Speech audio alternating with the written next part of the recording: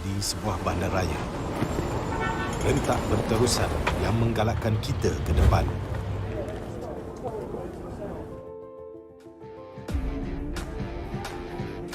Sesuatu yang mengapi-apikan hidup dan semangat kita. Setiap orang mempunyai gaya dan irama tersendiri. Tapi, apakah yang boleh menyatukan semua lapisan masyarakat?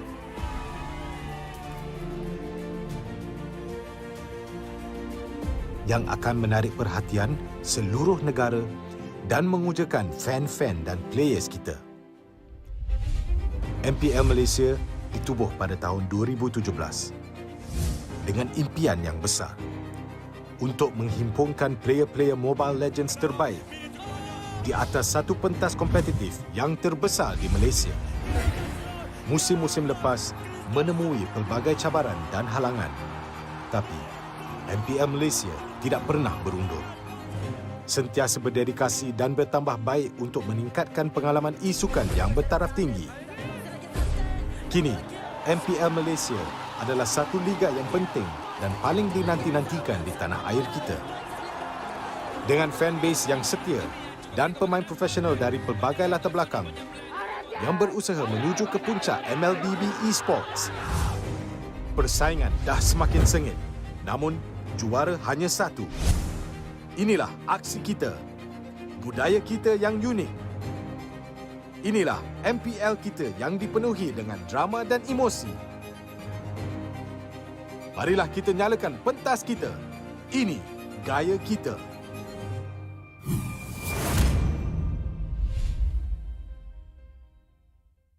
Bulan lepas, tim Malaysia yang layak ke tournament peringkat antarabangsa telah gagal. Tapi yang dah lalu, biarlah berlalu. Kita akan bangkit semula dengan semangat reformasi yang terus membara. Tahun ini, kita berbeza. Bermula dari 10 Mac hingga 16 April, jangan terlepas kejohanan yang akan berlangsung di Stadium Juara. Datang dan saksikan pemain terbaik bersaing dalam MPL Season ke-11. Ini gaya kita.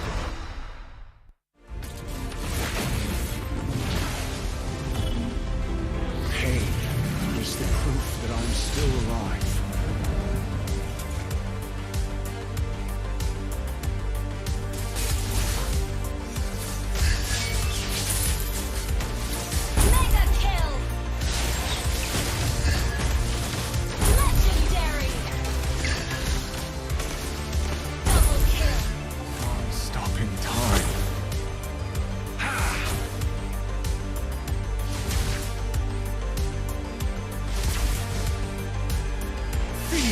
What I feel.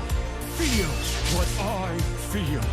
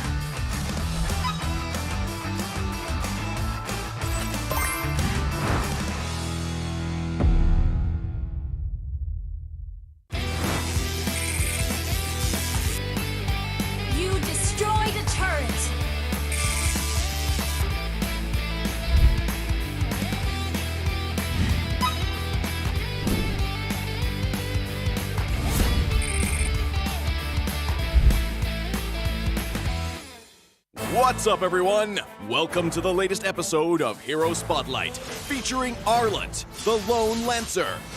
Arlet is a highly mobile fighter that weaves through battle like a vengeful wraith. Hero skills. First skill, Dauntless Strike. Arlet slams down his spear, dealing physical damage. Closer targets will be stunned momentarily, while those further away will be stunned for the full duration. Second skill, Vengeance. Arlet charges at a target with his spear, dealing physical damage. If the target is marked by Demon Gaze, this skill is guaranteed to crit and reset its cooldown. It will also restore Arlet's HP. Ultimate Final Slash. Arlet performs a wide, sweeping attack, dealing physical damage to targets and displacing them to the end of the swing. Passive skill, Demon Gaze. Arlet's demonic eyes will periodically mark a nearby enemy hero. Demon Gaze will also mark enemy units near Arlet that are affected by control effects from any source. Pro tips. Dauntless Strike is best used from a short distance, positioned to catch enemies at the end of the AoE for the full stun effect. Vengeance is Arlet's primary source of damage and sustain. If an enemy is just out of reach, stun minions and use Vengeance to leapfrog and quickly cover the gap. When low on HP, Arlet can mark a group of minions with his stun and chain cast Vengeance to quickly recover. Final Slash is a powerful displacement ability that can push enemies out of position for picks or unleashed at the perfect moment to catch the entire team. Combo tips. During the laning phase, wait for your passive to mark the enemy hero. Then strike them with Vengeance, followed by Dauntless Strike to stun and reapply the mark. Use Vengeance again and weave in a basic attack before finishing with another Vengeance. When going into a team fight, look for opportunities to use Vengeance on marked enemies. Use Final Slash to mark and group up enemies and tear into them with skill resets. Use Dauntless Strike to stun low enemies and finish them off with Vengeance. Tactics. Arlet is a formidable hero in the early and mid-game. By repeatedly marking the enemy, he can use Vengeance multiple times in quick succession to wear down his opponent while healing himself. After gearing up in the late game, Arlet becomes an even deadlier force, with more defense on top of his mobility and the constant healing from Vengeance resets. Arlet can sustain himself through the fight to continue dishing out damage. For his role as a fighter, we recommend this equipment build to bolster his damage and self-sustain. Choose the fighter emblem to further enhance his survivability, and for battle spells, we recommend Petrify to synergize with his passive and Vengeance skill. Arlet, the Lone Lancer, coming February 14th. 30% off during launch week. Get his Wandering Spear skin for only 51 diamonds the first 2 weeks. And until next time, we'll be seeing you in the Land of Dawn. Arlet, Lone Lancer, official release 0214.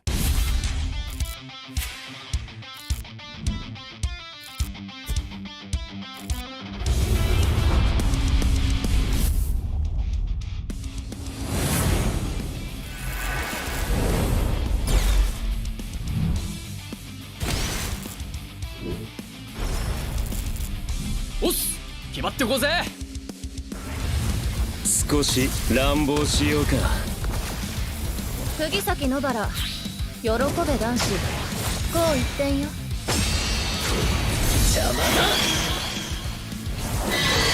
虎杖裕二です好みのタイプはジェニファー・ローレンスよろしくお願いします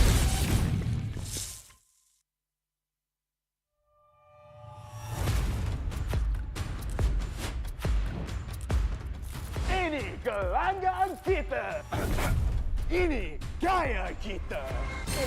Every year, I gotta deal with your nonsense. Anyways, selamat datang kepada Format Expedition Video kita. This season, a brand new game format has been introduced, and we are thrilled to be presenting it to you. The MPL MY has been waiting for this revolution. Format kali ini lebih dramatic, lebih hangat. So let's begin. 10 teams will be seeded into one group. Masa regular season, 10 pasukan akan main sesama sendiri satu kali saja. That's right, and these teams will score based on those games. Bila cerita pasal markah, kalau menang 2-0, 3 markah. 2-1, 2 markah saja. But if they lose 1-2, they will only earn 1 point. But if they lose 0-2, they won't score at all. Markah yang terakhir akan menentukan kedudukan terakhir mereka. And the lowest 2 scoring teams will be relegated at the end of the regular season. And the top 8 will then advance to the playoffs. Sekarang, mari kita tengok format untuk playoff. All games in the play-ins will be a best of 3. Kecuali upper bracket final dengan lower bracket final, kita akan main best of 5. Best of 5. And grand final, kita akan main best of 7. Teams ranked between the 5th as well as 8th place of the regular season will have to play in the play-ins. Team yang menang dekat play-in akan lawan dengan tempat ketiga dan keempat dekat upper bracket quarterfinals. The winners of the upper bracket quarterfinals will have to face off against the first as well as second seed of the upper bracket semifinals. Team yang kalah dekat play-in dan juga upper bracket quarterfinals akan disingkirkan. Luckily, if your team is in the upper bracket semifinals and they lose, they will go down to the lower bracket semifinals having a second life. Kalau team menang dekat upper bracket semifinal, akan gerak kepada upper bracket finals. Finally, the upper bracket finals as well as lower bracket final winners will face each other off in the grand finals. Untuk lawan, untuk dapatkan trofi MPL Malaysia. Inilah video format explanation kita. Siapakah akan jadi juara kali ini? The stage is set. Let the games begin. Ini gaya kita.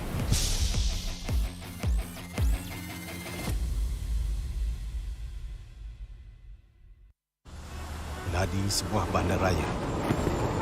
Rentak berterusan yang menggalakkan kita ke depan.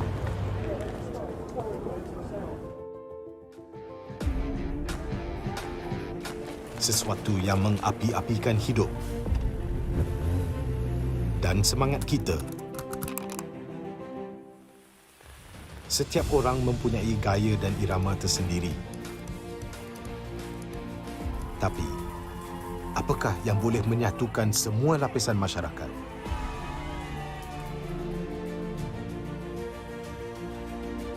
Yang akan menarik perhatian seluruh negara dan mengujakan fan-fan dan players kita.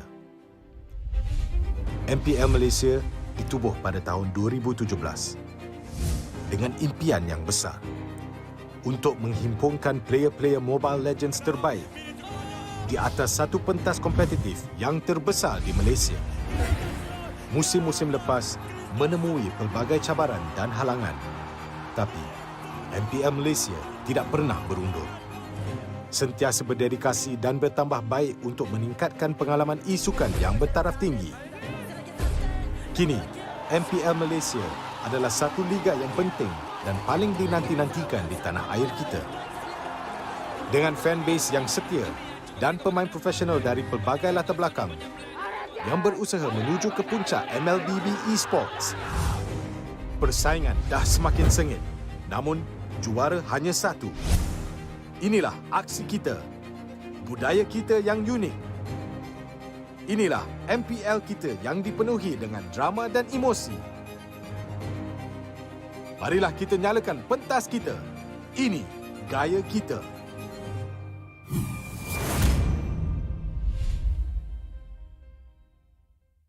Bulan lepas, tim Malaysia yang layak ke tournament peringkat antarabangsa telah gagal. Tapi yang dah lalu, biarlah berlalu. Kita akan bangkit semula dengan semangat reformasi yang terus membara. Tahun ini, kita berbeza. Bermula dari 10 Mac hingga 16 April, jangan terlepas kejohanan yang akan berlangsung di Stadium Juara. Datang dan saksikan pemain terbaik bersaing dalam MPL season ke-11. Ini gaya kita.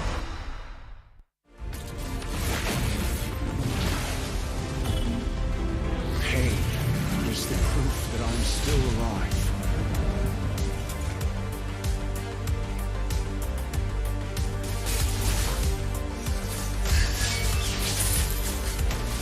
Mega kill! Legendary!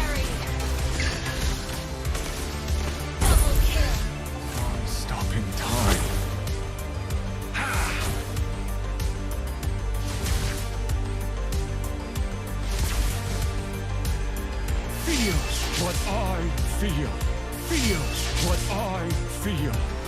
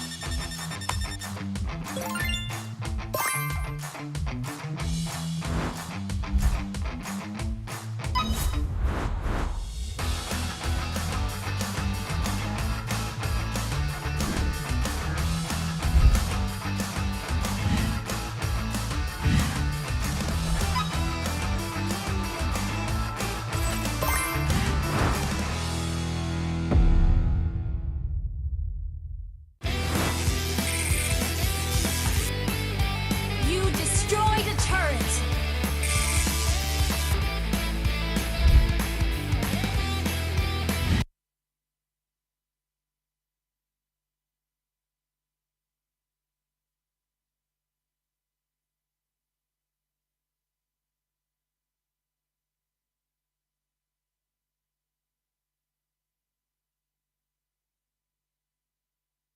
Mobile fighter that weaves through battle like a vengeful wraith. Hero skills. First skill, Dauntless Strike. Arlet slams down his spear, dealing physical damage. Closer targets will be stunned momentarily, while those further away will be stunned for the full duration. Second skill, Vengeance. Arlet charges at a target with his spear, dealing physical damage. If the target is marked by Demon Gaze, this skill is guaranteed to crit and reset its cooldown. It will also restore Arlet's HP. Ultimate Final Slash. Arlet performs a wide, sweeping attack, dealing physical damage to targets and displacing them to the end of the swing. Passive skill, Demon Gaze. Arlet's demonic eyes will periodically mark a nearby enemy hero. Demon Gaze will also mark enemy units near Arlet that are affected by control effects from any source. Pro tips. Dauntless Strike is best used from a short distance, positioned to catch enemies at the end of the AoE for the full stun effect. Vengeance is Arlet's primary source of damage and sustain. If an enemy is just out of reach, stun minions and use Vengeance to leapfrog and quickly cover the gap. When low on HP, Arlet can mark a group of minions with his stun and chain cast Vengeance to quickly recover. Final Slash is a powerful displacement ability that can push enemies out of position for picks or unleashed at the perfect moment to catch the entire team. Combo tips. During the laning phase, wait for your passive to mark the enemy hero. Then strike them with Vengeance, followed by Dauntless Strike to stun and reapply the mark. Use Vengeance again, and weave in a basic attack before finishing with another Vengeance. When going into a team fight, look for opportunities to use Vengeance on marked enemies. Use Final Slash to mark and group up enemies and tear into them with skill resets. Use Dauntless Strike to stun low enemies and finish them off with Vengeance. Tactics. Arlet is a formidable hero in the early and mid-game. By repeatedly marking the enemy, he can use Vengeance multiple times in quick succession to wear down his opponent while healing himself. After gearing up in the late game, Arlet becomes an even deadlier force, with more defense on top of his mobility and the constant healing from Vengeance resets. Arlet can sustain himself through the fight to continue dishing out damage. For his role as a fighter, we recommend this equipment build to bolster his damage and self-sustain. Choose the fighter emblem to further enhance his survivability, and for battle spells, we recommend Petrify to synergize with his passive and Vengeance skill. Arlet, the Lone Lancer, coming February 14th. 30% off during launch week. Get his Wandering Spear skin for only 51 diamonds the first 2 weeks. And until next time, we'll be seeing you in the Land of Dawn. Arlet, Lone Lancer, official release 0214. Ay, ay. I'm a rock star. Yeah, rock star. Ay, ay, ay. I'm a rock star, baby. I'm a rock star. I'm a rock star. I'm a rock star. I'm a rock star. Panggil aku rock star. Ini kejohanan kita semua orang rock star. Kita rockstar, kita buat saja gaya kita. Makin panas apinya sudah membara. Macam mana pun kau menempuh segala. Demi negara kau buat semua bangga. Step into my world, you know I'm always in my zone. You know I got my team, no I'm never alone. Bring out my best, buat yang terbaik. Jadi juara perlahan kita naik. Get on my way, aku nak push. Naik-naik jadi lebih bagus. Jadi hero, ku ada skill. Berapa banyak musuh aku dah kill. Ramai cuba mencapai, cause they envy me. Tiap game aku pasti jadi MVP. Easy. I'm a rockstar, baby, I'm a rockstar. I'm a rockstar, I'm a rockstar. I'm a rockstar, panggil aku rockstar. Ini kejohanan kita semua orang rockstar. I'm a rockstar, baby, I'm a rockstar. I'm a rockstar, I'm a rockstar. I'm a rockstar, panggil aku rockstar. Ini kejohanan kita semua orang rockstar. Tengok nanti siapa yang juara. Ni peluang kita bawa pulang piala. This is my game, this is my time. Menang semua, everything will be mine. Kalau jatuh kau pasti kembali. Bangun balik ku tegak berdiri. Kuatkanlah tenaga, ganjaran diperoleh. Ni kejohanan kita, Malaysia memang boleh. Rise up to the top, kita buat bersama. Semangat kita kuat di bawah satu bendera. Ay. I'ma go hard for the win. Win. On the battlefield till the end. I'm trying to beat the greatest anyone has ever seen. Stand by, I'm coming in for the win.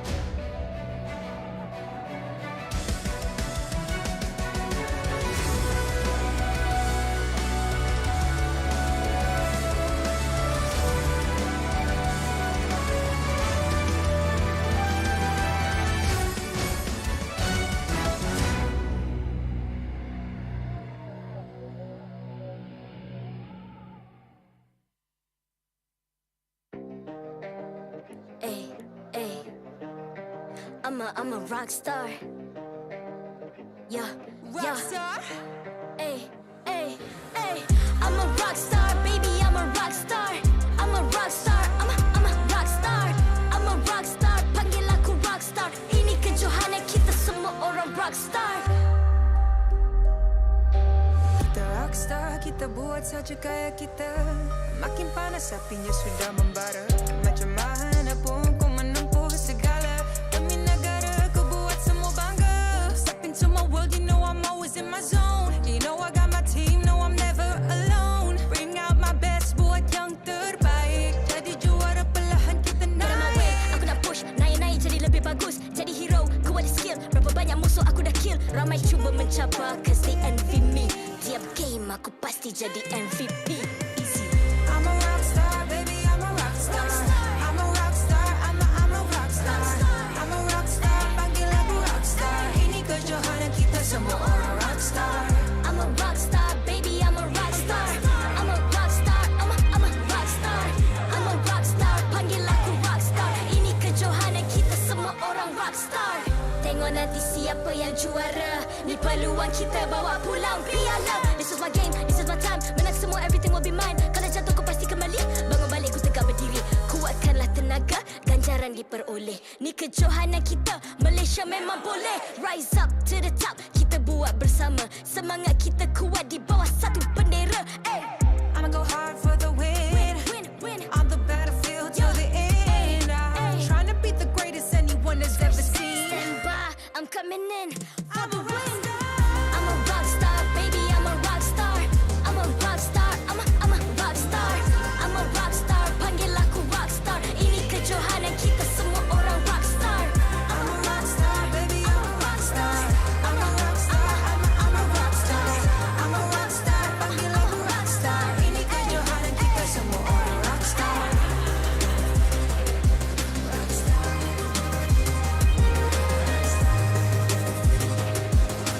Ini kejohanan kita semua orang rockstar. I'm a rockstar, baby, I'm a rockstar. I'm a rockstar, I'm a rockstar. I'm a rockstar, panggil aku rockstar. Ini kejohanan kita semua orang rockstar.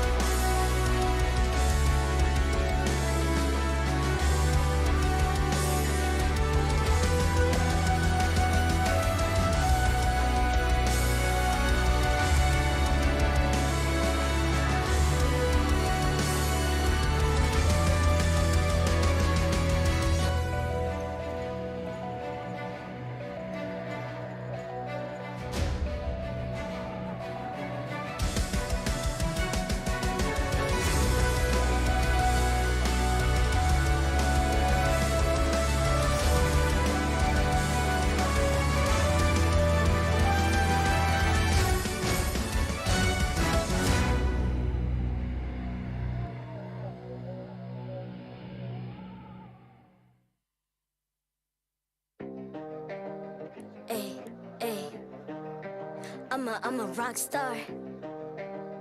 Yeah. Rockstar? Ay. I'm a rock star, baby, I'm a rock star. I'm a rock star, I'm a rock star.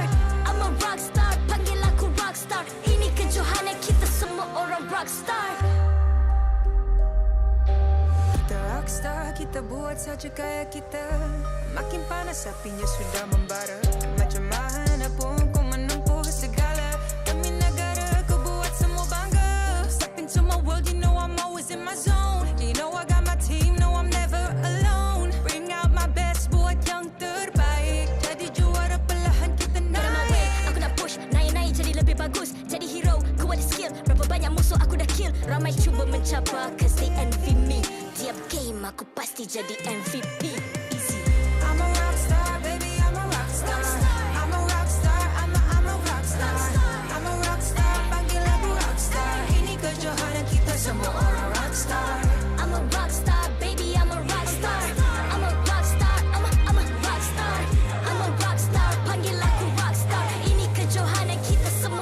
rockstar. Tengok nanti siapa yang juara. Ni peluang kita bawa pulang piala. This is my game, this is my time. Menang semua, everything will be mine. Kalau jatuh kau pasti kembali. Bangun balik ku tegak berdiri. Kuatkanlah tenaga, ganjaran diperoleh. Ni kejohanan kita, Malaysia memang boleh. Rise up to the top, kita buat bersama. Semangat kita kuat di bawah satu bendera. I'ma go hard for the win. Win. On the battlefield till the end. I'm trying to beat the greatest anyone has ever seen. Stand by, I'm coming in.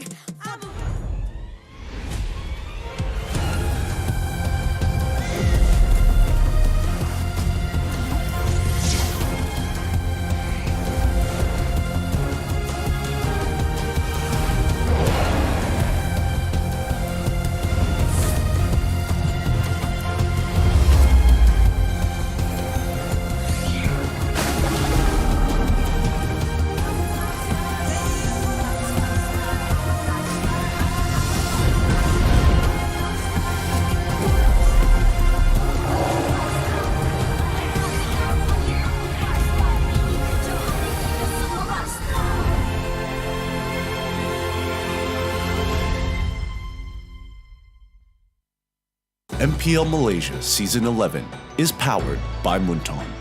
Official mobile internet, Hotlink.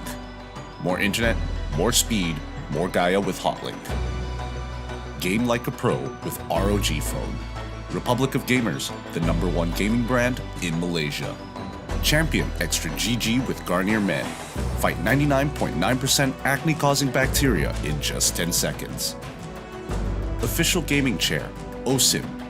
Partners in esports, AirAsia Super App, ESI, PKL, EGG, and PSM. Good afternoon, Mabuhay, and as well as selamat petang to all our international viewers tuning in to the MPL Malaysia Season 11. Today on this fine day, we've got a bunch of matches that we're excited to show you guys, but not just yet. My name is Gideon Q, your colorcaster for today, with Terrence Icy Baby 1-2 as your play-by-play. We're going to be taking care of you guys on this desk for now, but talk with me. Very first matchup here, we're talking about Madness Esports up against the Red Giants, and the Red Giants have been looking great. Yeah, and especially with Ozoro Vecchi coming in as the new coach coming in from Red Giants Esports here. And also, you know, the announcement for the SEA Games. I'm extremely excited to see what kind of draft they are going to be bringing here. Last week was really nice coming from Red Giants Esports. But before we get into the nitty-gritty videos here, let's talk a little bit more on today's schedules, today's matches for the second week here. We're going to be starting things off with Madness Esports going up against Red Giants Esports, and followed by Red Esports going up against Todak. Ooh, that's a interesting match. Yeah, a lot of red here today, but of course, both rivals from previous seasons. Red Esports is going to have to try and take on Todak, and overall, the statistics are not looking very good for them, only winning 2 to 3 times since Season 6. But today's matchup here, specifically Madness Esports, as well as the Red Giants, they've previously known each other as some of the 2 best semi-professional teams here in Malaysia so far. Exactly. Their rivalry before entering Season 11 has been the talk of the town as well. There was so much anticipation that these are the potential teams that could have made it to Season 11, and guess what? They are here now, and hopefully they do not disappoint. And this time, this is going to be a very interesting one. But this upcoming match here, let's talk a little bit more on what happened between Madness Esports, because it seems to me, you know, when Sonic was playing during the qualifiers, it looks really strong. Sonic didn't exactly play. So the question here is, will Sonic be playing today? Well, based on what we've heard so far, it feels like Sonic is coming back from his SPM holidays. For those who don't know what SPM is, it's our it's our standardized exam, especially when you want to go into tertiary education. He's done with that already. Thank God. We might expect to see Hanzo. And that's the thing that's been rather scary in the meta so far. We've seen it put into the support position. We've also seen it put into the jungle position as it normally should be, but who knows with today's games. You know, interesting enough as well, Madness Esports, I think one of those games, they actually second phase banned the Hanzo against another team, which is kind of surprising as well. So I wouldn't be surprised to see it as well. But the curiosity is this a roaming Hanzo, or is it going to be a jungle one coming from Sonic, which we've known him for in the previous seasons, ever since his debut for MPL? Yep, and I think it's all about getting that momentum. With a lot of questions on the line, don't forget that the format has changed from 8 weeks to now 6 weeks. So slow-moving teams, or teams who are just slow in picking up points, might actually get relegated this season. So it's something to keep in mind here. Yep, but at the same time, now, the semi-pro champs here, Red Giants Esports. Ozoro Veki coming in here, they were ranked #1 in the semi-pro tier T. They have won several semi-pro leagues thus far, and so far their drafts from last week as well was very creative on how they tackle the current meta that every single team views the game itself as of yet. They brought in the R-Lot, which normally we would think like, hey, you know, there were a lot of questions here. Is this a damage R-Lot? Is it a tank here? But they played more of a setup potential to actually follow up through in terms of their gang fights, which is very unique, but not many teams is able to pull off yet, especially now in the second week of MPL. I think a lot of this has to do with the Zoraveki bringing in what we like to call old school MOBA tactics overall. I mean, he is a legacy player, and I view him very highly. A lot of respect for the guy representing Malaysia in many different other titles, but now coming back into Mobile Legends, at least he has a structure to kind of look at and to help such a young team, honestly, make their way through the MPL. Well, this is going to be a little bit interesting as well, because all things considered, there is so much to talk about when it comes to how great these teams are. But without further ado, let's take a look at what they have to say on stage, because we are going to be passing it towards your favorite host, Rose, with you guys up on stage. Terima kasih kepada caster-caster kita. Thank you so much. Hello everybody, nama saya Rose dan saya akan jadi host anda sepanjang musim ini. And now, kita tahu dua-dua pasukan kita untuk game pertama kita hari ini ada banyak sangat history dekat semi-pro scene, kan? Betul! So, are you guys ready? Sekali lagi, Stadium Juara, are you ready? Okay, and with that being said, it's now time to invite Red Giants Esports and Madness Esports to the stage. Madness Esports. Mencuba untuk bangkit kembali di minggu yang baru ini, mereka tampil sedikit berbeza. Seperti yang kita dapat lihat dalam lineup kali ini, they came up with their main jungler, Sonic. Adakah dengan kehadiran Sonic, Madness Esports mampu melakukan perubahan? Can they get their first victory? Sama-sama kita saksikan.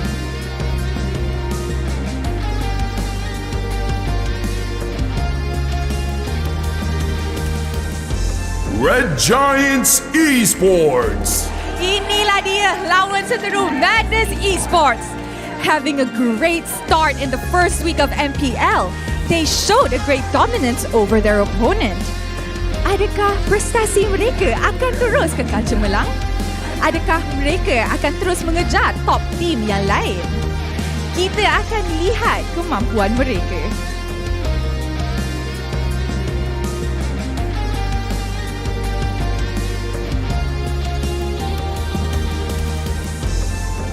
Sekarang masuk untuk membenarkan coach dan analis untuk kedua-dua pasukan. From the side of Madness Esports, Coach Min dan juga analis mereka, DAs. And from the side of Red Giants Esports, Coach Azoroveki with Rush Makarov on his side. Let's continue for the fist bump, showing our sportsmanship and professionality. Inilah gaya kita, inilah semangat kesukanan kita. Kawan di luar gelangan, lawan di medan perang. And now, while both teams are taking their seats, let's introduce the one who officiates the match and maintains MPL integrity. Mereka inilah yang akan memastikan perlawanan sentiasa berjalan dengan adil dan lancar. Head of League Ops, Jay. Head Marshal, Wen Yi. Kedua-dua pasukan, Marshal, Hivi dan Yizi. Thank you for your hard work. And with that, both teams are taking their seats. Stadium Juara, let me hear you one more time. Are you guys ready? Game pertama kita untuk hari ini. Match pertama. It's, oh my god. Madness Esports and Red Giants. One more time guys, okay? Stadium Juara, are you ready? Lagi kuat, I tak dengar. Dorang tak dengar. Dorang pakai headphone, tak dengar. Stadium Juara, are you ready? Okay, I guess we're all ready. And with that, teams, this is your moment. Game on.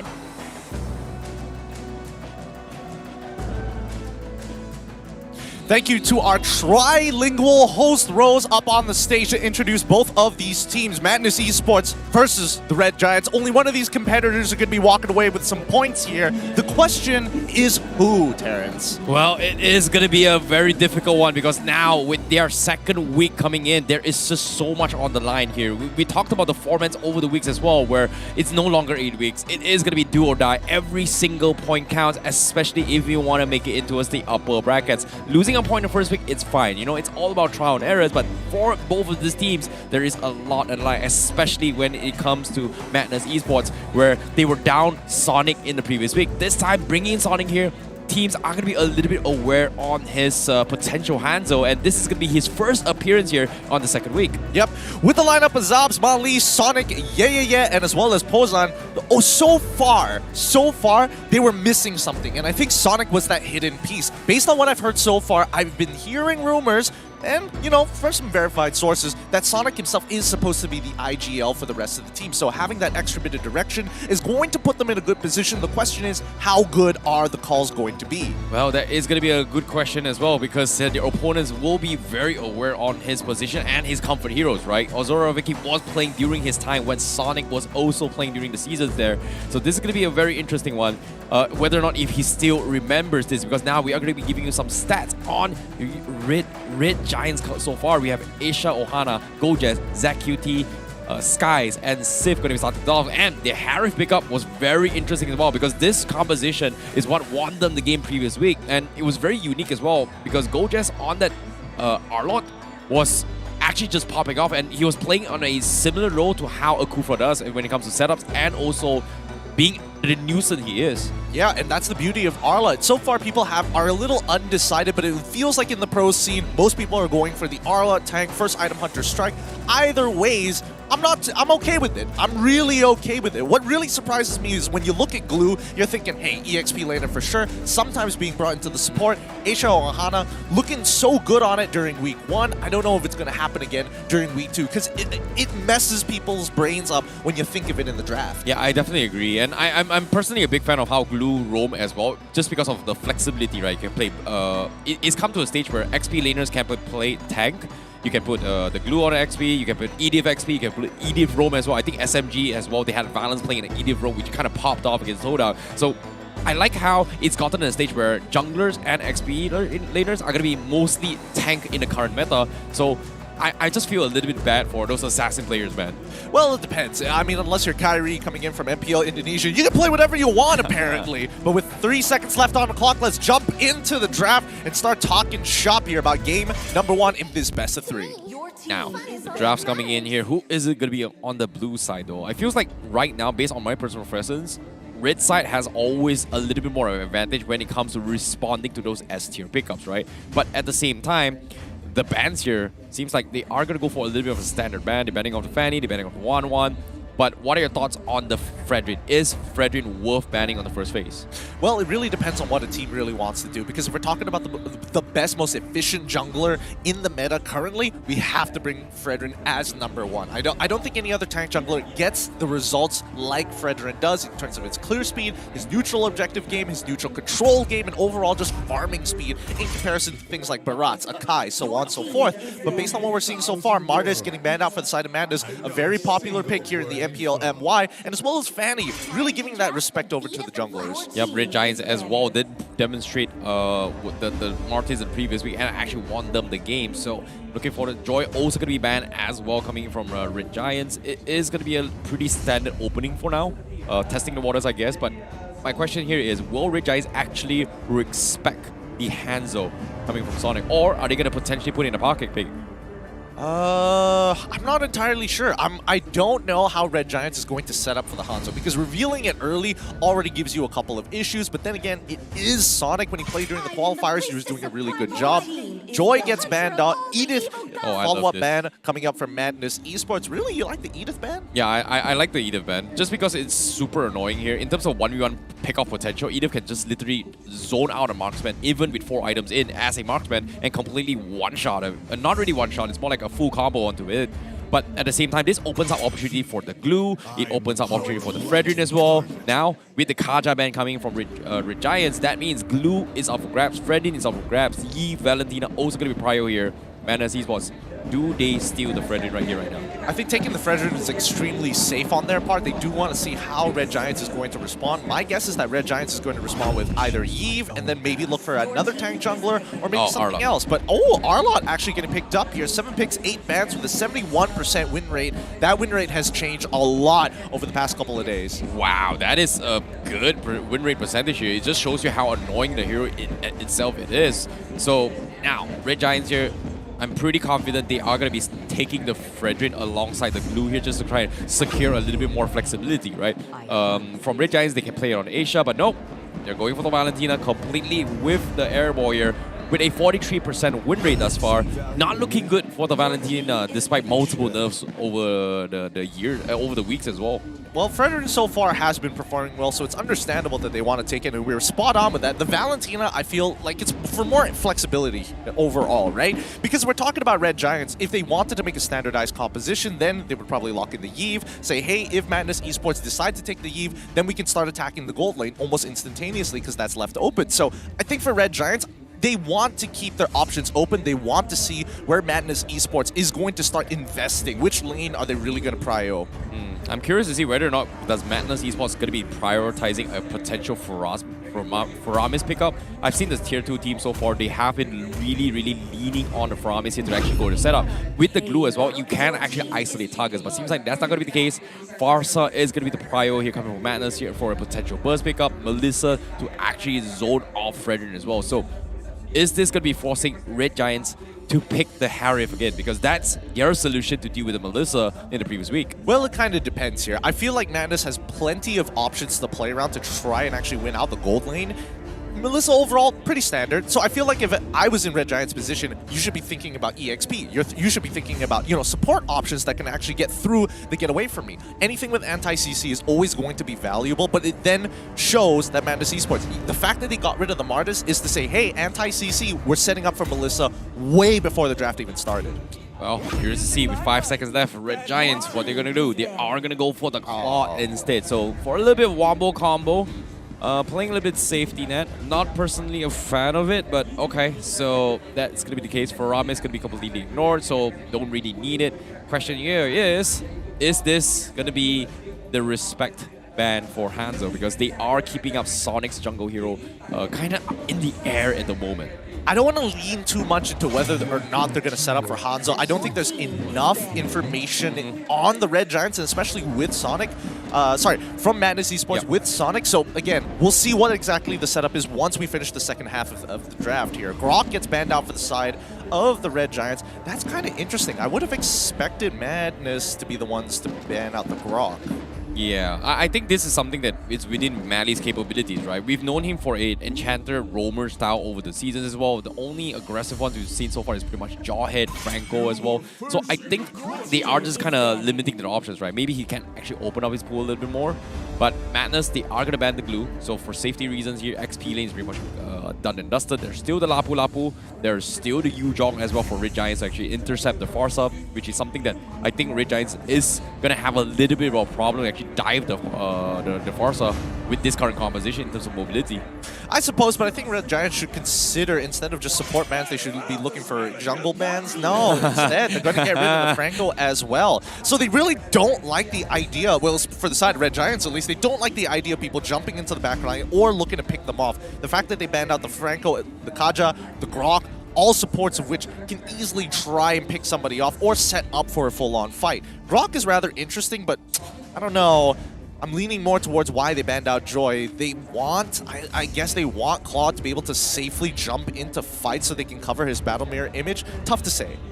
Normally, based on what we're banning here, I was expecting that Red Giants is going to be setting up to deal with a potential Fanny, right? But Fanny was pretty much first ban all the way through, so it's a little bit surprising. They are going to be looking for mobility heroes. We've seen success with the Benedict. Oh, okay, never mind. It's gone. Madness, they've done their homework. That is going to be the Benedict getting taken out in the pool, but that is going to be the Hilda roaming here. This is interesting. I like this coming from Red Giants, knowing that Madness Esports might be setting up a potential assassin jungler for Sonic. I've not seen Sonic kind of play the tanky junglers over the seasons, right?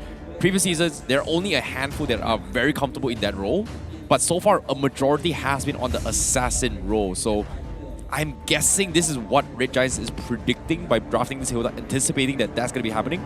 Yeah, no, they're absolutely trying to go for a blind pick here. If Madness Esports wants to counter this, they can easily just go for a tank jungler of any sort because their composition is already jam-packed full of damage. The real question is whether or not they can actually enable the Arlot. People who have CC, people who can actually displace their opponents to get the free demon mark for Arlot to hop onto. Ooh, well, Lancelot. You know what? We're talking about the man who plays a lot of assassins, Mr. iSonic, or Sonic now known as, but tank a lot. Very, very interesting. We've seen a couple of successes. We've seen a couple of failures within the first week alone. Yeah, I like this as well. Like, it kind of shows you that, hey, he's comfortable in assassins here. But considering how the meta has kind of shifted so far for a Lancelot to be a tank slot, it's interesting because the pre-4 level stages here, he's not exactly super tanky. He still has some sort of relevance in terms of damage. But if he can break through this harassment coming from Hilda, it is going to be A-okay because he's going to have a lot of space to actually cut the backlines, which is very annoying to work with. But the question here is, who does he annoy in the backlines? Because they're pretty tanky from side Red Giants. I mean, he's depending on Varson, especially with Arlot as well, to chunk him down low enough to actually be relevant in a lot of these fights. Kufra going to be the final lock-in for the side of the Red Giants. Rather, okay.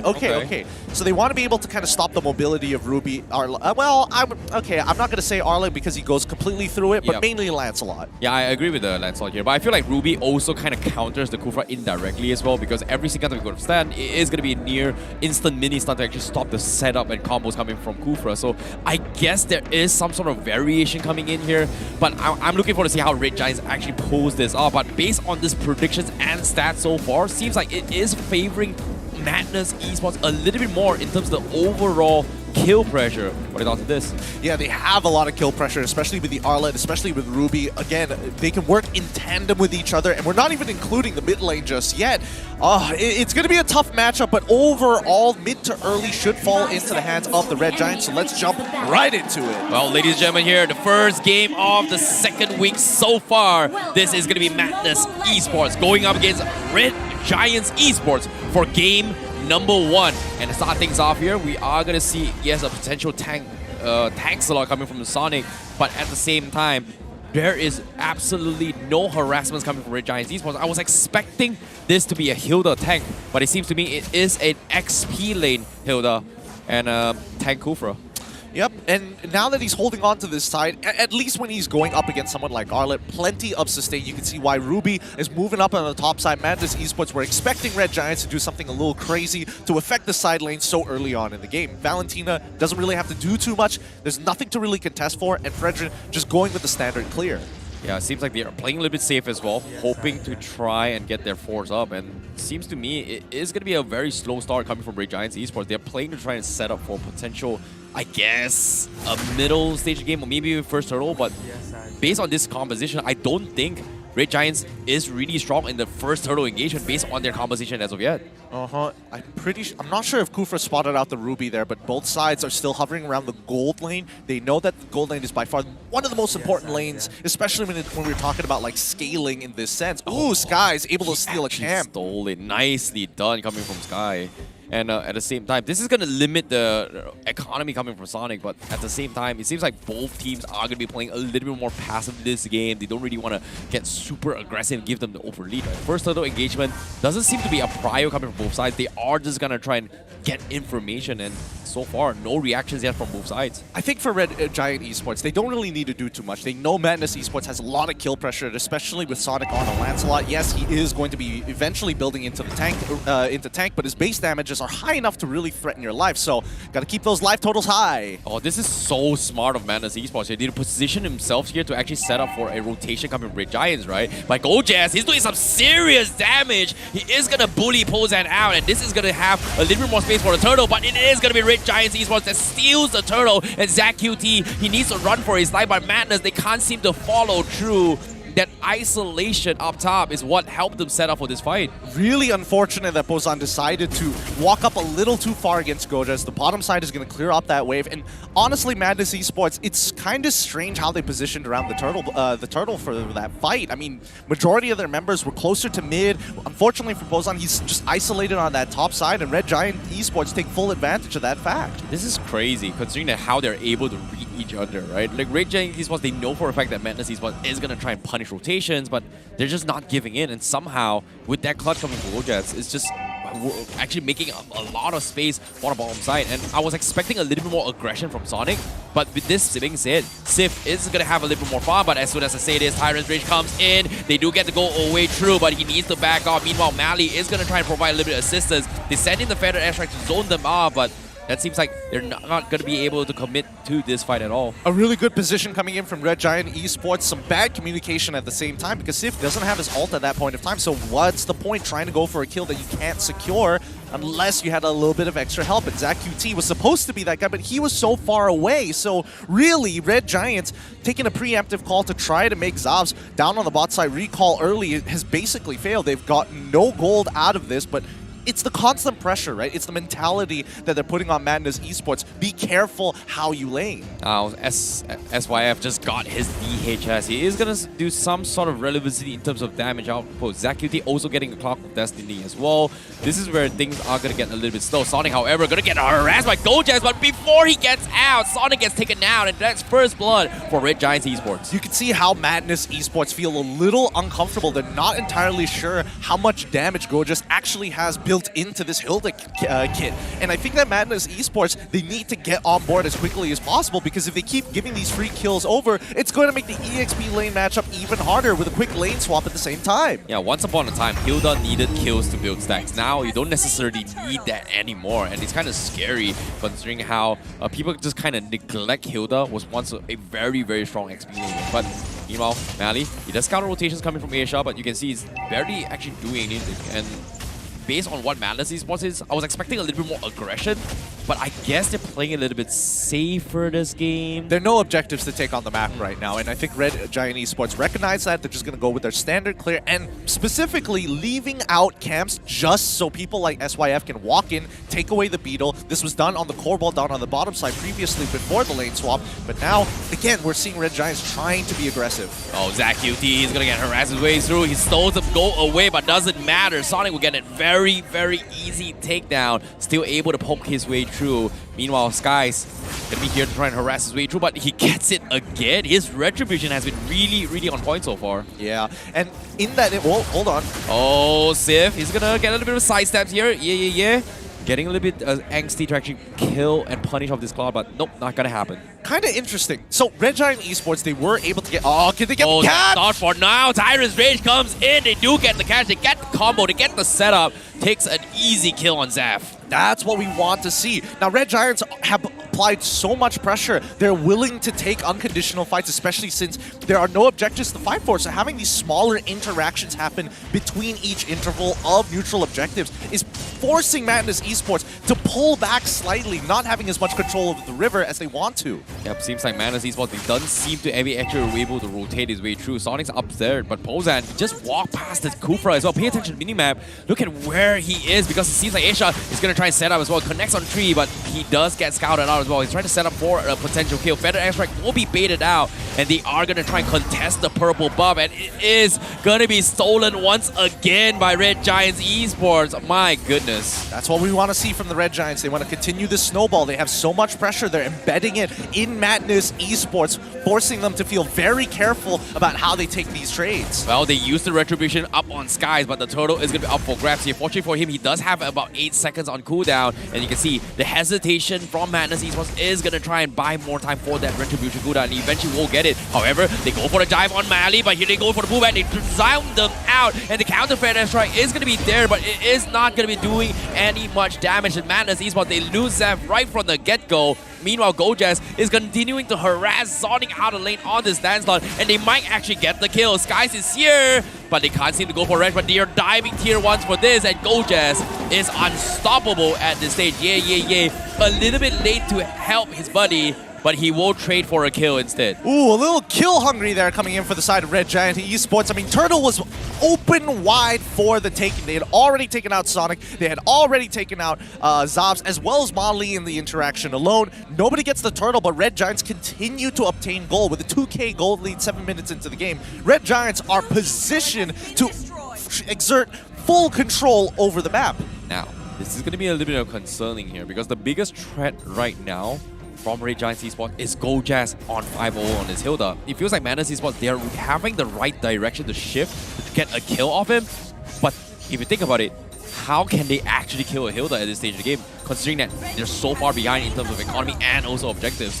Well, I mean, it depends. Well, as soon as I said it, they are going to try to make an attempt as well. GoJazz is trying to buy time. Feather Escher comes in, but, well, he is going to be able to set up for Sif as well. Asia is going to try and reconnect this as they go for the combo. The Blazing Duet is doing a lot of damage, but they're so low. They can't seem to finish him off. Mistakes from Red Giants Esports in terms of position. It was looking good for Red Giants Esports, to be honest. I think they could have at least traded up there, but, well, what can you do? 4-5 is the current score right now, and Madness Esports now starting to get their footing with iSonic's power farming very, very evenly against Skies. They're both they're both no kill, 1-0, and 2 deaths for the side of Sonic. But Sonic continues to bravely walk into his jungle, start stealing away camps to keep himself afloat. Yeah, this is confidence coming from Sonic, right? Despite getting stolen multiple times, he's able to actually take the lead. And this is actually putting Sky in deficit in terms of the rotations between mobility. But before that, we are seeing a little bit of skirmish here and there. But what I want to talk about is that where is ZQT in a majority of these fights? Because if you think about it here, ZQT hasn't been able to keep up with all this fast-paced rotations coming from Red Giants Esports. Meanwhile, top side, GoJazz taking a little bit too much damage. They are going to try and go for the push, but I don't think Madness Esports is in position to contest this at all. Nope, with no tier 1s to protect their side, they're just going to back away from this. There's just honestly no reason to fight with 30 seconds on the clock as well until the up-and-coming Lord spawns. But for now, I think Red Giants, in terms of what they're doing so far, is great. And I think if we're talking about ZQT and how much pressure he's actually exerting, in a lot of these gold lane dives, we do see ZQT show up for these interactions. Yeah, this is going to be a little bit difficult as well, Mally. Gonna be trying to harass his way through, but seems like he's gonna go for the arm full Fender. Once again, they're making an attempt on GoJazz, but guess what? From behind! Asia goes for the Timeless Rage, instantly gets denied by Yeah. Saves his buddy, but Mally holding dear on for Madness Esports, but no, the stolen I'm offended from Red Giants Esports pulls them back. This is absolute madness. They're dead, they're gone, and Skies is gonna go for more. Mally holding for his dear lives, but they lose 4 in this gank coming in from Red Giants. Really nicely done by the Red Giants. They're also going to get mid-tier 1. The punish continues. The entire jungle is taken, but it doesn't matter. With the 4K gold lead, Red Giants will now have the Lord and start chunking down at the tier 2s. Overall, great plays from Red Giants Esports. They were expecting reinforcements, so they dragged out the fight, but Madness was just not ready. Oh, so unlucky. Red Giants Esports just completely stomping their way with all these tanky compositions. And this is the problem, right, from Madness Esports. Where do they get the damage? Yes, arguably Hilda is easier to kill, but with the mobility, with the sustains coming from the bush buff, it's going to be extremely hard if they don't overcommit with Pozan's Feathered Airstrike at all. Well, honestly, I think Madness Esports, the biggest issue with them right now is the fact that they're not really controlling the map. Yep, and as of now, speaking of which, Feathered Airstrike comes in as well. It is going to go for the disengage. Esha saves the day with the Tyrant's Rage. Now sets it up, and now the stolen I'm offended with the Blazing Duet to scare him off. And Madness Esports, once again, getting absolutely crushed. Yep, nothing much they can do at this point of time. Red Giants Esports, we've seen them last week, how they actually maintain their snowball all the way until the crystal explodes. So this 6K expected to be 10K real soon. But if they get an inhibitor off of this, Red Giants Esports are in prime position to take game 1. Oh, it's going to be a little bit difficult here. SYF is going to be focusing on bottom side, top side. Lord is going to be bouncing through their turrets themselves. And Madness Esports, as of yet, doesn't have the damage to actually chip their way through. So that's going to be a significant amount of damage in. But I feel like Red Giants Esports, they're playing the safe card here. There's no point risking these kind of plays. They are so far ahead. If they throw bodies for this, it is going to give Madness Esports an opportunity to come back with this. And if you think about this, Zav, he's got 3 item on power spikes, and once he gets his 4th one, this is where he can actually threaten Red Giants Esports. I think he's strong enough at this point of time, right? I think he's got his 4 important items, and he also has his situational winsome nature if he ever gets caught in that 1v1 against Zobs, who has the advantage because he has Inspire. So let's keep that in mind. Well, that's my question, right? The reason why I feel it's not strong, look at the triple blade armor setup coming from Red Giants Esports. That's kind of scary, to be honest. I mean, triple blade armors just against a Melissa, it's understandable, right? And Melissa is still going to need that 4th item. Yes, her damage is going to be relevant. It's even more painful with the help of the Inspire, but overall, Red Giants with a 7k gold lead. As you mentioned before, yes, they are taking the safe bet, but it's just to ensure the victory. Oh, once again, speaking of safety net here, Mally, they are going to go for isolation, but while they're doing for that, they cut the back lines, they destroy Zav, and now Madness Esports once again at the back seat. They go for a counter engagement, they pull them back behind tier 3s, but can they lock Skies in time here? But the appraisals ref from Sky saves his life, turns the tide, gets the kill, gets out alive as well. My goodness. And this is the problem when you see Ruby, is she's so dependent on that battle spell to make these plays happen, and when it doesn't happen, especially when your opponent has a significant gold lead, it becomes so much less impactful. The timing with Zobs to get into the middle of that to try and save his life just wasn't enough, and not to mention Pozan didn't even pop his ult during that interaction. Oh, this is so difficult here coming from Madness Esports. What can they do? Because it seems like right now Red Giants Esports is just all over the map. They've got the setups, they know what they need to do, and so far the biggest threat to actually threaten the back lines, Sif, has not even died a single time. That's true, but let's keep in mind that Madness Esports is more of a high ground defense team in comparison to the Red Giants, so don't 50-50 this, just take it, just take the Lord. Yes, that's what we want to see. Okay. At the same time, go Jess, going in the back lines. He's going to try and snap Zaps again, but no! The blazing two-head combo from ZachQT completely pummeling their way through. Sonic is trying his best, but he will get a trade-off, but he will lose a couple of members because the Red Giants are going to be collapsing in the back lines. Mali is going to be the next to fall, and Red Giants, they survive the onslaught. They take 4 for absolutely nothing, and now Sonic, last man to defend. He's going to try to cut the minions here, but it's a little bit too late. Red Giants with a 13k net worth lead. They will take game number 1. Woo! Huge game coming out from the Red Giants. So clean, so effective. It feels like they could do no wrong, but they made sure they covered each other's backs in all matters of the map. Well done to the Red Giants. Oh, what a phenomenal game coming in from Red Giants. An absolute monstrosity on how they actually take down Madness Esports here. They've got a very interesting draft, but their discipline, their dedication, their objectives has been spot on till the dot. And with Ozor Rebecca coming in, it's great. And I'm looking forward to see what they have to say as we jump into their mic check.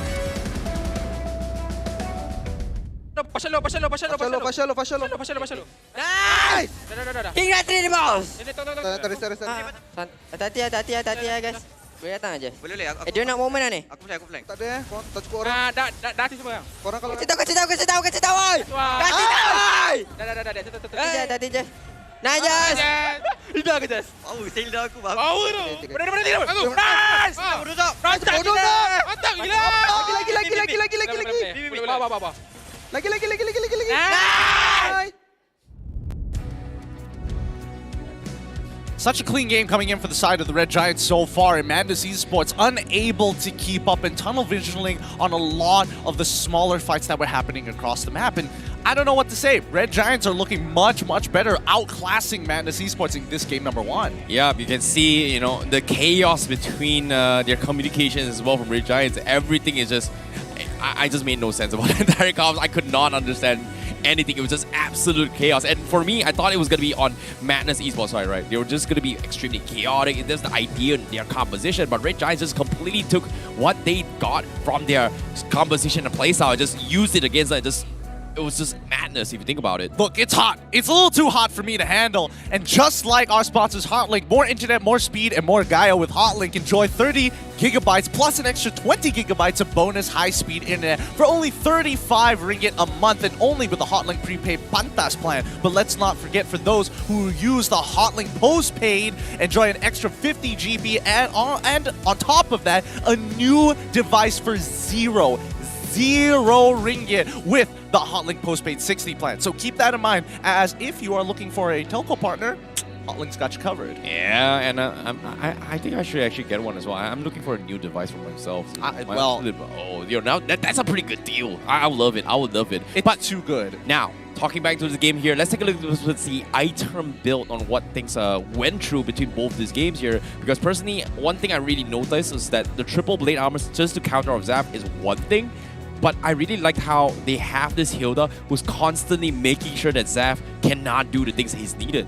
Well, I mean, overall, Gojas has been, cleaning up a lot of the messes that have been made by the Red Giants, or if anybody starts overextending, or is a little not clean, a little dirty on their mechanics, a little rusty in a matter of fact, and that's what we're seeing a lot from Madness Esports. A lot of tunnel visioning. Oh, an interaction is happening, somebody's getting into an altercation, let's just walk up into the lane. They don't take that extra 1 or 2 seconds to walk into the jungle to start clearing up key positions in the map, like Tribush for an example, because I don't think Asia Ohana should have been allowed to walk in there in the first place. Yeah, it feels like based on the entirety of the game as well, Red Giants, they were just completely snowballing and dictating the tempo on how in terms of rotation, while Madness is always one step or trying to react in time instead of them themselves trying to lead the conversation, or in this case lead the fight. So it feels like only Sonic was able to do that, but even then it wasn't strong enough to actually power through Red Giants' defense, which is very, very unfortunate. I wouldn't say, would it be a draft issue here? Would it be because they're just so difficult here? Triple tank setup from Red Giants seems to be extremely difficult if you think about it. I don't think so. I personally think that Madness Esports, they still haven't worked out how to exactly play with the Arla on their lane, because when you're playing Ruby, you don't have to just hover around one side or look to mirror your opponents. You're looking to be the aggressor in a lot of these situations. The counter engages you can sustain for a good amount of time, and I think that's something that I didn't see from Madness Esports. They keep playing reactive to the Red Giants once they lost tempo. They never started a struggle to fight for the tempo back. And yeah, as well as he could possibly do in this game, could not be enabled by Mali. Yeah, it was just so difficult as well, because I think there was this one small interaction coming from Ye as well as Mali where they were able to get I'm offended and also slammed onto his wall bang tier 3. It looked so good, and personally I thought it was be a done deal right there, but unfortunately to say, the only least the target that you shouldn't be getting here is Skies with the Appraiser's Draft setting up against everyone from Madness Esports, who's arguably all melee for the getaway and also getting the kill. So that was a really, really nice interaction coming from Sky. So I guess it puts into question here, it seems like they don't really know who their priority target based on that interaction. Yeah, it feels like Madness Esports is playing more responsive when they should be the aggressors in this particular situation, especially with the early game having a way more kill pressure than the Red Giants. As soon as they hit level 4, that's what they need to start thinking about. And obviously Gojas is going to be able to outsustain a majority of the damage. I think that's kind of a given. So Madness needed to take it one step further. They send Monley to the top side jungle to cover in case Yeah wanted to go proxy the wave, and then they moved together, trying to punish specifically Zach QT because he had a lot of flexibility in his lane. Aisha Ohana made sure that he walks up, hey, Pozan is the only one in this lane, no worries. Help clear that wave, try to dive bot side. Yep, and before that, let's take a look at the MVP for game number 1 from the side Red Giants. Who is it going to be? It's going to be none other than Zach QT on his Valentina. Stolen, I'm offended. Stolen feathered airstrike to counter engage on Madness's dive multiple times. 7-1-8 KDA for him. So good. So very, very good indeed. And I mean, he played it as good as it gets. And yes, it was a little slow rolling in the earlier stages of the game, but the later stages, he was racking up these kills. And those final, again, he was like 0-1 for the longest time. Yeah, and I personally like how he was able to actually do that. I was giving a little bit of heat in the early stage of the game here. I was like, where is ZQT? He's always one step closer. But when he came down towards the important, crucial fights, the Stolen I'm Defenders set up to counter engage, he was doing the right thing. So well done coming from ZQT to be able to redeem himself, and is a well-deserved MVP indeed. Everything was done with clear intentions in that game itself, and I'm really liking how Red Giants Esports is just so much more well-rounded and very refined in terms of the decision-making. So I'm curious to see how refined it happened And as we take a look into the heat map for ZQT. Yep, this is exactly what I'm talking about. From 2 minutes 30 seconds to 5 minutes 30 seconds, continuous pressure in that mid lane with the help of Isho Ohana whenever he gets the opportunity, and then continuously just rotating towards the gold side of the map. They know Melissa has an advantage over the Claude. Claude is the Swiss Army knife. I keep talking about this. He doesn't have bad matchups, and he has a lot of defensive options, but with a little bit of help, he can scale up just as good against these lane bullies. Yeah, it seems like, you know, from Red Giants Esports side as well, knowing that the Hilda is just completely dominating the lane majority of time, right? Just, you know, focus on just making sure the Claude gets his farm as quickly as he can. And that's pretty much a downside of Claude, which I think from the side of Madness Esports, they fail to understand that they need to find a way to threaten this Claude, but majority of the time, it's so difficult to do so because of how ZQT positions himself along with the rest of the team from Red Giants to actually favor the Claude in the early stage of the game. Yeah, well, it's a bit disappointing to see overall, but it does show that Madness still has a lot of things to learn. And Azora Vecchi's overall legacy player, you know, mentality coming to these games, he's teaching Red Giants Esports the importance of macro. People rotating at the same time, even if it's for the smallest of interactions, just having those safety protocols make all the difference. And if we keep on watching the highlights, I'm pretty sure we're going to see that big counter engage from Red Giants Esports, which secured them the win. Yeah, and during this fight as well, you can see the I'm Offender still looks really, really good, but Skies was able to just completely pummel them here. And I feel like Gold Jazz really stood out in the early stage of the game, right? Normally, we kind of expect that, hey, Hilda Rome is pretty strong, you can threaten the assassins rather early in the level 1 to level 4 stage. But from Red Giant's perspective, it's like, you know what, let's do the same thing, but instead of giving him like a level 1, level 2 Hilda, let's make sure that this Hilda is at least level 4 rather early from the XP lane, and then try and threaten Sonic. And this is where he actually posed the threat. And ever since that kind of happened, Sonic has died. He actually died on first blood rather early. And ever since then, because it's so far ahead, everyone from side of Madness Esports is actually gonna be easily killed off by Gold Jazz's position, which allowed them to transition into this snowball that Red Giants Esports has took over in the entire game. Well, yeah, they did snowball out of control, and especially when the tier 1 started to fall, Madness Esports lost a lot of confidence there, right? They have to recognize, Madness has to recognize that, yes, towers are important as objectives to obtain, but as soon as your own towers start breaking down, you yourself need to start throwing bodies into the jungle to kind of cover that area. Towers are something to fall back to, not as a crutch to say, that part completely off limits, you can't walk there because we have defenses. Yep. Now, speaking of which here, because from our perspective, we can see the clearer picture, we are going to be talking a little bit more on how they play. I'm curious to see what we can talk about when it comes to brand new skins. Because why? MLBB skins is always the best thing ever. I swear to God, like, I love my skins here. I've got them myself as well. We do have the MLBB crossover with Jujutsu Kaisen skins, which are now currently available in the game. Check out the Yin Yuji Itadori skin, Julian Megumi Fujiguro skin, Melissa Nobara Kugisaki skin, and also the Xavier Satoru Gojo skin. You can join MLBB crossover with Jujutsu Kaisen Gacha event from the 18th of February all the way to the 20th of March, and you also enjoy yourself 50% off on your daily first draw. Time is ticking. It's going to be expiring really soon, because once this go off, you don't know when it's going to come back, because there are some skins that never came back. Yep, so again, keep in mind, abuse it as much as you can, and more importantly, enjoy that 50% off. The daily first draws make all the difference here. Maybe you might get lucky. Just keep abusing it while you still can. Let's have a look at what the players are up to right now as they're back up on the stage getting ready for game number 2. Yeah. Now, speaking of towards the drafts here, I'm pretty sure you guys kind of forgotten on how the early stage of drafts looks like here. This is going to be the recap for you guys to bring you through on how their journey began. Because based on this draft here, initially, I really thought from the side of Red Giants, this was actually going to be a roaming Hilda. Yeah, I mean, they showed Hilda relatively early as well. They didn't even really consider the fact that, hey, maybe they're going to start switching things up. And, you know, personally for me, when I start thinking about, like, oh, who are the EXP laners I don't want to dive, a majority comes up. Glue in particular is annoying, but after watching Hilda, the more I thought about it, man, that's got to be really annoying as a, you know, an R-lot where you want to win those 1v1s. What happens? Hilda walks into a bush, comes back up. Oh, I'm healed back up to full. What are you going to do about it, nerd? Yeah. Oh, in this case, in terms of rotation as well, R-Lot doesn't necessarily have the fastest rotation compared to Hilda, right? Like, time and time again, they actually go in for the dive. Hey, R-Lot comes in. I'm going to try and chase you, but... Woo! goodbye. Hilda just Goodbye. completely walks away. But it blows. now, adaptations here, it feels like, did you think the Kufra pickup from Red Giants actually worked? Because I wasn't expecting it all. I was expecting maybe Mali would have threatened the Kufra a little bit more every single time, tries to go for a combo. Mali is going to be able to somehow intercept and disrupt this. Was it a really, really good Kufra game?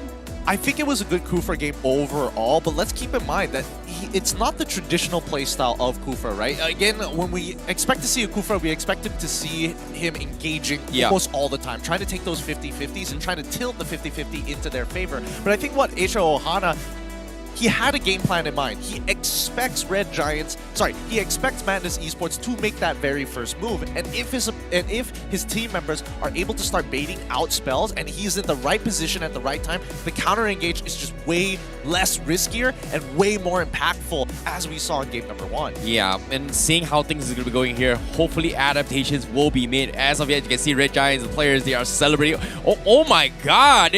Okay, we've got a kid in the house here supporting the Red Giants. Let's go. International love. Game for all age, ladies and gentlemen. It's time for the drafts. Let's figure this out one more time, right? Because I'm expecting Madness Esports. Oh, they decided to stay on the blue side. Okay, rather interesting. I thought they might switch things up after the performance of game number 1, but I think even they recognize, hey, we're not playing like we usually do. Let's, wake up right now, set your alarms.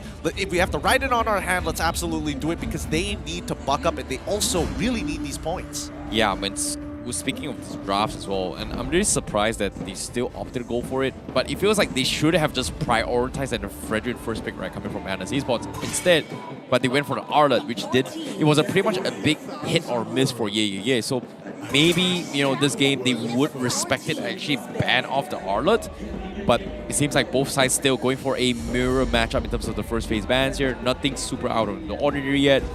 I was hoping maybe a Magnus was gonna potentially bring the hands up again. I was actually looking forward to it as well.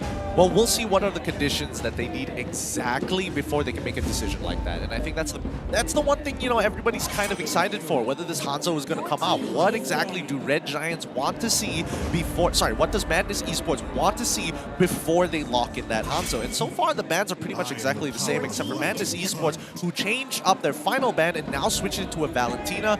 RG, of course, holding on, strong to their guns. Game number 1 went well. If it ain't broke, don't fix it. Well, they are respecting the Valentina coming from ZachQT. He was the MVP of previous game, and they could have picked it up for themselves, but this time, Madness Esports once again double downing on that Arlen pickup. That means Red Giants will secure the Fredrin for themselves and potentially the Farsa as well if they want to deny it away from Bozan. So truly, what is going to change for Madness Esports? Because if you're in Red Giants, the fact that they banned out the Valentina, they realized, okay, so at least the target is on ZachQT's head, but mid lane matchups are most of the time a 2v2. So they're going to lock in the mage really, really early here in that Farsa. They're probably also going to get the Fredrin all over again. And yup, as expected for the side of the Red Giants. Yeah, that is going to be the Farsa setup as well. There is going to be a lot of burst potential. In case Madness Esports decides to have Mali play the Enchanter playstyle potential Estes pickup, I think the Farsa can actually threaten the Ubi strategy a little bit more when it comes to rotation as well as the burst potential. So I guess Madness, they have to consider, do they want to bring in the potential Glue? Do they want to bring in the Edith? But so far, since they've shown their hands with the Arlot, I highly doubt they're going to go for a Glue roam, right? There are not a lot of teams that actually play Glue roam, and in this case, it's just not worth it at this stage of the game. I don't think it's that bad, to be fair, because if we're talking about enablers, at least with the little globules that the slam and drops down, it's disgusting. The cooldown is really disgusting. It's really, really gross. But more importantly, it actually works as CC, allowing people like Arlet to abuse. Oh, Glue catches somebody, no problem. Got a free target to jump on. But Madness Esports now locking in the Yve as well as the Claude, taking away a decent amount of options in the gold lane for the side of the Red Giants. Oh, by the way, that bad. Can you say it again? What? Globules? Globules. Yeah, I had to practice that a lot to get it right. I know. I was listening it last week as well. I was like, globules? Yeah. Are we going to go with that with globules? Globules? Little goblets? It's little really bops. cute though. Like we gotta have like our own pet kind of thing. Like Nana has like the raccoon thing in the Molina, you know. The Molina. Yeah, even though it's a leopard. Yeah, it's a long story. I don't know whether they've rewritten the lore for that. I'll double check it some other time. But for now, let's have a look at what it picks so far, right? We see the Benedetta get locked in for the side of the Red Giants. I think that's a super safe pick overall. I don't know whether Gojas is like, I can only play Benedetta and off-meta EXP laners. Don't ask me why, that's just the situation. Well, it has worked out so far here. Benedetta, despite not very super popular, but it has been working wonders here for MPL MY. Smooth was a good testament when they used it against his matchup against Todak. And so far, Gojas has been able to be comfortable in the hero in terms of mobility, right? So you eventually need some sort of a secondary backup plan, right? Yeah, and in this case, once upon a time, Ling Fanny was that second role. First engagement, you don't really snowball. Okay, it's okay, split push. Benedetta can do both as well, but from the side lane. So I guess that's the idea that Red Giants is bringing to the table. Outrun an Arla to a certain degree. Well, I mean, considering that Red Giants' overall macro is pretty good. I'd say it's better than Madness Esports after game number 1. That could change in this game itself, but we'll have to take a look. And I think, with Benedetta, who can force priority, who's able to get into a lot more team fights faster than a majority of EXP laners, is definitely playing to the strengths of the Red Giants. Now, if you look at the bans, the Lancelot, Tankalot, gonna get got. He's gone. Don't have to worry about him anymore. Same goes for Ling. And this, again, is a testament to how much Sonic brings to the table. Just a lot of assassins. And if it so happens to be able to build into tank, even better. No, I really like how Red Giants is targeting these bans, if you think about it, right? Like, I haven't exactly seen Sonic play a lot of tank heroes. He's known for his assassin playstyles, and taking away all assassins here is gonna have, oh wait, hold up. Wait a minute. All right, I have some knowledge on this one at the very least. Natan has been a very big question mark for Southeast Asia, but it's extremely popular in other regions across the world. And Natan, here's the thing. There's many different ways to build him. You can build him auto-attack based. You can play him as an overall mage where he's reliant on those skill shots, right? I think at the end of the day, what's really important is whether or not you want to consider abusing the Feather of Heaven or just being like, I just want full damage. I want my first skill to hurt and hit like a truck. Natan has always been in a situation where if we were to categorize him as a marksman, he is kind of like a Kimi, but only with more mobility and more range instead of more pew-pew-pews.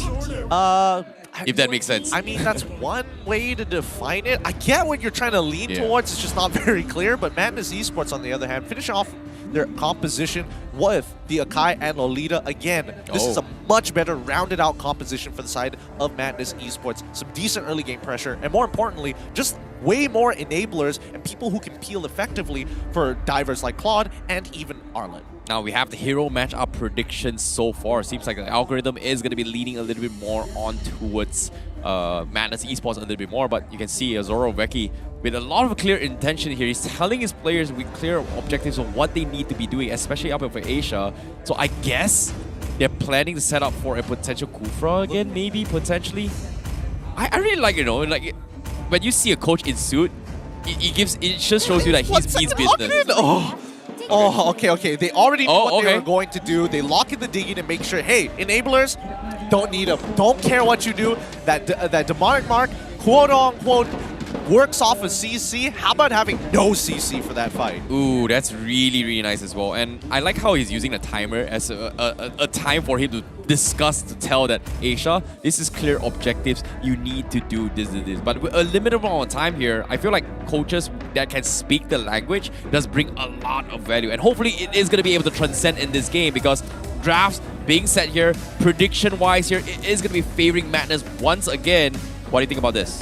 I think this is, again, this graph explains it perfectly. A much more rounded out composition for the side of Madness Esports. The only thing that Red Giants has against them, yes, their late game's almost similar, but the 6.6, the 1.1 extra kill pressure is going to make a difference, especially in this early game. I want to see how they utilize this Diggy for the first 5 minutes. Yep, without further ado, game 2 on its way on the second week so far. This is Madness Esports going up against Red Giants on the red side. And things are going to be interesting as well, because a time reversal from Diggy is going to be a good setup for a lot of these gangs, and hopefully Madness Esports is going to be able to respond to this. But speaking of which here, Purify up on Zap. knowing that he might get caught out by the time reversal. Just look at the way that they're attacking the bottom side of the map. Red Giants are known to start messing around with the side lanes in the earlier stages of the game. And as an EXP laner, it sucks. It's so annoying. Considering that Yeah is the big threat as well, they want to make sure that Go just kind of gets powered through. And I like how it's just completely bullying Yeah right now. Yeah, no, Red Giants, again, this is probably what Ozora Vecchi is providing to the team. He's letting them know, hey, Arlet, he's not very strong at level 1. If you start messing with him, there's nothing much he's going to be able to do, and Gojas is going to have that early pressure if he wants to. And now, once we're done with that level 1, let's push it to the top side where SYF is going to get bullied out of the lane because Natan is generally a weak laner. Yeah, I was expecting a little bit earlier from Asia to actually protect Natan against Zeph, but for him to actually rotate his way through, it seems like they are going to try to set up for a gank up top, but the Turtle's about 30 seconds down bottom though. No, this is just so beautiful for the side of Red Giants Esports. They're doing everything together as a team. They force priority on top side. They instantly invade, got one camp, but now they're making their way down to the bottom, knowing that Turtle is about to spawn. The same response kept coming out from Madness Esports, but you can tell that they're not as coordinated. The Lolita, not 100% sure what's going on. Double checks what's going on in their own jungle. Realizes, okay, it's been stolen. Maybe I go help the gold lane, but now they're not showing. Where do I go now? Yeah, you can see Mally as well, just checking every single bush as well. But it's just not working out. It is giving away a lot of space for Red Giants Esports, even though they are trying to make some sort of mirror matchup. Madness now going to be going for the turtle fight as well, but here comes a slam coming in from the final slash, but yeah, not going to be able to go for the setup. He's dropping a little bit too low. Feathered Ezra comes in. He might be able to finish him off. Down to his last health. Asia going to be going for the setup as well. He's got the nades and he's going to get first blood, but no, the turtle will be the priority here as Madness Esports, they finally get a turtle for themselves. The time journey was on point, but they're right in the middle of the real world manipulation. But Skies, with the sidesteps, with the walks, he completely dodges every single shot from Bozan. Oh, he knows what he did. I was looking at the player cam. He's smiling there. He's like, I can't touch this. Can't touch this. As he danced around on the dance floor. My goodness, that was big coming in from him. But Red Giants, they are having even though they've lost the turtle, they were able to get 2 kills on top of it and still kept Skies alive with that clutch. It's just insane. And Madness now, they need to figure a way to actually play around Sonic. And time again, we've talked about this. Whenever an Archive jungle comes in, it is going to be strong. But with the time journey, the heavy spin is literally the most useless ultimate right now in this game. Yeah, it loses a lot of value here. So I think Madness Esports really need to start thinking about how they approach these team fights. And number one, Mali needs to be in position for these fights. Red Giants were able to wrap around the EXP side of that turret. Oh god. Pozan's not going to die here, right? Okay. No way. That is a lot of damage coming from Zach QT from the zoning here. And Madness Esports now seems to be going for a couple of setups in. But meanwhile, from behind, Pozan might actually get dived on by Gojas, but seems like it's not going to happen. Mally also, we're going for a couple of harassments in, but you know, all these bombs is just starting to be a little bit annoying here as Madness seems to be very, very afraid of what they're doing. Gojas, he's going to go for the side stance, but yeah. Flickers forward, punishes his aggression, and he's gonna get taken out. I don't think Gojas was ready to see Pozan walk out of his base to interact with him there, rather than being into the mid lane. Yep, speaking of which here, heavy spin is there. The time journey is not gonna save him alive. They will find a focus down on Asia, while Madness Esports will continue the fight with the Numenor blast on Skies. The Appraiser's round still keeping Skies alive. This time, the dance floor will break him down. Finally, we do see Red Giants making a bad call. The entire team was ready for that fight, but unfortunately, they need to call it quits as soon as they lose their Diggy, and especially with such a high priority ultimate there, they have to keep in track of the ult economy, because if they don't, they're going to be in a lot of trouble. Yep, Madness Esports now in a little bit of trouble. Gojas goes for the Petrify with the Electrovite but he will finish bar, but he's overextended his stay, and he goes for down to the hands of Madness Esports. Counter Feather, that's right, not going to do too much, and Sonic already making work on the second turtle. Skies is all by himself. The heavy spin to zone him out, and that is going to be turtle secure for Madness Esports for game. Okay. So now Madness Esports really finding the momentum that they were looking for in game number 1. Yeah. Purchasing the Hunter Strike already, so he's going to have some very relevant damage in these upcoming fights. Red Giants, on the other hand, I think now that they've lost tempo, I'd like to see them try and fight it for it back. I want to see them try to maintain the aggression and try to steal the tempo from under Madness Esports, especially for the upcoming objective here. It's going to be very, very difficult, though. If you think about how they're looking for contestment objectives, it feels like Madness Esports, they're doing the right thing, right? You bait out, you pressure Asia, force him out of time journey, allowing us the setup to actually going for a couple kills, and that's exactly what they need to do, right? Just focus on the Diggy. But speaking of focusing, Go Jazz is taking a little bit too much damage. This time Zap is actually going to try and threaten the Benedetta compared to game 1. Yep, and now after unlocking him, again, these tier 1s falling this early on into the game is going to allow for a little bit more of an aggressive play on the opposite sides of each map. Red side, it's going to be on the orange buff side. For blue side, it's going to be on their orange buff side. Well, it is the cross-map plays, right? It's all about, you know, mirroring each other. And game 1, that was pretty much how Red Giants Esports was kind of limiting all the economy for Sonic. And despite all that, Sonic was able to still do pretty well game 1. Game 2, seems like he's got a different problem. He's always going to have some kind of problems that he needs to face. And as of yet, looks like they are going to try and bait out the time journey from Asia. Asia still holding it on for his team as they try to figure out whether or not should they commit to the fight. But it seems like that's not going to be the case because tier 1 priority is going to be a little bit more important in mid control. I think just getting rid of mid, if they could get rid of mid tier 1, that opens up a lot of options for either Red Giants Esports or for Madness Esports even. But so far, with the lead that Madness has, very small, very marginal, but the EXP is what makes the difference because Sonic is going to finish up his clear, hit level 10. Oh my goodness, yay! One-shot combo on the Benedetta. Go Jazz was not expecting this at all. Big clutch coming from him. Yeah, Gojas unfortunately mistimes his eye for an eye. He is not doing good this game. This is really, really annoying up in and this is actually him making his revenge, and because of this 4v4 up top is gonna be a little bit more confident for Red Giants Esports as they go in for the harassments here. Arlot already taking a tier 1, but the Numenon Blast comes in a little bit too late. Time Journey keeps them alive, but no, the stolen Feather comes in, takes down Zav, and they will split off the entire of the fight. Gojaz finally respawns, tries to prolong the fight, but he doesn't have the sustains. Can he buy time for his team? He's dodging his way through. Yes, he's going to be good, but the appraisals wrath from Skies will scare him off, and that is going to be the disengagement from both sides. Oh, you hate to see it. Unfortunately for Zach QT on this Farsa, he overthought what the moves from Zavs was going to be. Oh, yeah. Oh, yeah. He's got the damage, he's got the stun, but is it enough to pierce through the armors of the Fredrin? But it seems like that's not going to be the case. Sonic just got his first item priority. That is going to be the Sky Guardian helmet.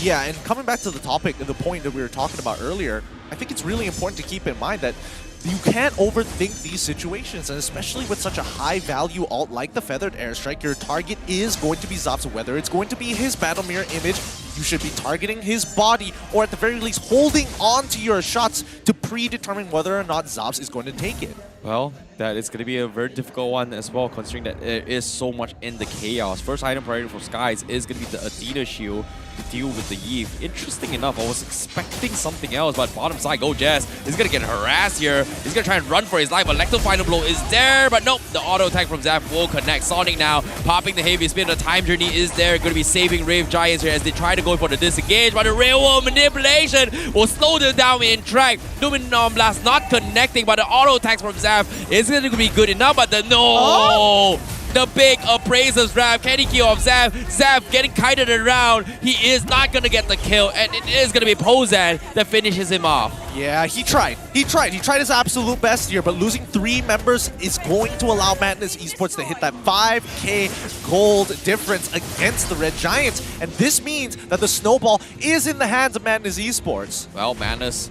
able to actually respond in game number 2. It is going to force Red Giants in a very, very awkward position now, considering that they don't really have the strongest mage damage, and Natan, even though its attack is pure magic all the way through, Radiant Armor just completely negates all his damage output, and it is going to be a problem eventually because right now, Madness Esports, they are in a position to actually threaten that.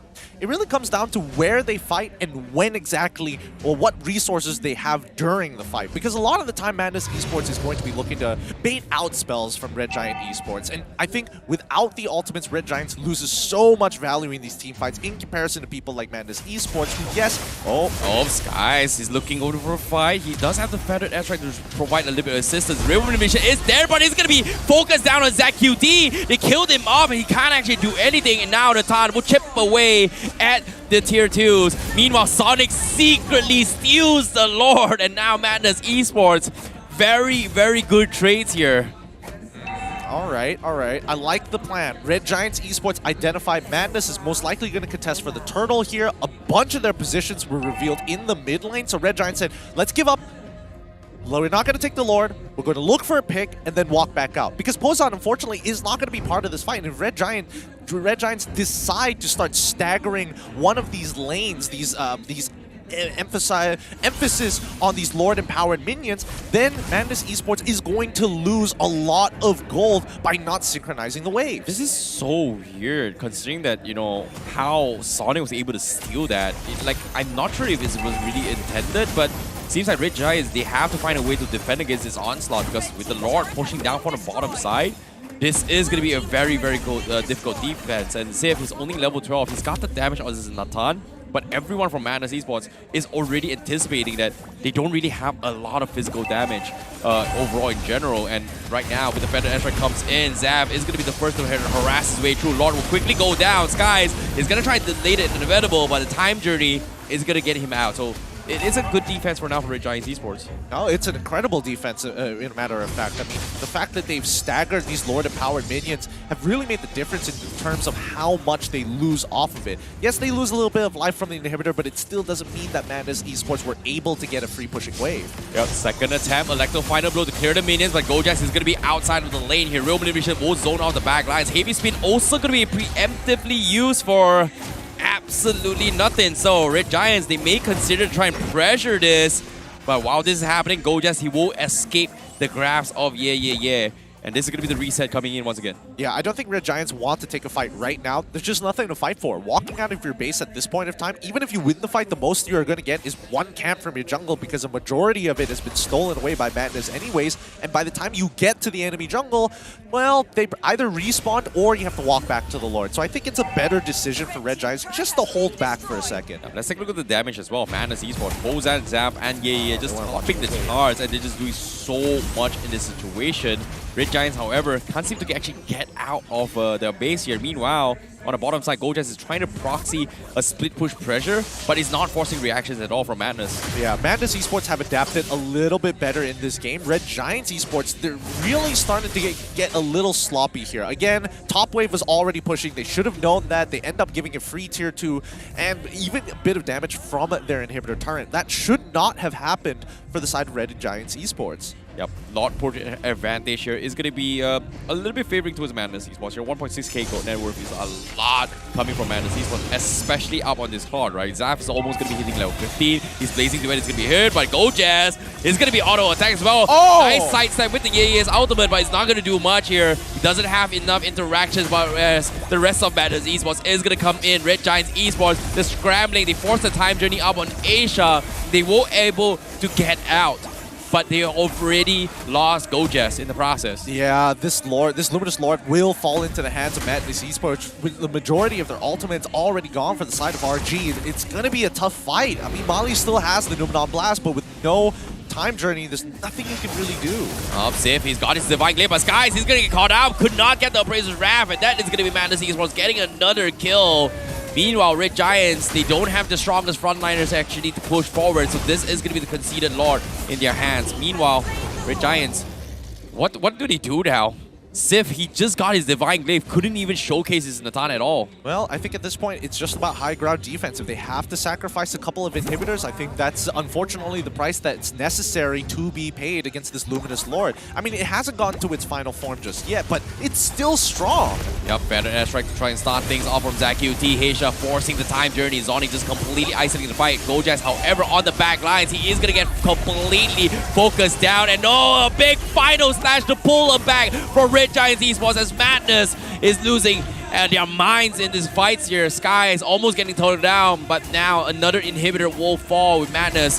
They've got 5 men strong looking to close the game. Sonic looking for his potential catch, but another catch again. Sim is going to be in trouble, but he's going to be able to get out. But yeah, looks to interact it, and that is going to be godlike on this Arlon while they chip away the crystal. Asia and Skies trying to shove the lane, but can they clear it off? Asia throwing his body for this as well, but another minion wave comes in. Time journey to try and buy time, but the Lord is still so strong. Madness, do they want to continue? But with Skies' aggression that can threaten them, it's just not worth it. And Red Giants, they are going to be able to defend this here. Gojaz who finally gets his revenge against Yeah.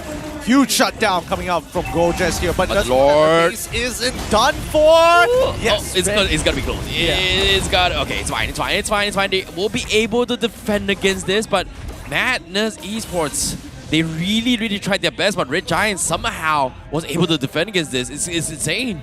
Yeah, I don't think it's a somehow. I think it's the fact that they made some good decision making. They managed to focus on what's most important, and that's going to be the waves overall. They knew that their members were going to come back up in time if they just bought a little bit of extra seconds to get them off the ground. I mean, Lord is always going to be good, but it's not the best when it comes down to a 14-minute Lord with fully itemized carries. Yeah, and as of yet, double radiant armors out with Madness Esports is going to put Sif in a very awkward position to actually try and take this fight, because every single time he tries to do a couple of skills or even an auto attack here, it is going to be negated by that. And based on the damage ranking here, Sif is only doing 31,000 damage as compared to Zaf. It's 61,000 damage, which is kind of concerning right now. It is a little concerning, and I think, you know, for Zaf, it's very easy for him to get a lot of damage down, because as soon as we see that time journey actually being expended, all of a sudden we see the full force of Madness Esports just being thrown. Battle spells, ultimates, Doomnon blasts, catches 1 or 2 people, allows Zafs to actually go crazy, stacking him up in the middle of these fights with smaller interactions. I think Red Giants at this stage of the game, it's going to be a really tough defense. With no inhibitor turrets, Madness Esports can start abusing the rest of the map. Yeah, it is going to be the cross-map plays, but speaking of which, the third Lord is going to be up for grabs, and Madness Esports already in position for this upcoming fight. And Red Giants, I don't think they can actually afford this as well. Do they want to try and risk and take this? Because we might be seeing a potential rat, as Zaf pretty much showed himself down bottom as well. Madness, they scouted a rotation. Asia flickering forward to try and get a catch here. He won't connect, but the real elimination will punish him out. They force an early time journey for Red Giants. Meanwhile, he's split off of the team while the heavy spin will isolate Sif as well as ZachQT. And now ZachQT getting killed out by Mally, as Madness Esports were able to pick them all part by part, bit by bit with this isolation kill. Oh, the trade-off here. Even though it's even, Gojaz, he should be able to get out of this. Oh, thinking of which here, it might be possible, but yeah. Gonna try and do this, but he has to recall back. The minions are shoving down bottom. He needs to make a play, defend or force a fight. In this case, Madness making work with the Lord. The rest of Red Giants here is going to be coming in very soon. As Asia needs to check the health bar of the HP. Sky is going to be scouted out by Yeah. He's going to get completely annoyed by the Arlet for now. Madness still making work on towards the Lord here. Half HP. Sky still making an attempt here. They're waiting this, but the minions down bottom is shoving to the base of Red Giants Esports. They have to make a play, but Madness is just waiting this out. Yeah, it's really tough. Wait, hold on. Potential flank from Benedetta.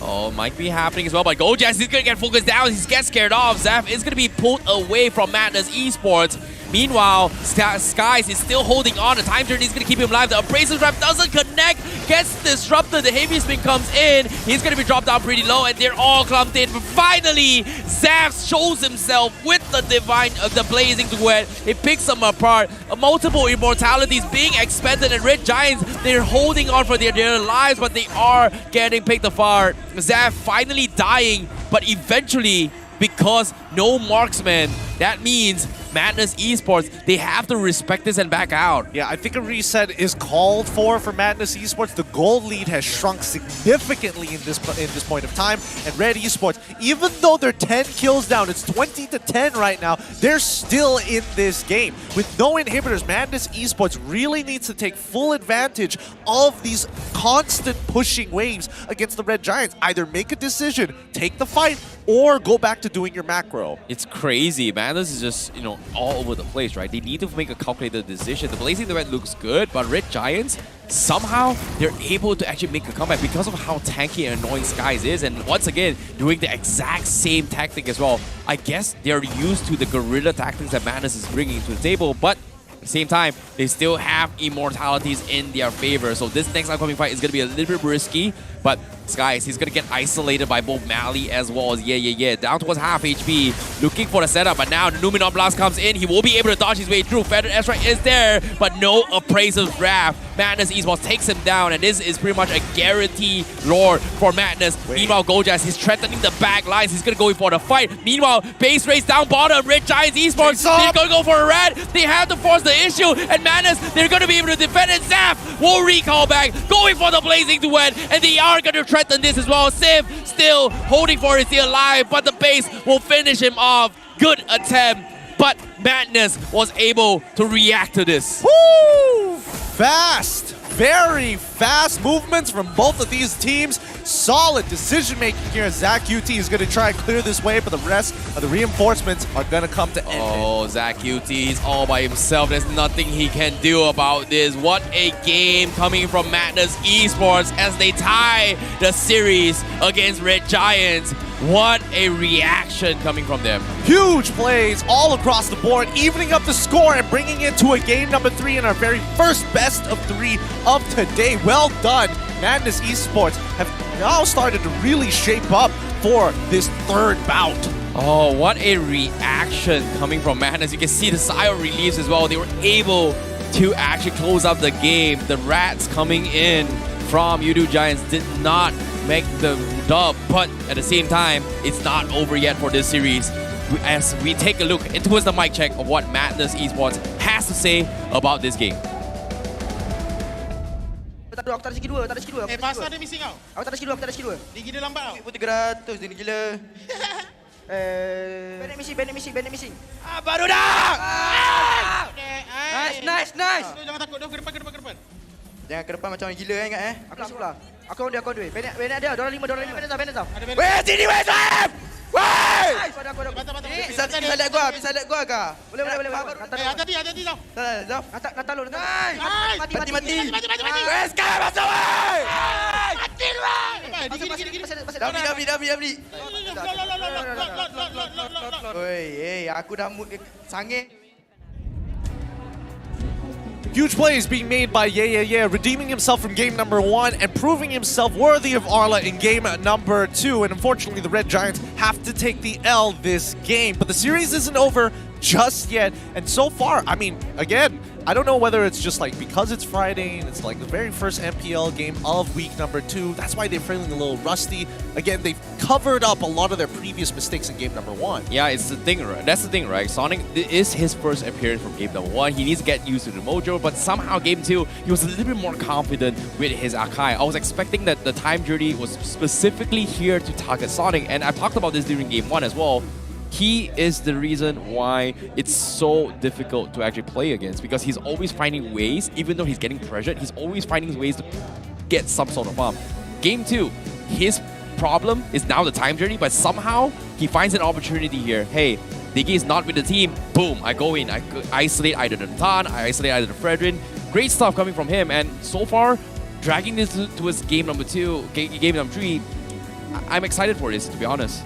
Excited. I mean, it's definitely exciting, and I think unfortunately for the Red Giants, with the composition that they had, they needed to understand that Diggy isn't like a traditional tank support. He can't just face check every single brush. Even if you have the items for it, you still want to be able to preemptively understand where the movements and where the players from Madness Esports were going to be. So if you are considering to pick up Diggy, consider utilizing the bombs in a manner that gains you information. And I think a lot of the movements from Red Giants happen to be, hey, let's look for that counter engage like we were looking for in game number 1. And that's something that Madness Esports adapted around. Yeah, this is where things can get a little bit different as well. But so far, my biggest question here from Red Giants is that even though they do have some sort of clear objectives, but look at this, even though Natan is like full magic, full damage, you know, regardless of physical, regardless of magic, right? Every single player coming from Madness here, previous game they had triple blade armors coming from Red Giants. This time it's triple radiant armor just to deal with the overall damage output coming in from this Natan. And because of this, when will Sif actually be able to even pop off if you think about it. Well, I think, Sif, unfortunately, this is why Natan really struggles in the meta as of right now. His auto attacks, and even if you do decide to go build Golden Staff, Feather of Heaven, you're getting some great on hits, and you can see that it just shreds down turrets so fast, and that's why they attempted to go for the back door. But when you start thinking about team fights, with so many things to dodge, you don't have the flexibility of the Claude, and not to mention, I would say that you would arguably be worse than Claude in a lot of these fights. So Red Giants, they had a much smaller win condition, and a lot of it was revolving around, can we bait out enough spells from Madness Esports and catch them in a choke point so that we can fully maximize the Natan? Yep, and let's take a look at the stats here between both sides here, because as we talk about the damage output, I'm pretty confident Zev is going to be topping the charts. 78k here from Zev. Yeah, with 86k. This is kind of surprising for me if you think about it, because I know he's been doing a lot in these fights, but for him to do this much damage, more than the Eve in all these wombo combos, well, that's kind of scary. Yeah,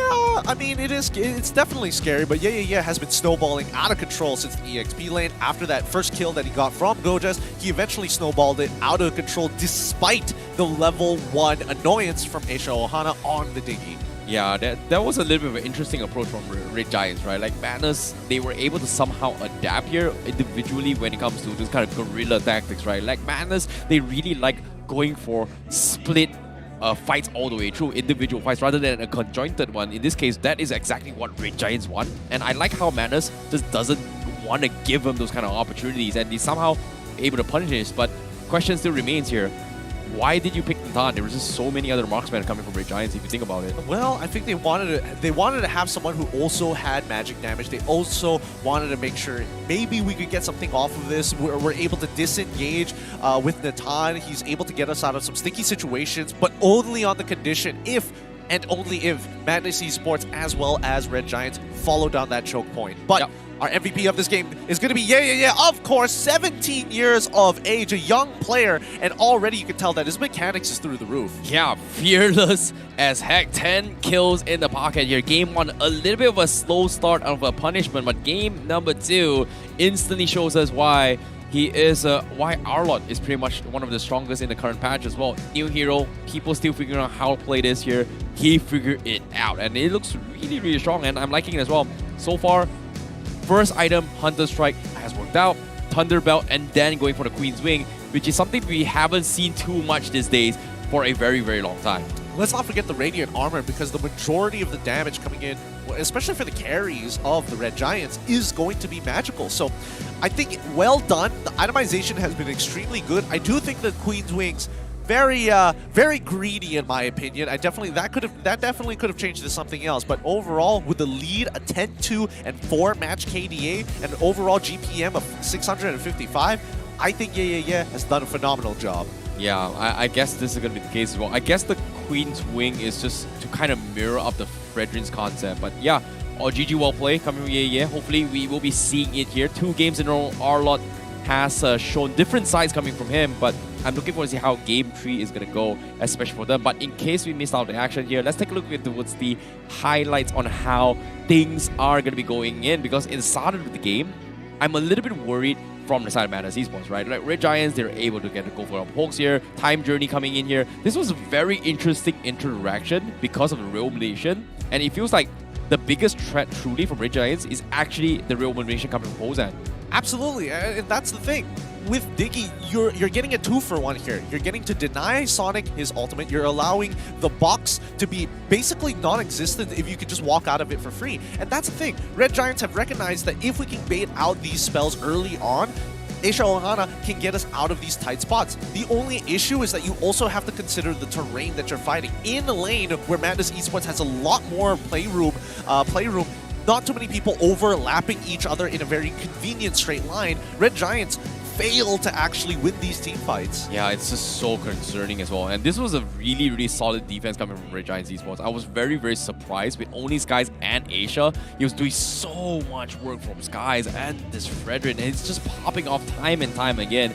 And despite all this play coming in, I feel like Madness Esports still was able to eventually clean out the game, right? This was a very messy fight coming from both sides, but with the distraction coming from Red Giants Esports, they were swapping up with the Trunkians, they were swapping Immortality. They were somehow able to buy time for this potential win for them. But I like how Madness, despite all the chaos, they're still very aware on everyone's position. Yeah, they really are. Madness Esports there definitely had a oh wait moment right as the base race started. But overall, well done, Madness Esports. They're wrapping things up and they're making sure that they're tightening up their gameplay for this upcoming match. And I think for the Red Giants here, they probably want to play a composition that has, well, not so limited win conditions. Yeah, that is going to be something that they have to actually fix as well. I like that Ozoroveki is always coming from creative ideas.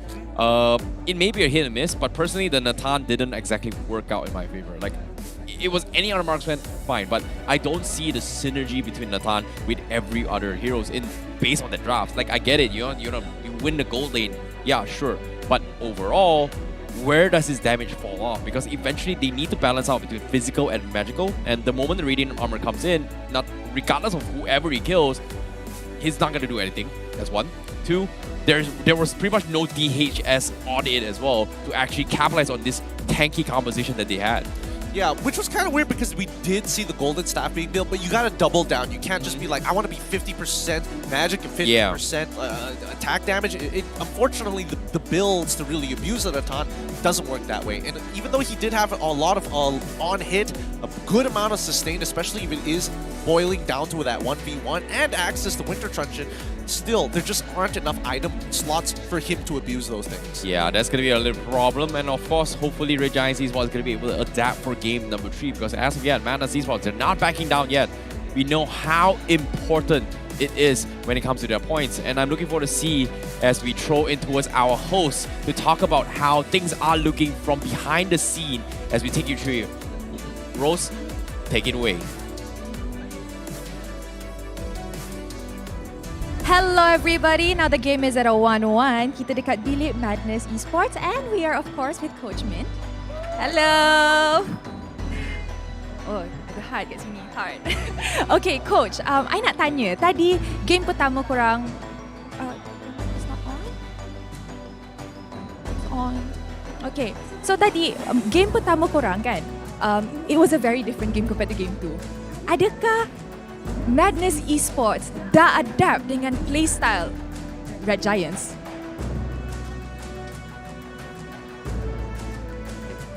Kalau pasal adaptation, kita orang dari dulu daripada tier 2 dah banyak kali dah bertemu dengan Red Giants. So apa yang saya nampak, gameplay diorang still the same, but they are changed a bit. So kat situlah saya ambil advantage. So harap-harap third game we can come back lah. Okay, so Coach Min is confident dorang akan game ni dengan a win for Madness, the first win for Madness, right? So, Coach Min, I nak tanya, since you said you have met Red Giants before, what do you want to say to Red Giants? Kita kasih skor kita seri lah, 3-3. Ui. Ada lain tak? Nak tambah lagi? Habis game. Oh, habis game dia toxic. Okay. I like that. Okay, thank you Coach Min. Good luck to Madness. Good luck, boys. Okay, guys. So, now that we're done with Madness, jom kita pergi kat bilik Red Giants. Let's go. Okay. Hi, boys. Hello. Who's free? Easy ke? Okay, rush. Oh, get the coach. Okay, Becky, come. No need to be shy. Okay, I'm pretty sure you heard what Coach Min said, right? What did he say? He said, you guys should end this game and then they're going to take the win. What do you want to say to Coach Min? Come on, man. Since you are rushing home, kan, I will send you home faster later. First lot, then see you home. Oh! So, you guys are going to take that second win. That third win. Yeah, for sure. For sure. Okay, I want to ask, game tadi, the first game you guys dominated like crazy. The second game wasn't much in your favor. What did you think have to do with it? Was it the players' mental? Or was it the draft? What do you think can be improved on? I think definitely the draft has some issues and the team fight were kind of messy. So yeah, these are the reasons I think. I see. So do you think you guys are going to take this game home? For sure! Red Giants, let me hear you! Red Giants! Red Giants! Okay, the crowd is ready. Are the players ready? Ready or not? Ready or not? I cannot hear you. Tak dengar, tak dengar. Are you guys ready? Sini, sini. Dorang nak cheer, dorang nak cheer. Let's go.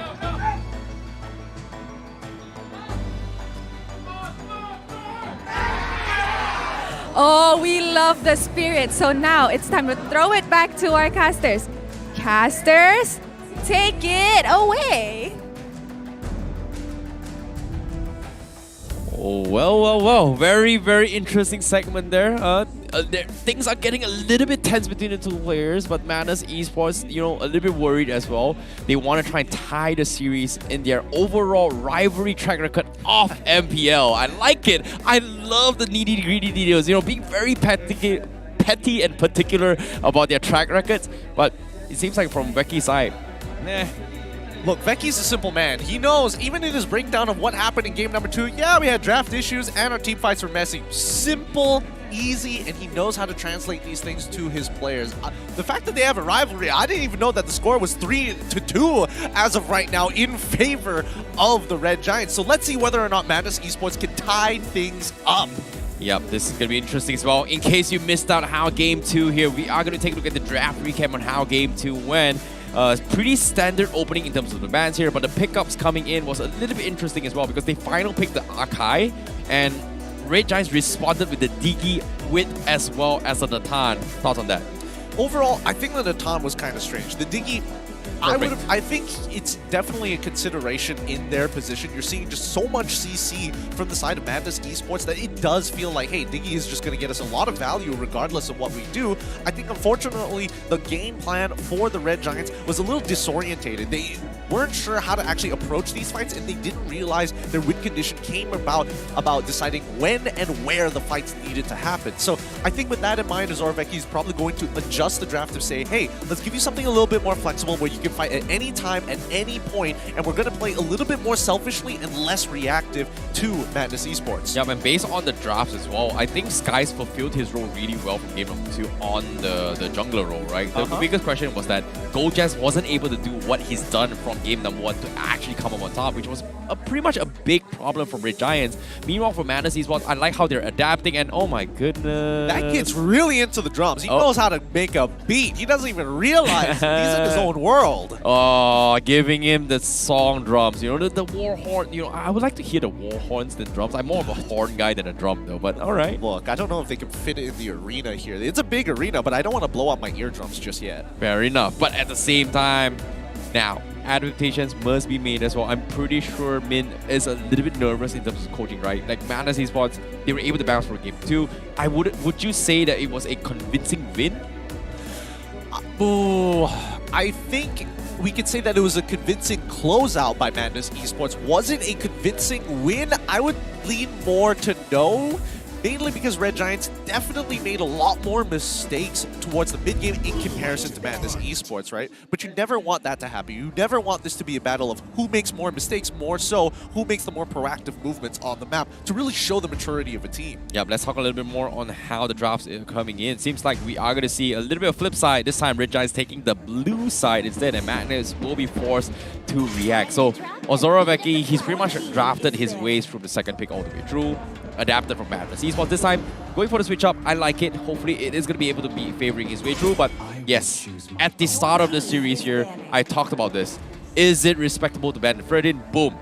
No Fredrin, no Kaja, no Arlott coming from Red Giants. It just shows how a lot of teams, and I think unconsciously a lot of teams do this, right? They ban out the things that they feel are great for themselves as well as for their opponents because they believe, yeah, it's really good for us, it's probably going to be good for them as well. It's simple logic, right? And I think Madness Esports, we're finally seeing a couple of changes here, right? We're seeing the fact that Fanny is being banned out, no surprises there. Joy gets banned out for the side of Madness Esports, and I feel like the roles have switched a little bit. If they really want to boil this down, they should probably ban out the Valentina to deny Red Giants a flexible opener. Yeah, especially when ZQT was really popping off in the first game, right? But nope, it's not going to be the case. It is going to be up to Red Giants here to decide here. Do they prioritize the glue or the Valentino? Because so far, Madness Esports has shown no signs of playing the glue at all. Likewise can be said from Red Giants. So it's interesting, but at the same time, Red Giants' first pick here is going to be the 1-1. Yes, forgotten about this. Completely sneaked through. Picked only twice.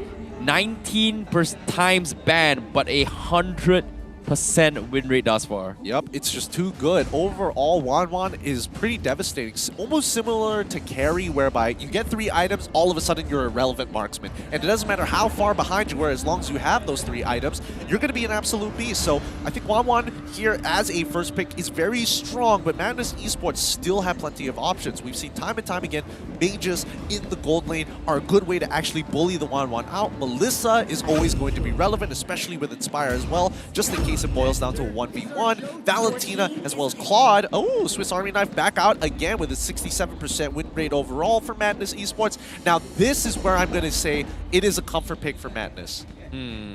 Yeah, I definitely agree as well. The Claude is something that Zaf has been demonstrating as well in all 3 games. He's doing a little bit better compared to his first game. But game 2, he was one of the reasons why he was doing so much more damage. But from Red Giant side, they are going to be able to get themselves the Kadita. So the question here is this a support Kadita or is this going to be a mage Kadita? No way to tell just yet. Honestly, no way to tell. I'm very wary of these Kaditas. I've been watching too many international, other region tournaments, and man, the Kadita is always something that people get too fixated on.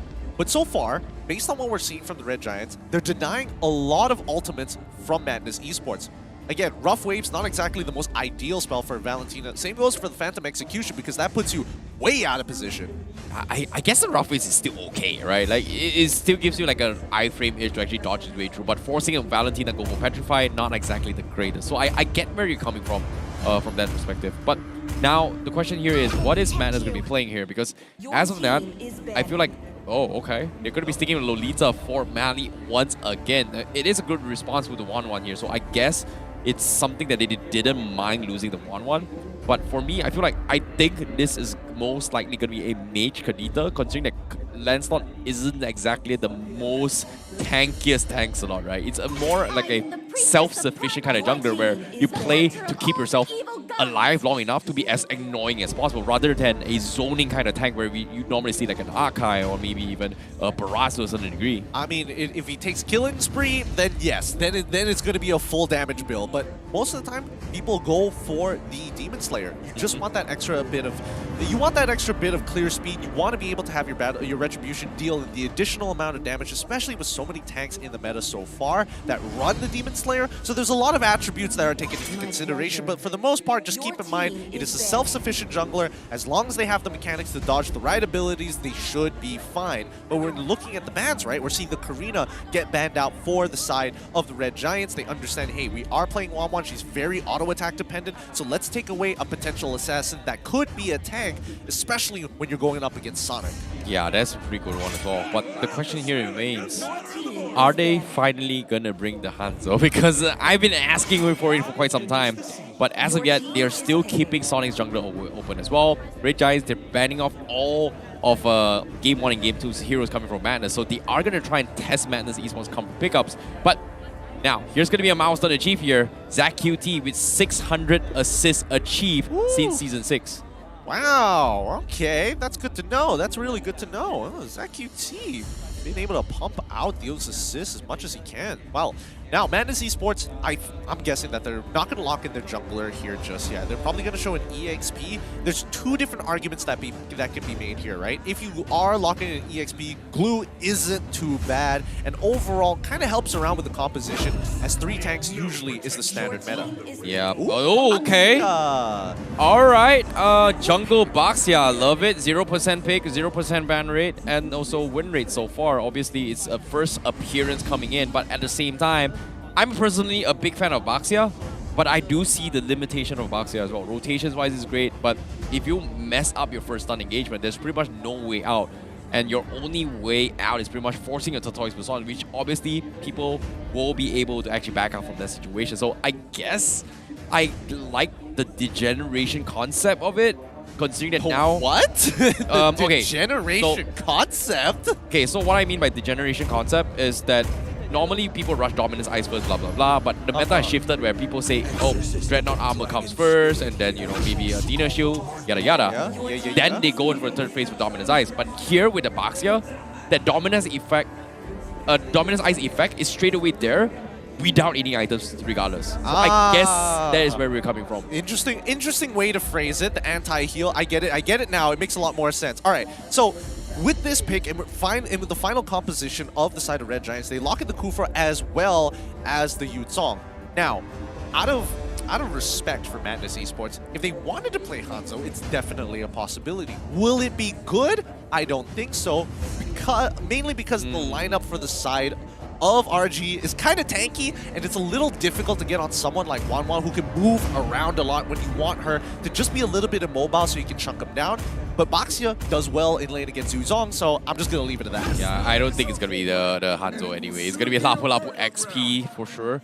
So that's going to be able to dive the backlines against the Yuzong composition. But Asia once again with his Kufra to actually deal the backlines. It is going to be annoying against the Lapu Lapu, but it is also a way to kind of lock down the battle image, right? You can still bouncing ball away with the right angles. You can kind of stop the clock to a certain degree. So I like the adaptations, but based on this draft, based on the predictions as well, I kind of like Red Giants a little bit more better. Really? I don't know. Madness Esports with the concept of team fighting, except it's always about pushing forward with their lineup. They want to dive hard, hit hard, and as fast as possible. Red Giants, on the other hand, they don't mind if they drag this out. But again, this Kadita pick coming up from ZachQT, he has to make impact in these fights before they even occur to get them a cemented win this game. Now, based on the stats as well, is even more closer to each other. But in terms of utility, Madness Esports does have a little bit of upper hand, and I'm looking forward to see whether or not will it help them win this game, because this is going to be the decider match on who takes the point for game number 3, and it is going to be Red Giants on the blue side and Madness Esports on the red side. Yep, they're going to be starting on the same side of the jungle here. I think we should expect Madness Esports to maybe... Actually, I don't know. We haven't seen them invade too often with that much confidence anyway, so Limbo Wanderer is probably going to fall into their hands, but we're seeing that ZachQT going to make a quick U-turn here as Zvas not having the funnest time down in the gold lane. Yeah, this is where things are a little bit weird and out, considering that I was expecting a little bit more harassments coming from Red Giants Esports, but for them to actually switch up the rotation for Asia down middle and then all the way down bottom this time again, it seems like he's a little bit more afraid now compared to game number 1, where his confidence is all over the place.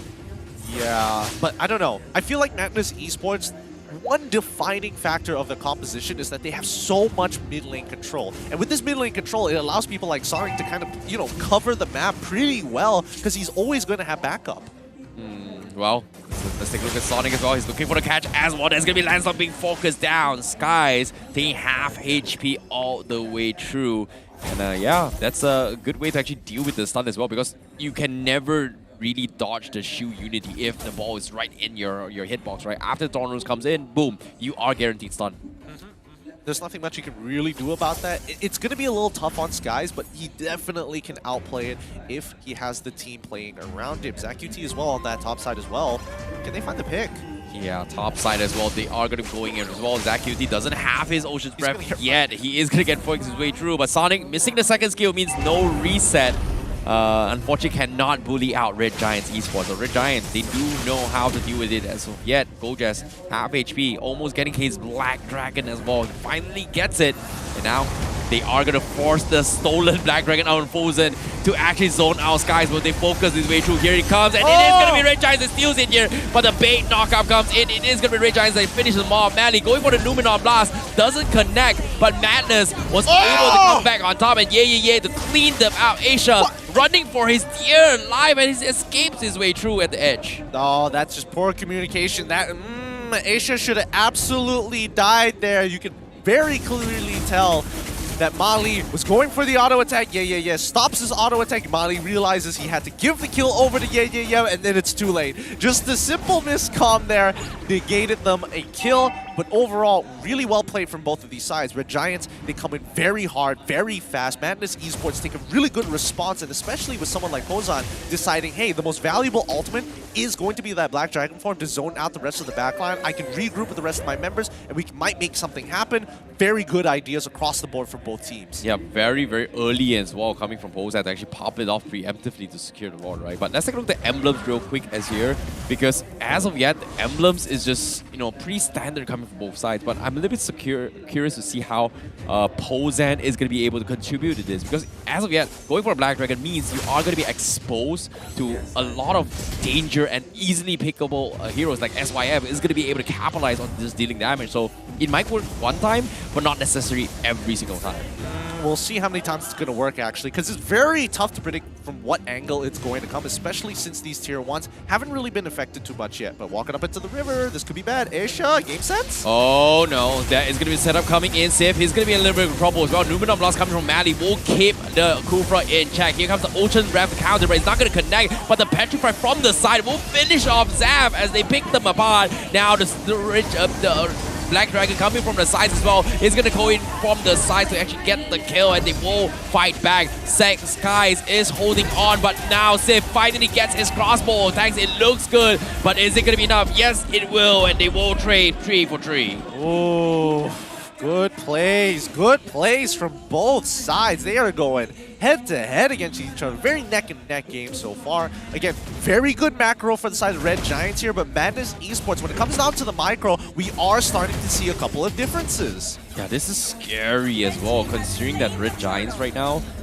it looked really, really sloppy to begin with, right? Like ZachQT, preemptively popped his Ocean's Breath before he actually petrified someone, but somehow was able to drag it out, allowing Sif to kind of find a little bit of tracks in between to get the crossbow attacks off. So nicely done, but this time Pozan, instead of going for the Black Dragon, he is going to go for an Ocean's Breath for himself this time. Yeah, and yeah, being the aggressive player he is absolutely not afraid to take these fights, and especially since he's a level up on Gojas, he will take full advantage of the situation. But overall, Madness Esports, they need to realize their main win condition is going to be through the mid lane down by gold side. Like this Claude, so far, even though has 5 kills, he should be self-sufficient enough to basically take on any 1v1. Yeah, that is huge as well, right? 5 stacks into the Festival of Blood, more spell vamp in his process here. Technically, right now, 5 minutes game, Red Giants doesn't have the damage to actually out-sustain this. And we talked about the anti-healing, right? Red Giants Esports doesn't have that yet until they maybe forcibly get a Dominance Eyes on up in Asia. Even then, it is going to take some time before. Probably the third turtle is where we start to see things get a little bit more interesting, especially for the robo position. Yeah, and especially when it comes down to like the gold differential, nothing too big. Like Madness Esports is getting very little gold in comparison to Red Giants, and they're basically neck and neck at this point. No real differences whatsoever. However, just way more pressure on the gold lane for the side of Red Giants against Zavs. Oh, Unity comes in. Sonic still thinking whether or not he wants to go on towards SYF, but Sif, are they going to be playing a little bit safe? ZachQT going to be in this position. This is a Kadita with Ocean Breath. Do they force the issue? It seems like they might be able to run away. He tries to go for the attempt. Forces an Ocean Breath, and he needs to back out. So that's going to be Red Giants going to be losing in a lot of pressure down bottom for now. Yeah, as soon as we see the ocean, the Breath of the Ocean already being used, especially those rough waves, topside getting attacked. Oh, Isha going for the extension here, trying to catch out Zab, but unfortunately he's not going to be able to catch him off guard as he purifies out of there. Nicely done coming from Zab. Meanwhile, topside, Skies going to be trying to force a turtle here. Madness already in position to react very, very quickly as well. Yeah, this is just how much pressure that actually has because of his 5 kills. Look at him. Oh, Skies, the steals. What great execution as well. The retribution on point. However, bottom side, here comes the attempt. Blazing duet from Zaf there to defend against this. Mali with the Numenor Blast will keep Isha in check, and that's going to give him a kill for Zaf. Meanwhile, Gojas, what are you doing? You don't have the backlines, but he will be able to flicker out, and the stolen Ocean's Breath as well, coming from both sides. Seems like not going to be able to get anything in this trade-off. Yep, I mean, Gojas, he was gunning for that Battle Mirror image. He knew... Oh, wait a minute. As soon as I said it, he gets the proc, but the crossbow attacks connect on Mali instead for the final moment. Oh, you hate to see it now. Sonic is going to try and re-engage, but he is under turret protection. Sky now goes in for the fight. This is a tank. Lancelot, does he have the damage? Mali going to keep him in check, but instead, looks like he doesn't have enough to do so. again, didn't really need to interact there, and we're seeing that Zobs' lane is being highly prioritized by Red Giants, right? There's just so many resources being thrown at it right now, and it's great to see Ye in his position because he can control the top side and hard carry this mid game as it slowly transitions into the later stage. Wait a minute, ZQT? What is that? Ocean's Breath completely destroys that. Purify too late. Did not expect him to be still there. Oh my goodness. Yeah, but again, as I said, invested resources. They are patient. They know what their win conditions are, and Red Giants don't mind. Now, at the same time here, we do see Athena Shield being purchased up for Mali, afraid of the potential one-shot Ocean's Breath. And now, Ohana doesn't have the flicker to extend this. Ocean Breath also being baited out from Bozan to actually commit to this fight. So this Valentina not going to have the threat potential of Gojas. However, a little bit aggressive here as he tries to go in for the fight. But the rest of Madness Esports is going to force the issue, but he's going to be able to get out. Yeah, nothing really to worry about here. And ooh, Sif actually getting that Winds of Nature. His 1v1s, and especially with Blazing the West coming from Cloud, is going to be great. But yeah, he should be fine here. Let's see for how long. Yeah, it's going to be tough. He pops the ultimate as well. Sif almost looking for the crossbow tank proc, but yeah, not giving it to him yet. But this is interesting rotations coming from Red Giant Esports. They're going so far deep into his enemy territory to actually set up for ganks, and Madness Esports, they're not taking the bait at all. And this is really smart, because right now, Lord Control is in their favor. Claude, they're calling in the Zap from the top side to actually rejoin this fight, but it's gonna be tough. Can't really do much about the situation so far, but yeah, coming in from the back line might enable Madness as the Lord resets to try to get a better position. Hunter Strike available up on yeah. This is going to be doing a lot of damage for this Lapu, but who does he focus? Because the 1-1 is not exactly the easiest target to actually dive on, where you kind of expect the normal marksmen to be easily kiteable here. Meanwhile, Skies not taking the risk yet. They are going to try and go stare down each other at a stalemate. Meanwhile, bottom turret is going to fall in the hands of Red Giants, and at the top side as well. Pay attention to this. Yu Zhong is so far off towards the map. He's looking for a potential flank angle that Madness Esports wouldn't expect. And I think this is not a bad one, especially considering that the Lord is on the bottom side of the map. Yup, Asia, he is going to get completely tackled the way through. Madness, do they want to go for the finish? Yes, they do. Blazing Duet comes in. It looks good. Then Ocean's Breath comes in, but Gojas from behind. He gets a big flank. A 3-man stun, but at the same time, the Numenor Blast extends here. But Ziv is going to be able to get out. He has the crossbow attacks. He is going to clean them out, and he's going to get a kill. Meanwhile, he will continue to do so, while Skies is there to provide the assistance, and Madness Esports did not expect that at all. But Civ, look at this, he's got the mobility, and he is gonna kill off yeah. ZQT will lose to Zaf, but Zaf will have the mobility to back out. Yup, look at that. That's why 1-1 is so relevant. Not easy to catch at all. It has an inbuilt to Purify on top of the fact that she has iframes in her ult, even though it does have a special condition. Look at her go. My goodness, what a flank angle coming from Gojas to actually set it up from behind. Pretty sure Madness Esports wasn't expecting that at all.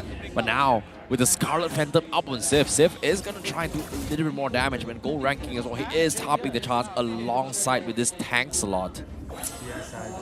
Tank Slot's been doing well. Like, way too well. Like, he doesn't necessarily need to be in these fights. He's there for the cleanup and to just bait out spells. But Isha Ohana, he is just so aggressive on these dives. Oh my goodness. He is trying to extend his pole as well. He does have the flicker to actually go in for the extension. But let's take a look at the items real quick here.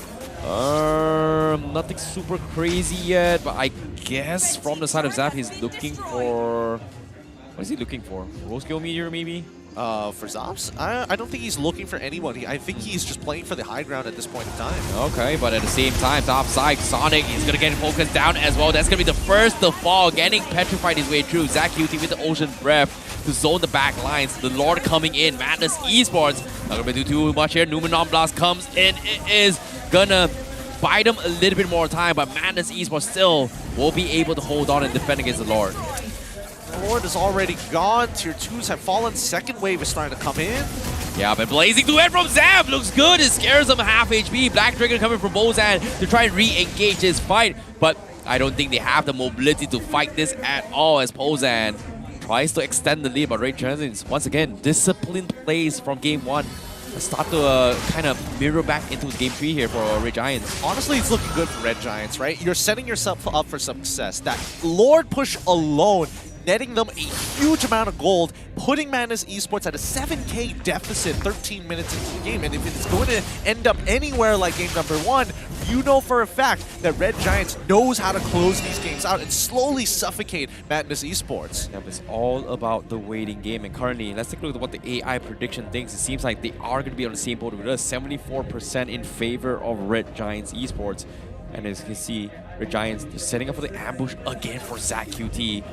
But Madness, they're so afraid to push out, and despite that, Sonic, even though he's a tanky Baxia, if he tries to go out, he is going to get a potentially one-shot chain CC'd all the way through and no way home as well.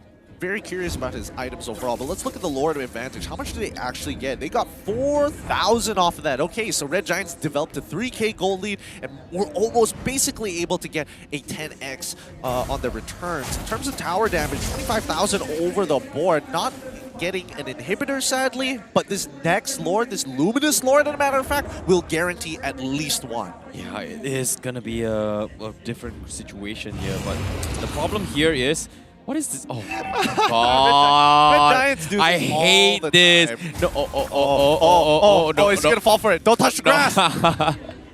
Oh, here we go again. You know what this reminds me of? What? It reminds me of Panda playing Kadita. It kind of does, but this time they've got the whole squad in there. Alpha team ready to go. Is he gonna do it? I think he is. Oh, they're waiting for him to overextend here. Very patient from the side of Red Giants, but they're suspecting this. Like, look at Madness. I think they're scrambling. They're scrambling around. They don't see any pressure down on the bot side. Mid side is basically covered by Madness Esports. So their best bet is that they're on that top side. However, Skies, he's in the middle of this. Yo, where's the team? Where's the team, man? He's all by himself. The Lord, will he get reset? It is going to be reset as well, but from behind, they finally make the dive as well. They are going to try and take down Sonic first as the priority, but the Toys Person comes in. He's not going to do it. But no, Manny, his Dominant Blast gets cancelled. The Kadita with the double man petrify. Now the Blazing Duet finally collapse, but do they have the damage to fight back? Because Red Giants are picking them all part by part. The crossbow attacks pops off. Manly is going to be isolated as well as he gets picked apart. Zap needs to run for his life. Skies won't dodge his way through, but Asia waiting at the back line to catch him. It is going to be a wipeout by Red Giants Esports. No, unfortunately for Madness, they're not able to tie up their previous score 3-3. Instead, Red Giants walks away with another one, with another win, and history continues to repeat itself. 4-2 overall in their match history, but in this game, it's a 2-1. GG, well played to the Red Giants. The confidence, the aggression, the sneaky plays. Red Giants have done it. They stomp them all the way through with Madness losing a point here. They will secure themselves a 2-1 victory. And I'm excited to see what Ozoroveki has to say. As you can see, the size of reliefs up on screen as well. But with that kind of confidence, well, it makes sense why they were able to come on top in Game 3. Understandable sigh of relief. It was going back and forward for quite a while until finally the Red Giants were able to plant the flag, wave the flag with the goal lead that they have. And of course, it's going to be the Red Giant fans who are going to be happy about this victory. Oh my god, so much support, so much love coming in from Red Giants. And now we are going to be taking into an interview with them as we throw it over to Rose to take you through that journey. And itu dia game yang last untuk match pertama kita untuk hari ni. Okay guys, tadi kalau korang dengar lah kan, kalau korang pay attention, I pergi backstage interview, I tanya Becky. Dia nak cakap apa dekat Madness, and dia cakap apa? First slot dia akan end. Betul kan? Dia cakap first slot akan end. Becky, how did you predict such a thing? Obviously, second game it was my fault. I tried to save some strategy for Homeboys tomorrow, and I made my team lose. I'm sorry, but of course the third match I'm very angry. So let's go! Red Giants! Red Giants!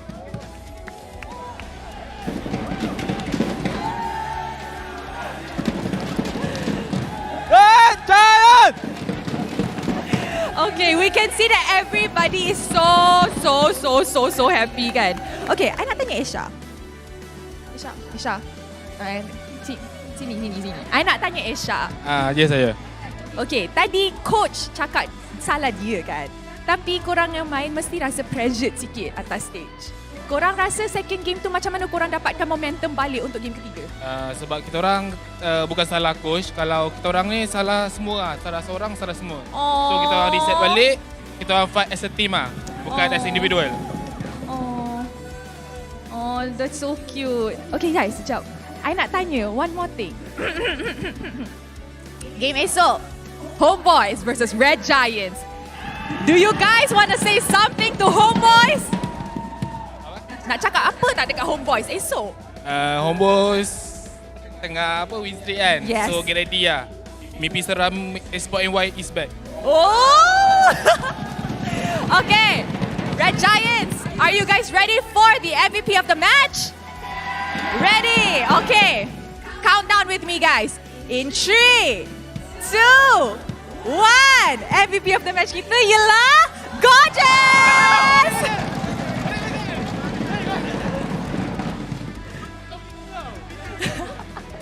MVP of the match kita ialah Gorgeous. Gorgeous, how are you feeling? Gorgeous gameplay. Yeah. Tidak fun?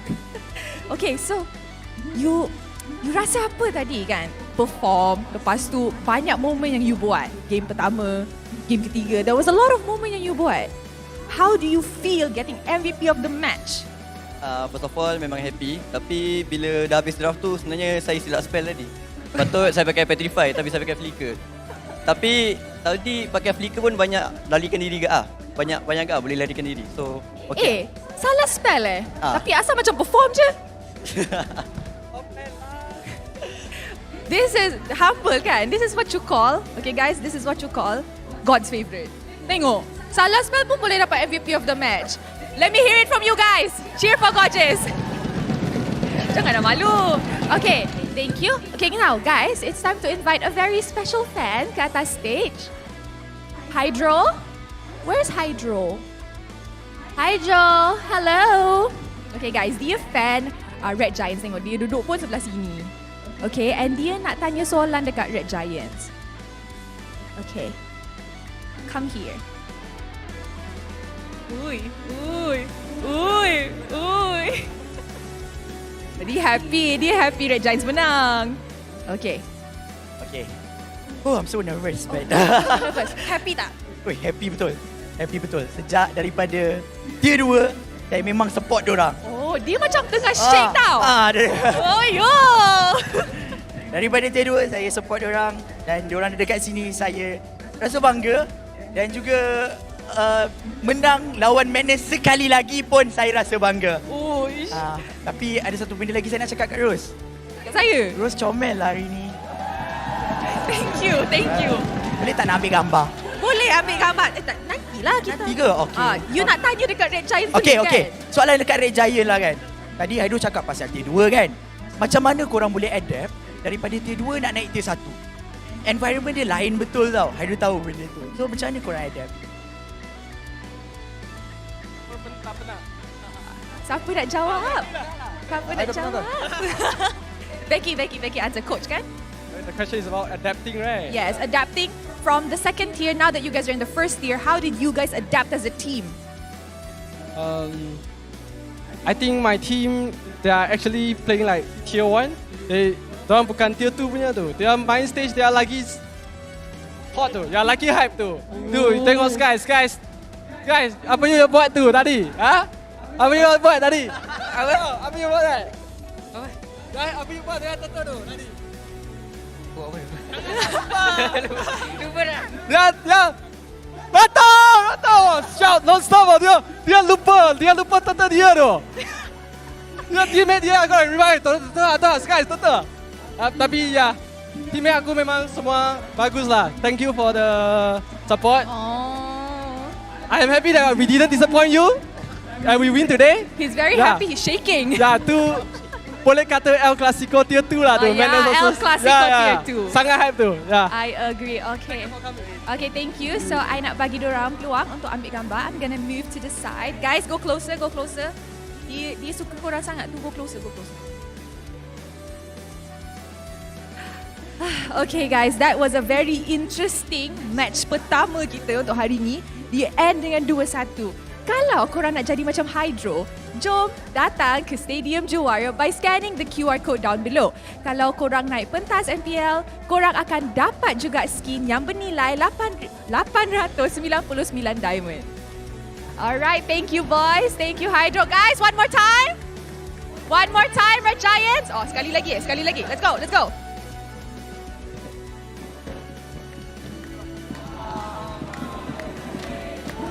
Okay guys, sangat-sangat happy tengok Red Giants here with the support. So jom kita tengok mic check dorang untuk tengok macam mana gorgeous jadi tadi.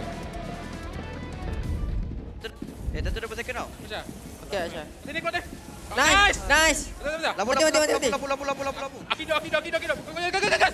Nice. Bawa. Nice one guys. Aku boleh define dia punya bazau. Aku tanda. Dili, tarik. Aku tanda dulu. Tengok. Aku ada. Nak trap. Boleh. Last five. Milo. Ke kanan. Tapi bohong. What an interesting interview once again. Thank you so much, Rose. But also to Zoravecki. Man knows how to talk. Man knows how to talk when his players are real shy to admit it. Not just about talking, right? You know, it just shows you the professionalism he brings to the table, how he actually bonds with the team, right? It's very important to actually have a very, very special bond between your team and your players here. And I think we had this discussion over the coaches over the weekends as well during our bootcamp that in order to your team to actually listen to you or communicate, you need to be able to have a certain bond. And even though they were smiling, even though it was very clear that Zoravecki was mentioning, hey, he forgotten his objectives, but he knew. The player knew that he made a mistake. I'm sorry, I'm having too much fun. Yeah, I get it. So, I like the interview. But now, let's talk a little bit more on how the highlights actually went towards the entirety of the game here. Came back from second game's mistake. Red Giants end the series with the first lot as promised. What are your thoughts on this? Honestly, I think it was to be expected here for the side of the Red Giants. I mean, overall, the fact that they had just better macro overall, some really good decision making. And yes, so Zoravecki did make a mistake in that draft, as he admitted it. Very honest guy and very honest opinion. It does show that Red Giants has a lot of potential here. I think what it really boils down to are just the smaller micro mechanics to kind of set these plays up a little bit better. I think their macro, the idea has been good. They play as a team, which is even better. And they have all these ingredients.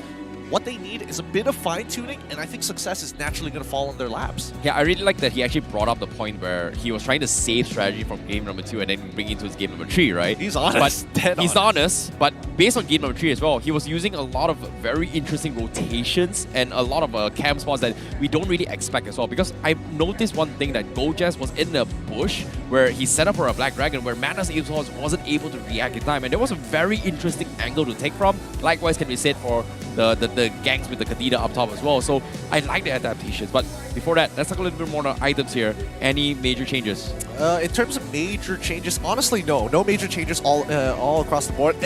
Sky's actually opting to go for an extremely economic build with the War Axe into the Thunderbelt. Don't get to see that happen too often. Usually they go for the Hunter Strike to get as much as they can, but I think at the very least, the extra bit of cooldowns on top of the stacking armor penetration from that War Axe at a very cheap price, very big bang for bucks. But let's have a look at the post-game stats. Well, this is where I'm really interested in. And I didn't want to be too hypercritical on Gojaz because I did see him take Flicker. I just didn't think it was that important to be that important at the end of the day. But at least they admitted it. Yes, it was a mistake, but they still pulled it out. At least we know Red Giants, you know, they are very, very honest people, you know. So if you want to trust anything with them here, you know, believe what they say because they will deliver and they will be honest with you and all the time. So anything related to finance, yeah, trust them. You know, they will make sure that everything goes through. But before that, now, coming towards a damage down here, Sif was popping off with the 1-1. There's a reason why it's 100% win rate and majority of time ban all the way through. So I like how he was able to just force Madness in a situation where it's hard to actually dive in. And considering the amount of mobility that Red Giants actually had, Madness was actually struggling to actually even set up for most of these fights and all. Well, let's think of it this way, right? Initially, Madness Esports, they're ready for a traditional front-to-front. Hey, we walk up into lane, you fight our front line, we'll fight your front line, and that's how it's going to happen. But Red Giants had a very separate idea about how to actually approach this. Their composition is very much about diving their opponents as much as they can. And when we're looking in these matchups, that's how it differs a lot from game number 1 compared to game number 3. Game number 1, the composition was all about cleaning up their opponents and looking for counter engages. They tried it again in game number 2, didn't work out, and finally game number 3, with the full dive comp that they had, all they had to figure out was how to get around the opponents for Madness Esports and start cutting off escapes for people, specifically in this case, the Claude, who had nowhere to run, and as soon as he runs in the opposite direction, his team needs to maintain that forward shield. Yeah, I like about this stats as well. This was pretty much the analysis prediction coming from game 1 as well as game 3, right, for both Red Giants as well as Madness Esports. Red Giants, even though they didn't exactly have a lot of kill pressure into his early stage of game, but considering how well Gojaz was playing on that Hilda, he was able to utilize his position on the XP lane, which I feel like this utility part is a great numbering here to actually show you that utility means flexibility. And what it means that you can be able to do multiple things. You can split push, you can pick off, you can go tank here. He was able to utilize that Hilda to create a higher kill pressure for the team to set up for the bottom side. So that was very interesting approach in the draft from game number 1. But now, the overall MVP, yeah, it's gotta be him, man. No way it's not him. Gojaz has been just popping off through.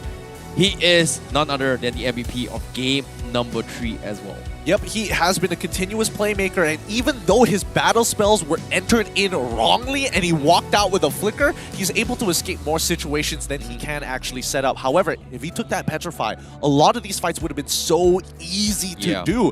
He's getting in the middle of 4 or 5 people, and he can't follow up with a quick Petrify. It's so frustrating, but he still makes it work. As long as he's disrupting the opponents, as long as he's able to force Claude a little bit out of position, once the full flank commits to that back line, Claude, he has to depend on his teammates to actually forward themselves and throw bodies at the divers. Yeah, there's a lot of wombo combo setups coming in from him, so I really like how things actually went out from Red Giants Esports. But in case you missed out in the action as well, this is going to be Game 3's highlights on how it happened as well. And this is a good example we're talking about as well, because he was on top of 3 people, and if he had the Petrify, then Madness Esports would not have been able to scale into this early fight, which kind of resulted in a little bit of backpedaling from Red Giants Esports to actually capitalize and make a comeback into this game. Yeah, and this was the pinnacle moment, a 3-for-3 trade overall. They managed to get 1 extra on Madness Esports, and this helped Sif a lot. It unlocks him out of the lane. It allows people like Gojaz, who was able to pick up a couple of kills in that fight, to be extremely relevant in terms of items. However,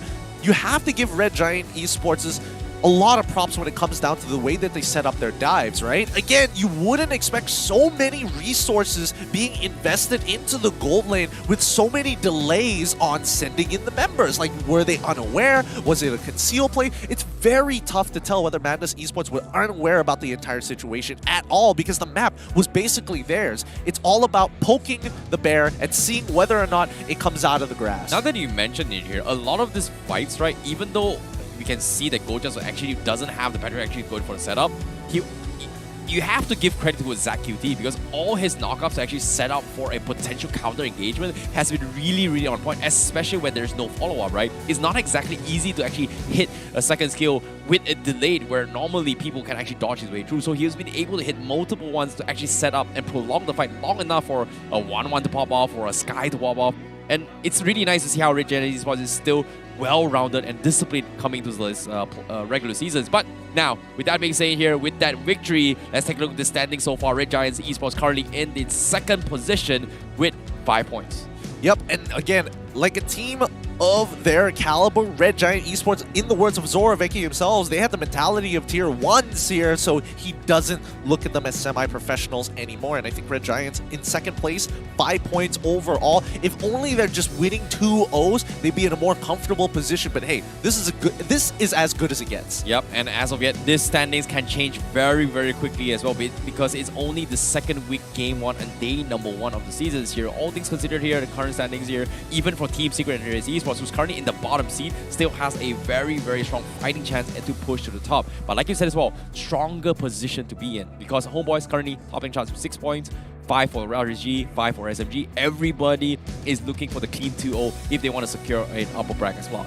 Yeah, again, we're seeing people like, especially for Madness Esports, they still haven't gotten any wins under their belt with a match win rate of 0% so far. They have been scraping together a couple of games to get those points. They have 2 points because of the 2 wins they had last week, but it's just not enough. Yeah, it is going to be a little bit of a problem here, but over time, especially with what has been debuted here for today in day number 1 for the second week, Madness Esports and Red Giants Esports has a little bit more of improvement to go. Madness Esports in particular, even though Sonic was playing first week, we saw improvements coming from game 1. But is it enough? That's going to be a question. Well, I think it's going in the right direction. As of right now, the biggest issue I have with Madness Esports is the fact that as a team, there are times where they're disconnected and times where they're really, really connected. And the times that they're really connected look great, and you can tell by their plays that they're coordinated. But when the disconnect starts coming in, they're not making the macro plays that we usually expect them to make. They suddenly lost the tempo and aren't really sure how to kind of pull it back from that position. Well, in this case, Red Giants has been doing really, really well in game here. Are we going to be seeing the continuation of the red banner for today? Because later, up this coming match is going to be very, very interesting as well, because this is going to be between Todak as well as Red Esports. That is something that I'm looking forward to see as well, because this upcoming match is going to be what decides whether or not they secured a little bit more points to go. And so far, Todak in a pretty hot seat after last week's performance. Absolutely. And if, you know, Todak, we expect them to do good, but I'm even more worried for Red Esports having honestly, a really terrible first week. But again, based on what their team manager said, a lot of nerves going through a lot of these players. Again, they want to make sure that they can show that they're absolute best. They didn't do it last week. Hopefully this week, they're going to make that difference. Oh, it's all about improving themselves as well. I'm looking forward to see whether or not are they going to be able to adapt as well, especially coming from Todak. 10-player roster. Just saying, 10-player roster, bro. 10-player roster is great, but once again, congratulations to the Red Giants for winning 2-1 against Madness Esports. And of course, Red Giants supporters, go show your love wherever you can on social media. With that being said, don't forget, our next upcoming matchup, Red versus Todak, you don't want to miss it. We'll catch you guys right after these breaks.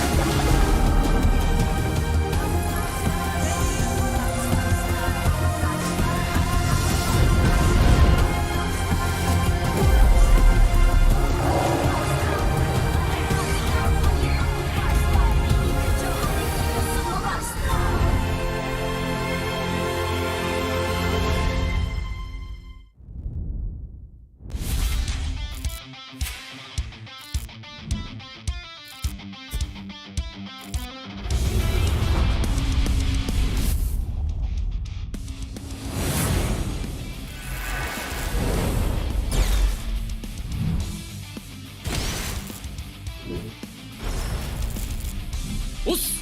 決まってこうぜ! 少し乱暴しようか。釘崎野原、喜べ男子、こう一点よ。邪魔だ。虎杖裕二です。好みのタイプはジェニファー・ローレンス。よろしくお願いします。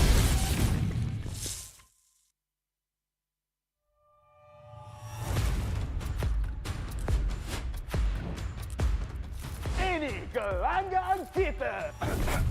Ini gaya kita.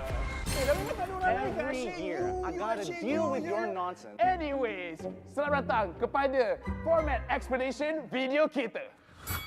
This season, a brand new game format has been introduced, and we are thrilled to be presenting it to you. The MPL MY has been waiting for this revolution. Format kali ini lebih dramatic, lebih hangat. So let's begin. 10 teams will be seeded into one group.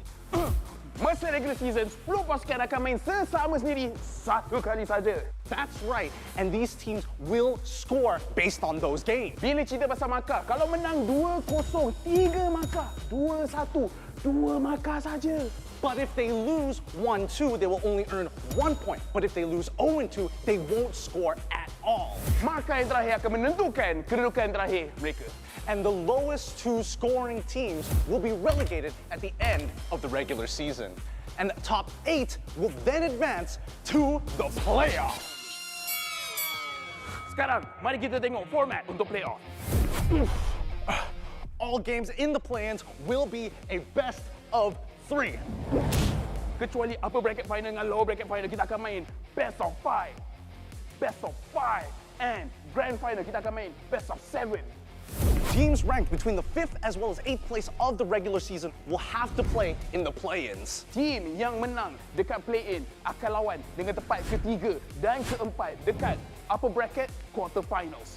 The winners of the upper bracket quarterfinals will have to face off against the first as well as second seed of the upper bracket semifinals. Team yang kalah dekat play-in dan juga upper bracket quarterfinals akan disingkirkan. Luckily, if your team is in the upper bracket semifinals and they lose, they will go down to the lower bracket semifinals having a second life. Kalau team menang dekat upper bracket semifinal, akan gerak kepada upper bracket finals. Finally, the upper bracket finals as well as lower bracket final winners will face each other off in the grand finals. Untuk lawan, untuk dapatkan trofi MPL Malaysia. Inilah video format explanation kita. Siapakah akan jadi juara kali ini? The stage is set. Let the games begin. Ini gaya kita.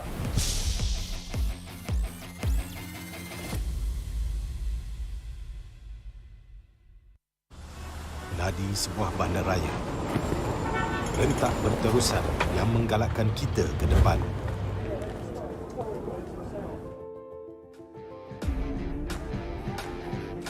Sesuatu yang mengapi-apikan hidup dan semangat kita. Setiap orang mempunyai gaya dan irama tersendiri. Tapi, apakah yang boleh menyatukan semua lapisan masyarakat?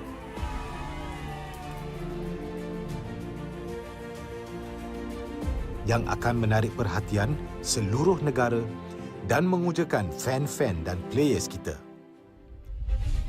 MPL Malaysia ditubuh pada tahun 2017 dengan impian yang besar untuk menghimpunkan player-player Mobile Legends terbaik di atas satu pentas kompetitif yang terbesar di Malaysia. Musim-musim lepas menemui pelbagai cabaran dan halangan, tapi MPL Malaysia tidak pernah berundur. Sentiasa berdedikasi dan bertambah baik untuk meningkatkan pengalaman e-sukan yang bertaraf tinggi. Kini, MPL Malaysia adalah satu liga yang penting dan paling dinanti-nantikan di tanah air kita. Dengan fanbase yang setia dan pemain profesional dari pelbagai latar belakang yang berusaha menuju ke puncak MLBB Esports. Persaingan dah semakin sengit, namun juara hanya satu. Inilah aksi kita, budaya kita yang unik. Inilah MPL kita yang dipenuhi dengan drama dan emosi. Marilah kita nyalakan pentas kita. Ini gaya kita.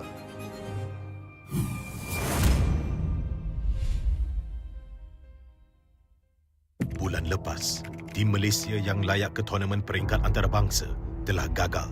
Tapi yang dah lalu, biarlah berlalu. Kita akan bangkit semula dengan semangat reformasi yang terus membara. Tahun ini, kita berbeza. Bermula dari 10 Mac hingga 16 April, jangan terlepas kejohanan yang akan berlangsung di Stadium Juara. Datang dan saksikan pemain terbaik bersaing dalam MPL Season ke-11. Ini gaya kita.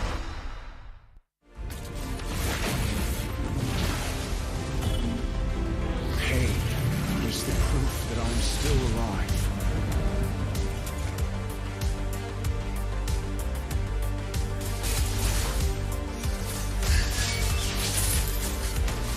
Mega kill!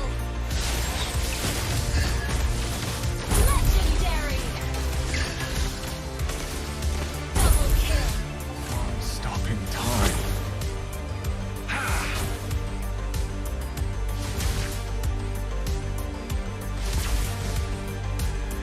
Feel what I feel.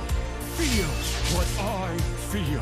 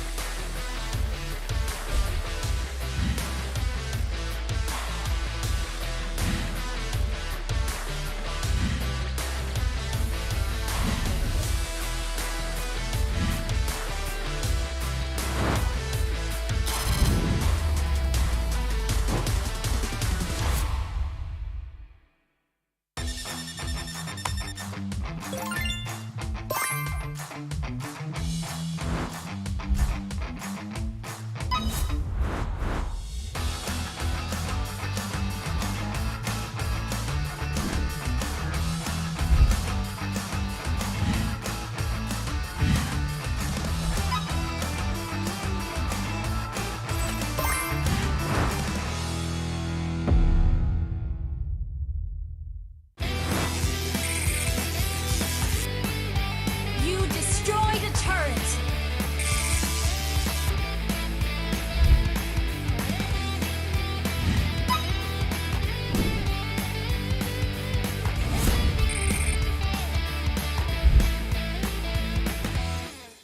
What's up, everyone? Welcome to the latest episode of Hero Spotlight, featuring Arlet, the Lone Lancer. Arlet is a highly mobile fighter that weaves through battle like a vengeful wraith. Hero skills. First skill, Dauntless Strike. Arlet slams down his spear, dealing physical damage. Closer targets will be stunned momentarily, while those further away will be stunned for the full duration. Second skill, Vengeance. Arlet charges at a target with his spear, dealing physical damage. If the target is marked by Demon Gaze, this skill is guaranteed to crit and reset its cooldown. It will also restore Arlet's HP. Ultimate Final Slash. Arlet performs a wide, sweeping attack, dealing physical damage to targets and displacing them to the end of the swing. Passive skill, Demon Gaze. Arlet's demonic eyes will periodically mark a nearby enemy hero. Demon Gaze will also mark enemy units near Arlet that are affected by control effects from any source. Pro tips. Dauntless Strike is best used from a short distance, positioned to catch enemies at the end of the AoE for the full stun effect. Vengeance is Arlet's primary source of damage and sustain. If an enemy is just out of reach, stun minions and use Vengeance to leapfrog and quickly cover the gap. When low on HP, Arlet can mark a group of minions with his stun and chain cast Vengeance to quickly recover. Final Slash is a powerful displacement ability that can push enemies out of position for picks or unleashed at the perfect moment to catch the entire team. Combo tips. During the laning phase, wait for your passive to mark the enemy hero. Then strike them with Vengeance, followed by Dauntless Strike to stun and reapply the mark. Use Vengeance again and weave in a basic attack before finishing with another Vengeance. When going into a team fight, look for opportunities to use Vengeance on marked enemies. Use Final Slash to mark and group up enemies and tear into them with skill resets. Use Dauntless Strike to stun low enemies and finish them off with Vengeance. Tactics. Arlet is a formidable hero in the early and mid-game. By repeatedly marking the enemy, he can use Vengeance multiple times in quick succession to wear down his opponent while healing himself. After gearing up in the late game, Arlet becomes an even deadlier force, with more defense on top of his mobility and the constant healing from Vengeance resets. Arlet can sustain himself through the fight to continue dishing out damage. For his role as a fighter, we recommend this equipment build to bolster his damage and self-sustain. Choose the fighter emblem to further enhance his survivability, and for battle spells, we recommend Petrify to synergize with his passive and Vengeance skill. Arlet, the Lone Lancer, coming February 14th. 30% off during launch week. Get his Wandering Spear skin for only 51 diamonds the first 2 weeks. And until next time, we'll be seeing you in the Land of Dawn. Arlet, Lone Lancer, official release 0214.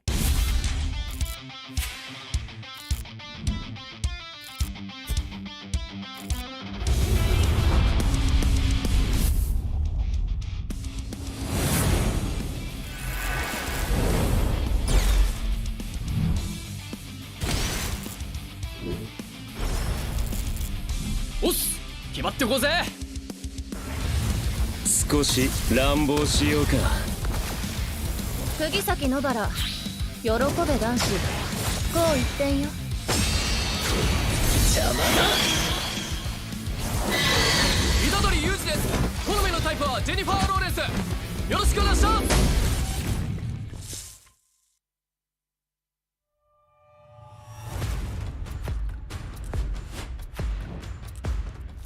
Ini kelanggaan kita.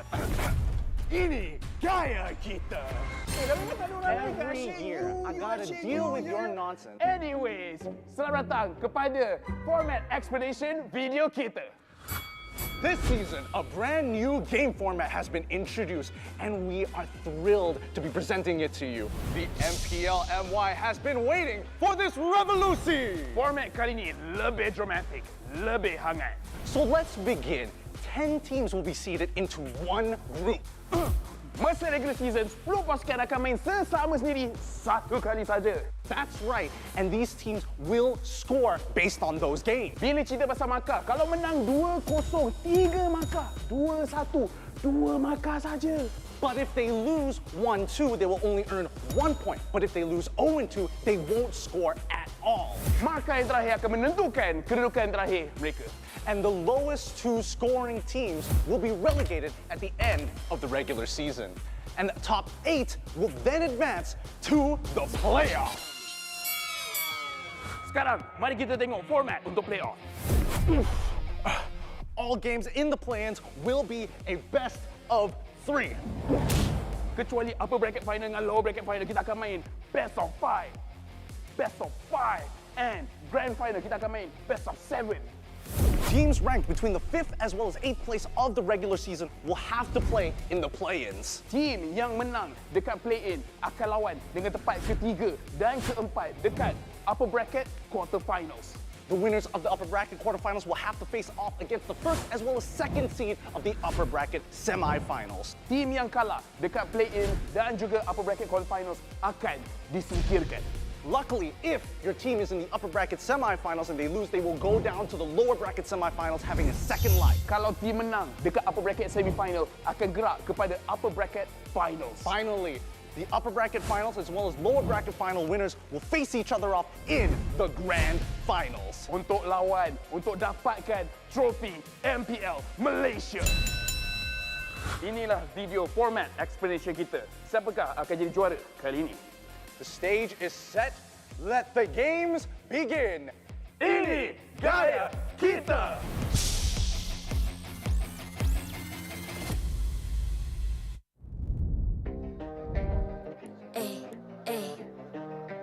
I'm a rock star. Yeah, rock star. Hey, hey, hey. I'm a rock star, baby. I'm a rock star. I'm a rock star. I'm a rock star. I'm a rock star. Panggil aku rock star. Ini kejohanan kita semua orang rock star. Kita rock star, kita buat saja gaya kita. Makin panas apinya sudah membara. Macam mana pun ku menempuh segala. Demi negara ku buat semua bangga. Step into my world, you know I'm always in my zone. You know I got my team, no I'm never alone. Bring out my best, buat yang terbaik. Jadi juara perlahan kita naik. Aku nak push, naik-naik jadi lebih bagus. Jadi hero, ku ada skill. Berapa banyak musuh aku dah kill. Ramai cuba mencabar, cause they envy me. Tiap game aku pasti jadi MVP. Easy. I'm a rock star, baby, I'm a rock star. I'm a rock star, I'm a rock star. I'm a rock star, panggil aku rock star. Ini kejohanan kita semua orang rock star. I'm a rock star, baby, I'm a rock star. I'm a rock star, I'm a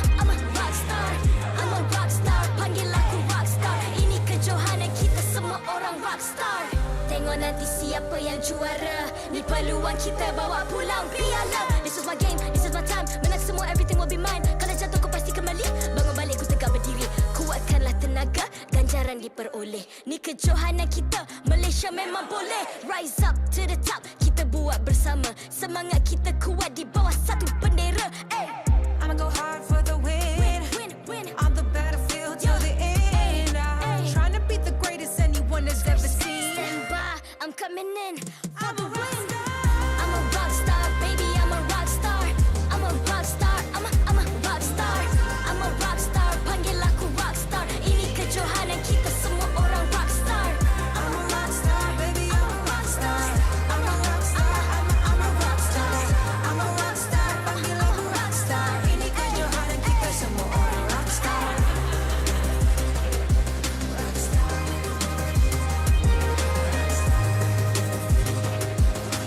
Ini kejohanan kita semua orang rock star. I'm a rock star, baby, I'm a rock star. I'm a rock star, I'm a rock star. I'm a rock star, panggil aku rock star. Ini kejohanan kita semua orang rock star.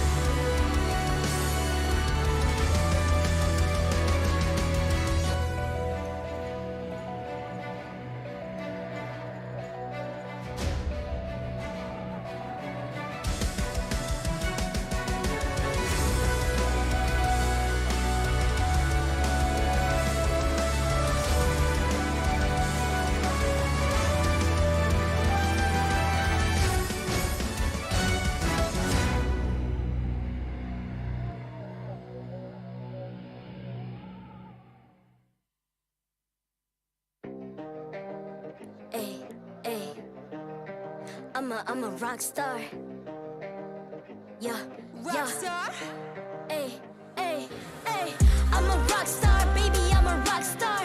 I'm a rock star, I'm a rock star. I'm a rock star, panggil aku rock star. Ini kejohanan kita semua orang rock star. Kita rockstar, kita buat saja gaya kita.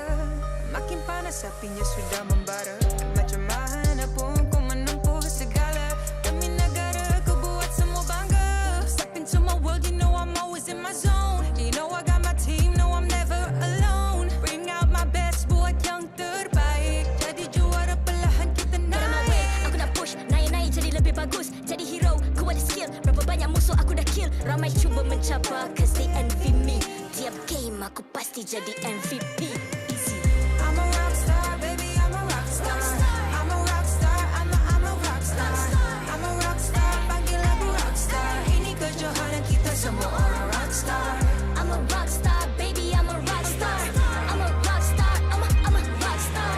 I'm a rockstar, panggil aku rockstar. Ini kejohanan kita semua orang rockstar.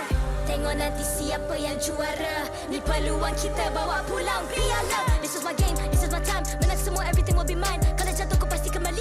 Bangun balik ku tegak berdiri. Kuatkanlah tenaga, ganjaran diperoleh. Ni kejohanan kita, Malaysia memang boleh. Rise up to the top, kita buat bersama. Semangat kita kuat di bawah satu bendera. I'ma go hard for the win. On the battlefield till the end. I'm trying to beat the greatest anyone has ever seen. Stand by, I'm coming in for the win. I'm a rock star, baby, I'm a rock star. I'm a rock star, I'm a rock star. I'm a rock star, panggil aku rock star. Ini kejohanan kita semua orang rock star. I'm a rock star.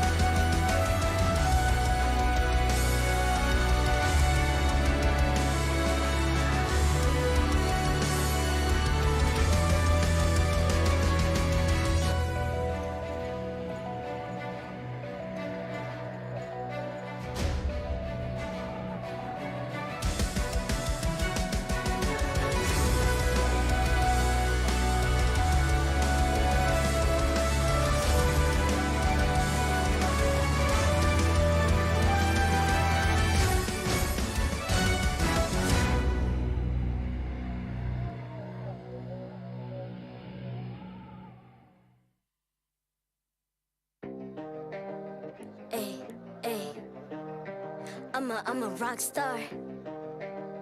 Yeah, rock star. Ay, ay, ay. I'm a rock star, baby. I'm a rock star. I'm a rock star. I'm a rock star. I'm a rock star. Panggil aku rock star. Ini kejohanan kita semua orang rock star. Kita rockstar, kita buat saja gaya kita. Makin panas apinya sudah membara. Macam mana pun kau menempuh segala. Demi negara kau buat semua bangga. Step into my world, you know I'm always in my zone. You know I got my team, no I'm never alone. Bring out my best, buat yang terbaik. Jadi juara perlahan kita naik. Aku nak push, naik-naik jadi lebih bagus. Jadi hero, ku ada skill. Berapa banyak musuh aku dah kill. Ramai cuba mencapai, cause they envy me. Tiap game aku pasti jadi MVP. Easy. I'm a rockstar, baby, I'm a rockstar. I'm a rockstar, I'm a rockstar. I'm a rockstar, panggil aku rockstar. Ini kejohanan kita semua orang rockstar. I'm a rockstar, baby, I'm a rockstar. I'm a rockstar, I'm a rockstar. I'm a rockstar, panggil aku rockstar. Ini kejohanan kita semua orang rockstar. Tengok nanti siapa yang juara. Ni peluang kita bawa pulang piala. This is my game, this is my time. Menang semua, everything will be mine. Kalau jatuh kau pasti kembali. Bangun balik ku tegak berdiri. Kuatkanlah tenaga, ganjaran diperoleh. Ni kejohanan kita, Malaysia memang boleh. Rise up to the top, kita buat bersama. Semangat kita kuat di bawah satu bendera. Ay. I'ma go hard for the win. Win. On the battlefield till the end. I'm trying to beat the greatest anyone has ever seen. Stand by, I'm coming in for the win. I'm a rock star, baby, I'm a rock star. I'm a rock star, I'm a rock star. I'm a rock star, panggil aku rock star. Ini kejohanan kita semua orang rock star. I'm a rock star, baby, I'm a rock star. I'm a rock star, I'm a rock star. I'm a rock star, panggil aku rock star. Ini kejohanan kita.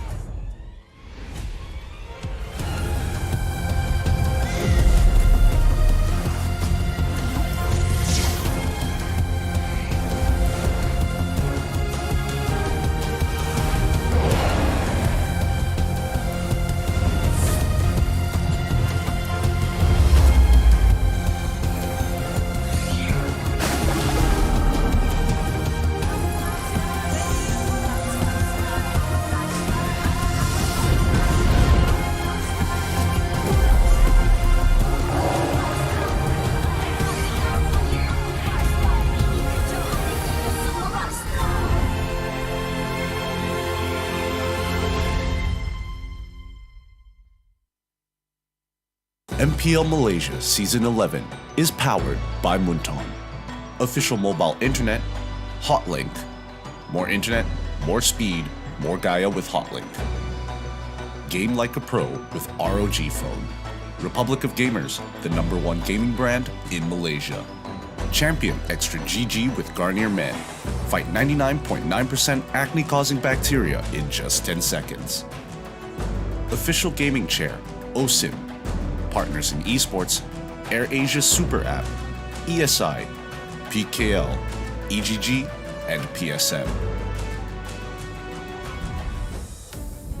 Welcome back to MPL Malaysia Season 11. This is the second week here, day number 1. We had an early exciting game just now, and it seems like we are going to be continuing with our following match here. My name is ICBB12. Join me is Gideon Q as we take you through the commentaries for today, and you guys currently watching the English broadcast. We hope you guys are going to be enjoying this game here because this upcoming match is going to be very exciting here. It is going to be between Todak going up against Red Esports. Now, so far, between the two teams, over many different seasons, Red Esports versus Todak has been quite an interesting matchup, with Todak consistently bringing out weirder and weirder drafts every time they want to disrespect Red Esports. And so far, based on my stats, I would say arguably even 3 games Red Esports has won since Season 6 up till Season 11. Yeah, that is going to be the head-to-head matchup here, but as of yet, we're talking about Season 11 standing so far. Both teams currently has played 1 match so far, and currently this is going to be their second match. They need to do something in order to improve their positions in the current standings.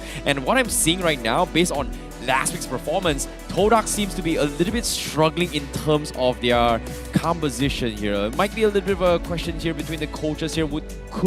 Is it the coach's issue or is it the team player's issue?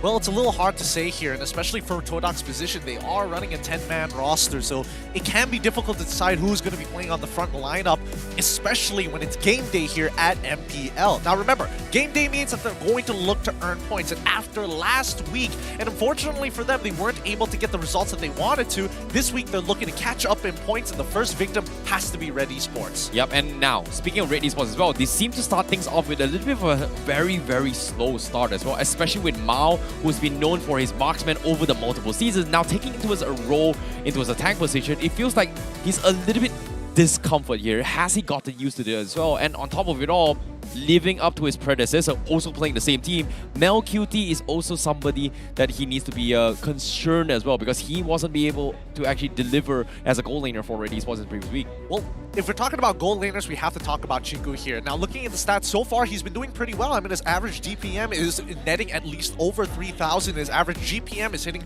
amongst some of the averages very normal amongst other goal laners as well. Average kill participation at 72%. This is to be expected for at least Todak's lineup. They like to play as 5. They like to play as a team as much as they can. Split pushing, not splish pushing. It's the gobble, didn't you? Yeah, how do you say that again? Yeah. Globules. Globules, yes. Hard words. But yes, at the end of the day, gold lane is a very big part of the current meta as of right now. Split pushing strategies just not go in there in the meta, and even when I try to pronunciate it, that's how difficult it is to do it these days. Yep, and as of now, when it comes to gold laner stats here, Chiku guys has been, you know, one of the core players coming from Todak for multiple years, right? He's played multiple roles here. He played jungle, he played gold lane, he played tank. He's the all package. He's even the coach / drafter / analyst at one point for Todak. So he's one of the biggest, I would say, deciding matches when it comes to the drafts here as well. And hopefully with the discussion and new team, it is going to be a little bit better here. But now, let's talk about their opponents here. The gold laners here. Oh wait, hold on a minute. This is not the gold laner for Red Esports, but this is Mao's stats from the previous MPL seasons here. This is MPL MY Season 9. He has a 3.4 KDA with an average GPM of 666 and also an average kill participation of 65%.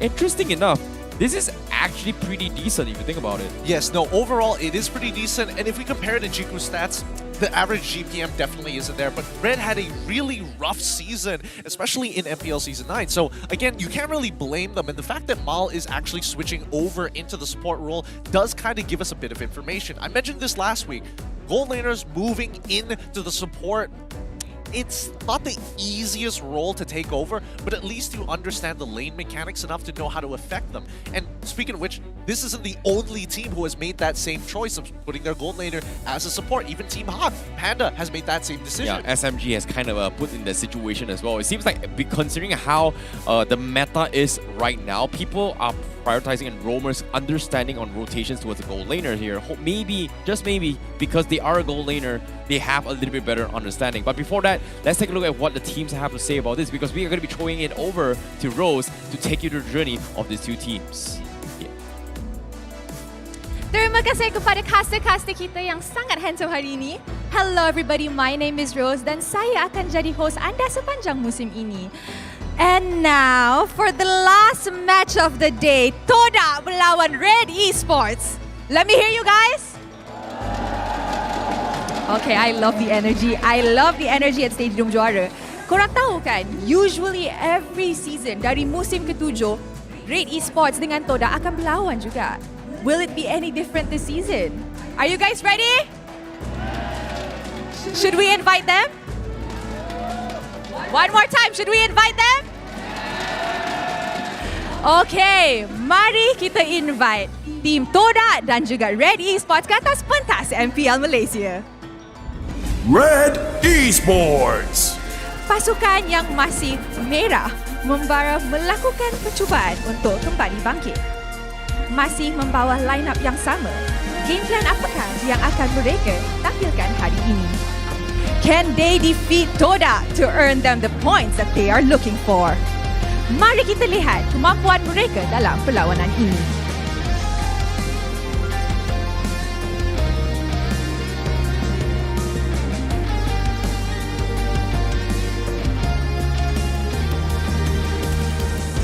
Todak. Kelihatan sedikit berbeza kali ini. Nampaknya Todak tampil dengan usual line-up mereka. Selain Rival dan Chiku guys, For Maze, Yums dan Moon juga turun ke medan pertempuran. Can they create a better momentum and wield full points for this match? Mari kita sama-sama saksikan.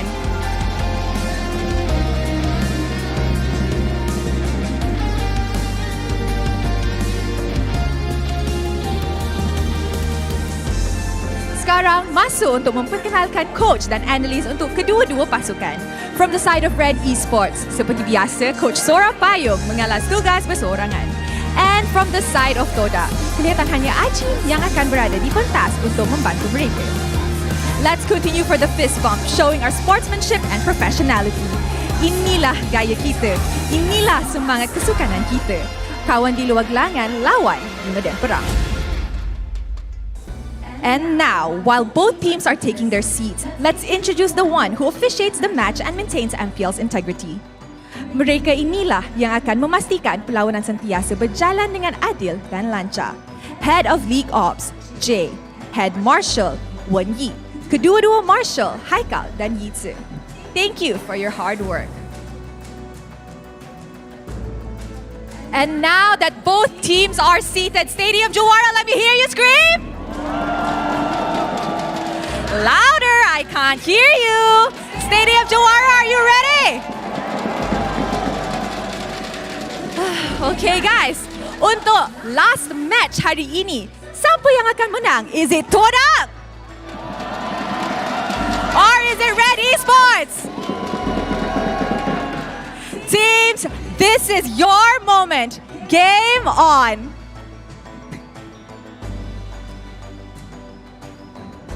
Thanks so much, Rose. Once again, the stage has been set. Todak up against Red Esports. It's not going to be easy with supporters from both sides, whether it be a previous ex-pro player or whether it be the true fandom of Todak. It's not going to be an easy game today. Well, this is going to be an important one from both sides. But interesting enough, from the side of Todak, it is going to be an all-Malaysian, all-star team here coming from Todak. Seems like they are going to be sticking to their roots.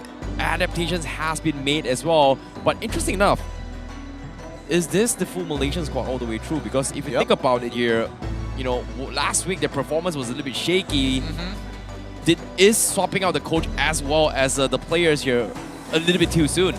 Well, to be fair, the most that I know about the situation is that the Filipino counterparts unfortunately had to fly back. But in the meantime, let us introduce you to Red Esports. Mel QT, Beng, Mal, Amal, as well as Ren QT having a very rough start in week number 1. They look to regain their points and at least get some momentum here in week number 2. Now, the question here is, Mao playing on the roaming position here has been one of the biggest question marks since day number 1, right? Now coming into his day, the second week here, the second game, has there been adaptations to actually adapt here? Mel QT has been struggling as well, and the gold lane department with only a 0.5 KDA, but however, it's only one game they've played so far. The stats is going to be changing over the time as we get a little bit more refined in terms of overall stats, but based on what we've seen from Red Esports, they do have the capabilities here, but at the same time, I'm curious here, will they be able to overcome Todak based on their track record after so many seasons? It could be tough, and we should expect that Todak actually wants to play a little crazy when it comes down to their draft with their traditional Langar style. But here we go. It's Chiku guys in the gold lane,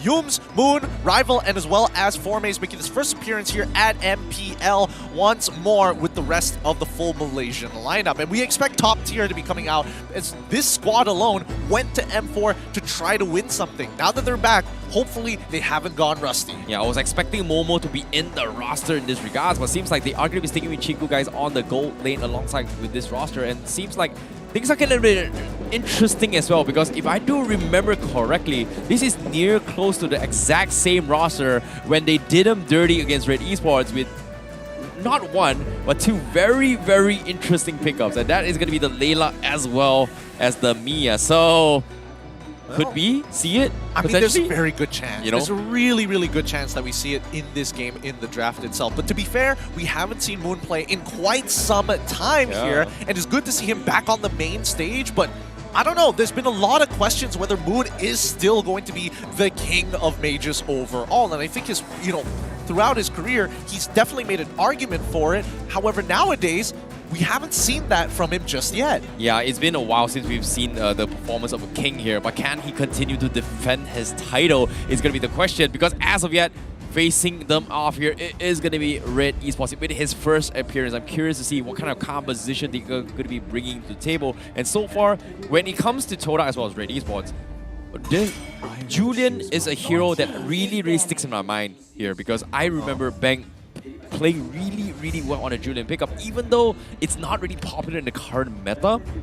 I would like to see a Julian pickup coming from either of these teams, especially this series. I would agree with you. I like Julian a lot, but I do think Julian has its own downfalls. It's an extremely flexible hero, but so dependent on those spells and chaining them together as much as you can. You just lose a lot of pressure in the mid lane compared to most meta mages as of right now. And even though people will make an argument, his enhanced sights are way too powerful, they hurt so much, I totally agree with you guys. But in a professional setting where you have a lot of teams, making sure that if you want to shut down one guy, you absolutely can. Just with 2 members, if not 3, it makes it very hard for someone like Julian to really escape with these types of plays. Yep, it makes sense as well, because as of now, based on the draft here, Fanny, Melissa being banned off alongside with the Arlot. So we are going to be expecting potentially Yu Jong as a priority to a certain degree, but knowing Formaze, he's been known for his Benedetta, and after seeing Smooth doing him dirty last week, well, I don't know. Is he going to go for it? Well, to be fair, I mean, Formaze wasn't done okay, it was last Momo, week. Yeah. It was Momo. Sorry, it was Momo. But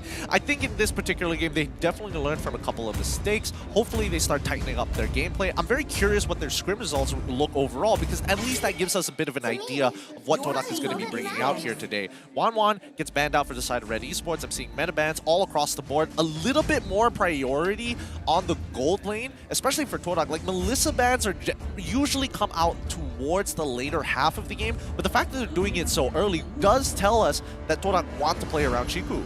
Yeah, when it comes to Chiku's composition here, Claude has been really, really popular here, especially in today's games and over the weeks, right? So Chiku, guys, was known as one of the best Claude players back in the days during his M1 days. So I wouldn't be surprised to see him pick it up again.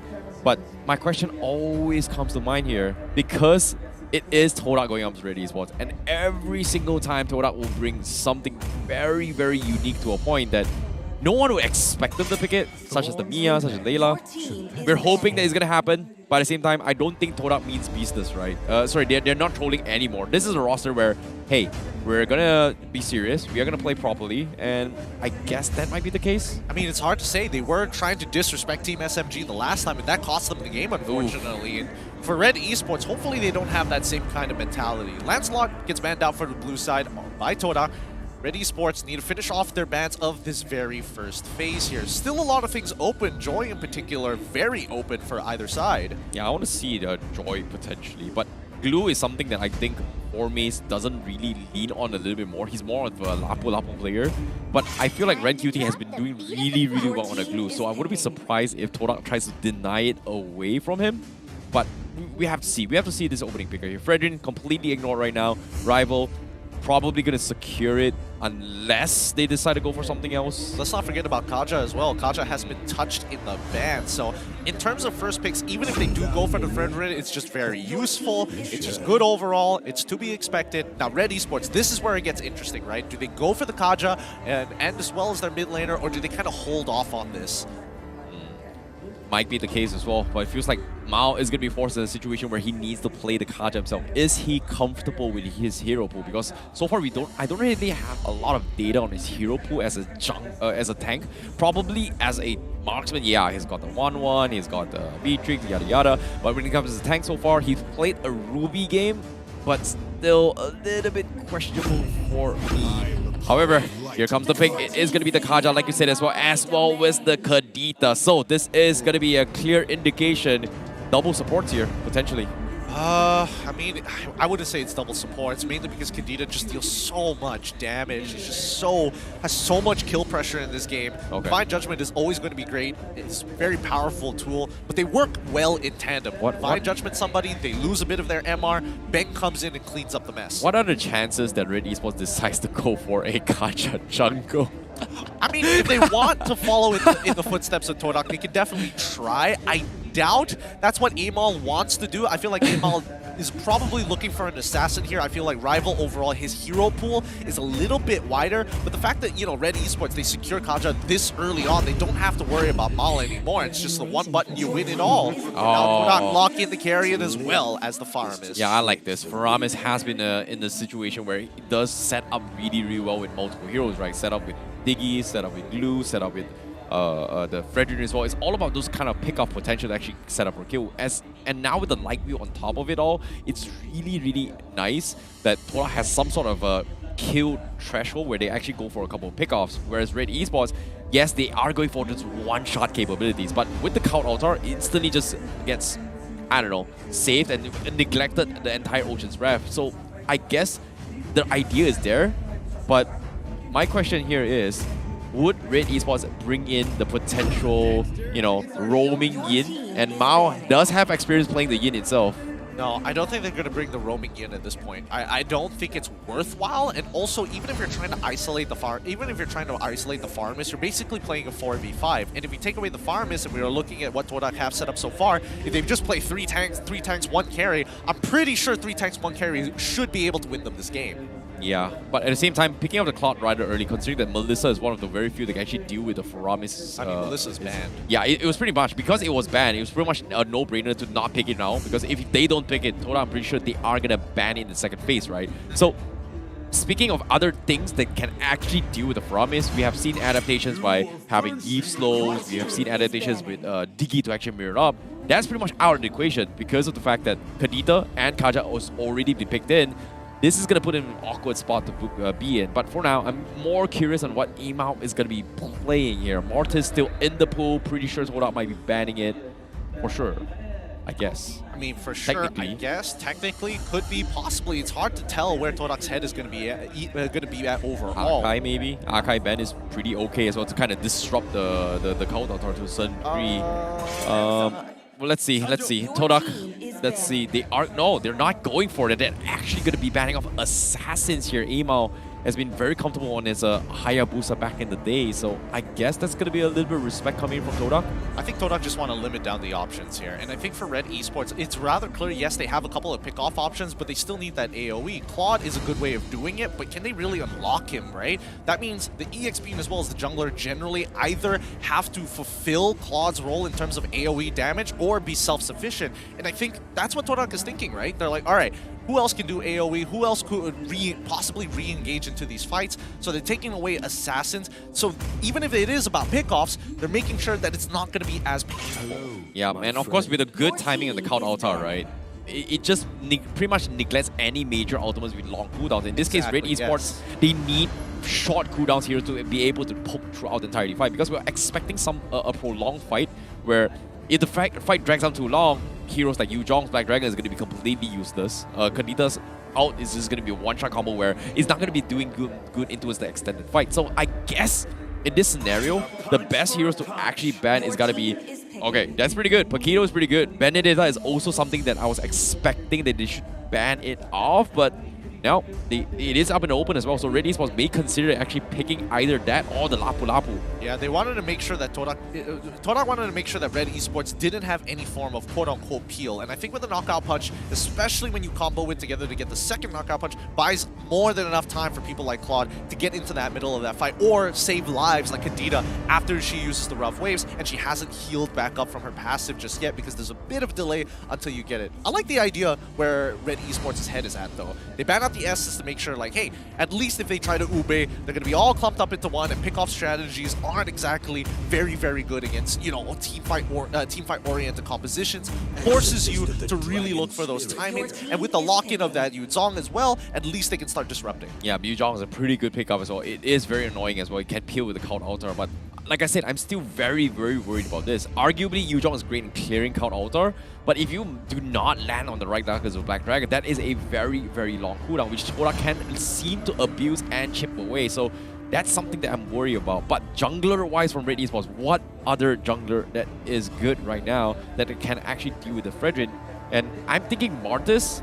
They got a lot of picks. Honestly, yeah. Red Esports have many options. If they want to go Assassin, they have Link. If they want to go tanks, they can go Akai. So it's really up to them. I'm curious about Todak right now because their composition is about team fighting, right? So I'm feeling like, oh, hey, maybe put Farmis 4, give it to Yums, and then Moonlocks in Xavier. Something that actually scales. Something with a decent amount of damage on its side. Do we see it? Oh. No. It's going to be Farmis in that mid lane, and it's going to be Hilda as the support. Lapu Lapu as EXP. Okay, this is going to be a little bit... I like the idea where they have some sort of a catch potential damage, right? But my biggest problem here from Todak's side is that where is the magic damage coming from? Because like it or not, for Ramis, it does a lot of damage when everyone is grouped up together based on the first skill. But as a single target burst, it doesn't necessarily deal the most amount of damage compared to like Kadita, compared to Lunox, compared to Vivian of Farsa, Valentina as well. So I'm genuinely concerned.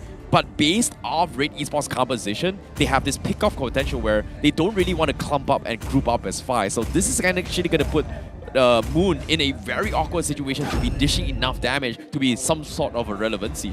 Yeah, okay, there we go. There's the Martis that we were looking for here. That was definitely going to be expected in this particular lineup, but overall, I think I agree with the hero matchup predictions here where I would lean more towards Todak's favor overall, because if we're talking about pressure, I'm pretty sure Todak is able to maintain mid-pressure decently well, especially with Hilda able to pull attention to herself.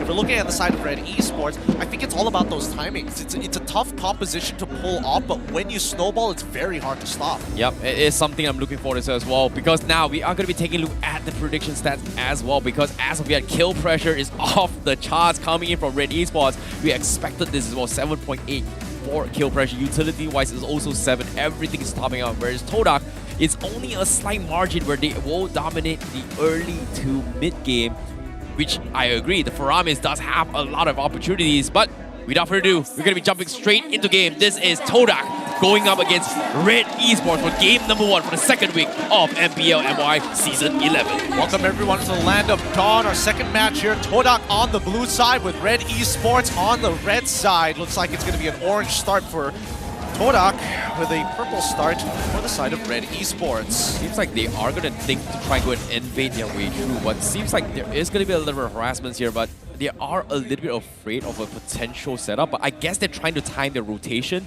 so that they can be around the top side of the turtle. And if they make an attempt up top side, then they can immediately transition from the turtle. So I guess that's the idea that Todak is trying to go for the dream here, considering that the Hilda is already annoying the Red Esports right now. Yeah, Yums has plenty of damage here, and he's getting a good number of chunks on Mal as well as Amal, but not really slowing any of them down. Rival, on the other hand, he's going to be quickly power farming and instantly going to be taking this Lethal Wanderer as he makes his way over towards the Beetle. Oh, this might be a bit difficult for him. It's a 2v1 so far. King Ashura, he's able to secure it and walk away, so that's already a win for Red Esports. Yeah, there's a lot of pressure coming from Todak, but at the same time, they are trying to scale for Moon for this fight as quickly as they can, right? But at the same time, even with the Count Ultra, I don't think Todak has this opportunity to actually contest for the turtle at all if they don't make some sort of harassments here. And so far, the harassments are coming in. Do they get the kill? They might actually get it. Bang actually having to use the Petrify to survive the interaction so far. Walks away with 10% HP. And now this is where I'm getting very concerned, right? Because I'm expecting Mal and as well as Bang to both have the support boots locked in, and that's why Bang is currently level 3 compared to Moon. But yeah, tough to say. Yeah, this is going to be difficult as well. Turtle's going to be upside as well. We see that they are going to be contesting to be true, but with Bang kind of out of the equation and not having that early level 4, this is going to help Todak actually potentially snipe this turtle away. And you can see the harassments are coming in as well. Amal can't actually do much. So this is going to be Todak just having a little bit better in terms of map control and also awareness of when they hit those timings. Okay, so I double-checked the items. Bang does not actually have any roam boots whatsoever. It's only on the Kaja, yet he is a little bit behind on EXP, which begs the question, what exactly is going on in the mid lane? Well, probably because Moon is able to get those auto attacks, but you can see harassments once again from Yus to try to delay Emount even more. Red Esports forced to actually contest this fight, and Yus might be in a little bit of trouble. They might actually get a kill here. They've got all the ultimates, and they're going to commit right onto it. Rough Waves into the Decimate. Amal secures the kill, no issues whatsoever. Yeah, this is where Red Esports is going to kind of a little bit more, but no, the orange buff gets stolen away. Oh my goodness, Todak just cross-map plays all the way through. So it looks like in this particular situation, Red Esports, yes, they net themselves a kill, but because of that kill, they ended up slowing their rotation down onto the orange buff, allowing Rival to get this level lead. And now he has to put up that pressure. Yes, forcing Emal off of the Lethal Wanderer too. Yeah, and now speaking of the fight right now, I think Todak is just one step ahead, right? Because of how annoying Yums is and distracted Red Esports. And Red Esports, for them to bounce back, they need to find a way to actually find farm for Amal or even take up some sort of aggression. And currently, every single time to try to regroup, Todak is always there to intercept in between the rotation. And because of this, it's so hard for Red Esports to actually force a fight unless they overextend from Todak, which I think this might be the case. Nope, it's not happening. No, it really isn't. Like, Todak is just punishing the jungle right now, making sure that Emal feels uncomfortable and just stealing away his farm. Even bottom side, we're seeing Bang trying to make things happen, but Todak has such good reads on them, making sure that Yums, instead of harassing the jungle, let's clear out that bottom side. Great game sense for Jiku so far, as Bang now getting under attack. Does he have to use his ultimate? Can he commit to this? No, just Breath of the Ocean so far. Now Frederick comes in, gets the initial taunt. Miles in a lot of trouble here, but with nobody to support him, he tries to pull back out, Petrify into Yums. He manages to hold on, but the Decimate with true damage secures the kill. Mal and Bang get to walk away, and Amal still securing his own jungle farm. Ren QT looking to turn this into a 3v3. Call Altar is committed, instantly chunked out as Ren QT is still alive and forcing the rest of the Todak members to back off to the turtle. Oh, nicely done coming from Red Esports to actually defend against this, because major ultimates being baited out means that no counter disengagement is the perfect time to actually go in for the dive. Meanwhile, well, let's see who gets a turtle here. The bottom tier 1 is already destroyed. It should be a guaranteed secure retribution already committed. And now Amal keeps getting pulled back into the fight, but the Decimate is keeping him alive.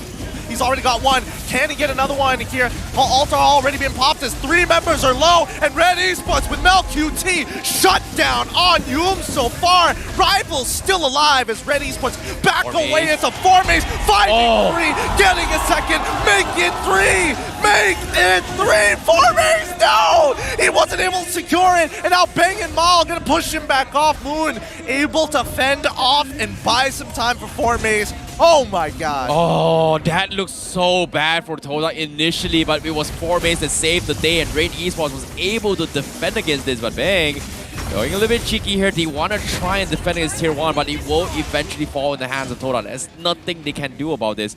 Meanwhile, what I really like about this fight is that Red Esports, they understand who they need to pay things out, and Moon is going to be the biggest priority for Todak to focus on. And look at this, Moon, he opted to go for the Purify because of the Petrify, but imagine if Moon had the Flicker instead.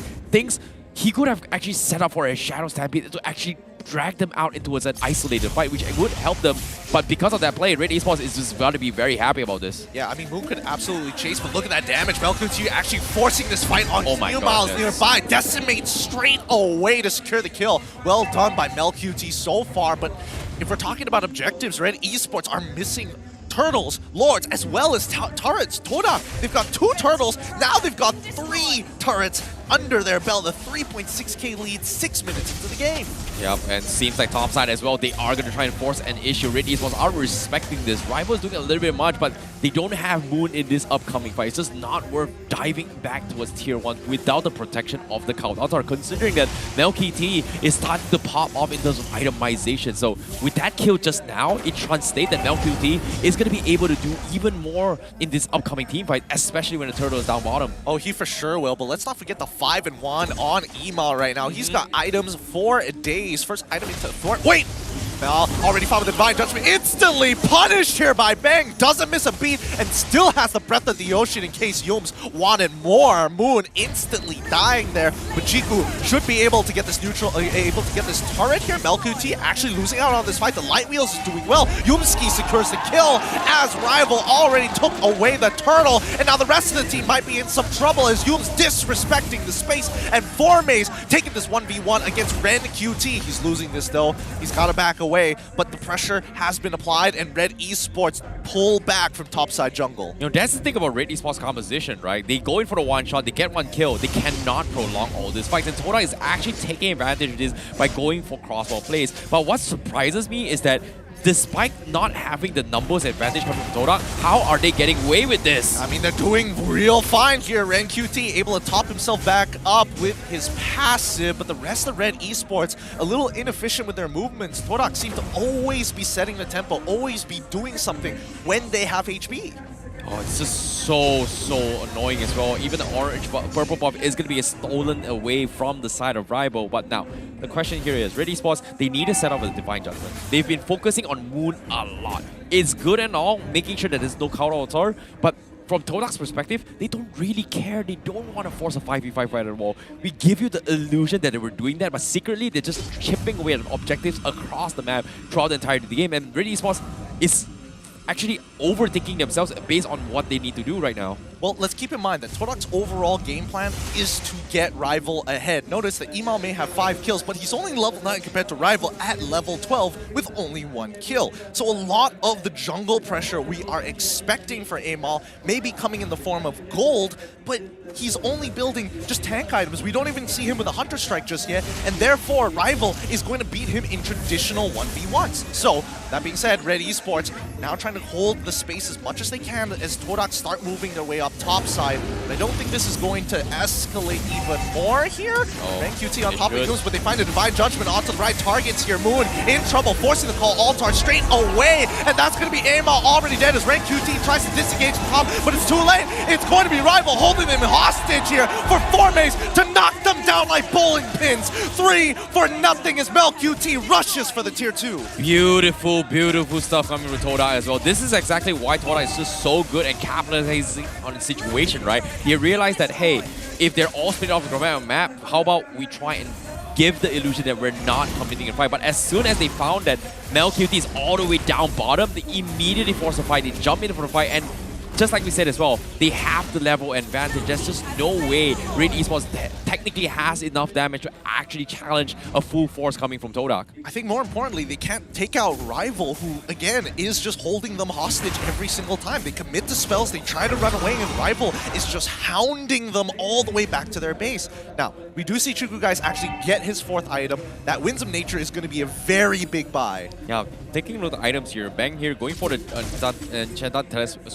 the Clock of Destiny as well as the Genius one, it feels like this is not enough to actually chip through Rival, who's currently so far ahead with the Curse Helmet, Sky Gun himself, as well as the Blade Armor. So this is technically not enough for him to actually reach away, but the fight is about to break down. Red Esports, they have to back out. Yep, they find 2 already. The knockup coming in from Ren QT. Can they punish this Rival? He's taking a good amount of damage. Mel QT actually tickles him a little bit. That's good to know. But with Lord knocking on their doorstep, Red Esports forced back into the high ground underneath their inhibitor turrets. Let's see how Todak actually cracks this open as they have bottom side already collapsing. Top side's going for it. Mal concealed, doesn't get anything, including his flicker already expanded. Todak are more than happy to say, hey, take away the targets, take away our minions. We don't care anymore. We got what we wanted. But here comes the second wave. They might be able to actually commit onto a fight here, but no, seems a little too dangerous for Todak. They back off. Yeah, it's just not worth it right now. Don't need to actually overthrow this. They've got the level advantage because as of yet, if Red Esports finds an opportunity to get a couple kills here and then and some space, they will immediately equalize the score. And most importantly here, the biggest kill threat coming from Red Esports is gotta be Mel QT. They need his Blazing Duet in order to be somewhat relevant to fight off against Todak, because Todak on the side here, eventually, over time, they will lose a lot of damage output if Red Esports item-wise accordingly, ignoring Moon as the main damage dealer. I think Todak recognizes that, and I think they also recognize that Mal specifically used this flicker in that interaction. They know he has the ult, but without that flicker, he becomes less dangerous. So they have 40 more seconds to either initiate a fight. I was expecting a little bit lesser here. Moon actually topping charts in terms of damage output, surprising as well. But at the same time, considering that everyone from Red Esports has been clumping here, his first kill will be stacking accordingly. So I like this chart to actually prove me wrong that Promise is not doing enough. But at the same time, Todak once again, Crossman plays, playing a little bit safe as well. They're having Yumes potentially getting information on the top side, which is interesting because it gives the illusion that Red Esports might be afraid that maybe Yumes is here, the rest of the teams are going to be there, but secretly they're not. I think for the most part of it, Todak, they're expecting Red Esports to walk out of their base at some point in time, and they're not taking aggressive positions. They know that Red Esports can just go back, refresh themselves, restart, and then look to start pressuring the Lord again. Look at them. Very passive angles from the side of Todak. They're looking to re-engage more than they are trying to dig deep and start the trenches by Lord side. Is this the Todak that we know? Because this seems a little bit too disciplined to my taste, but at the same time, they're trying to jeopardize the Lord. Wow! Formase is threatening top side, so we are going to be angling at a split push fight coming from both the sides. And Red Esports, they have to realize this because as of now, they're sending Mel QT to defend on top.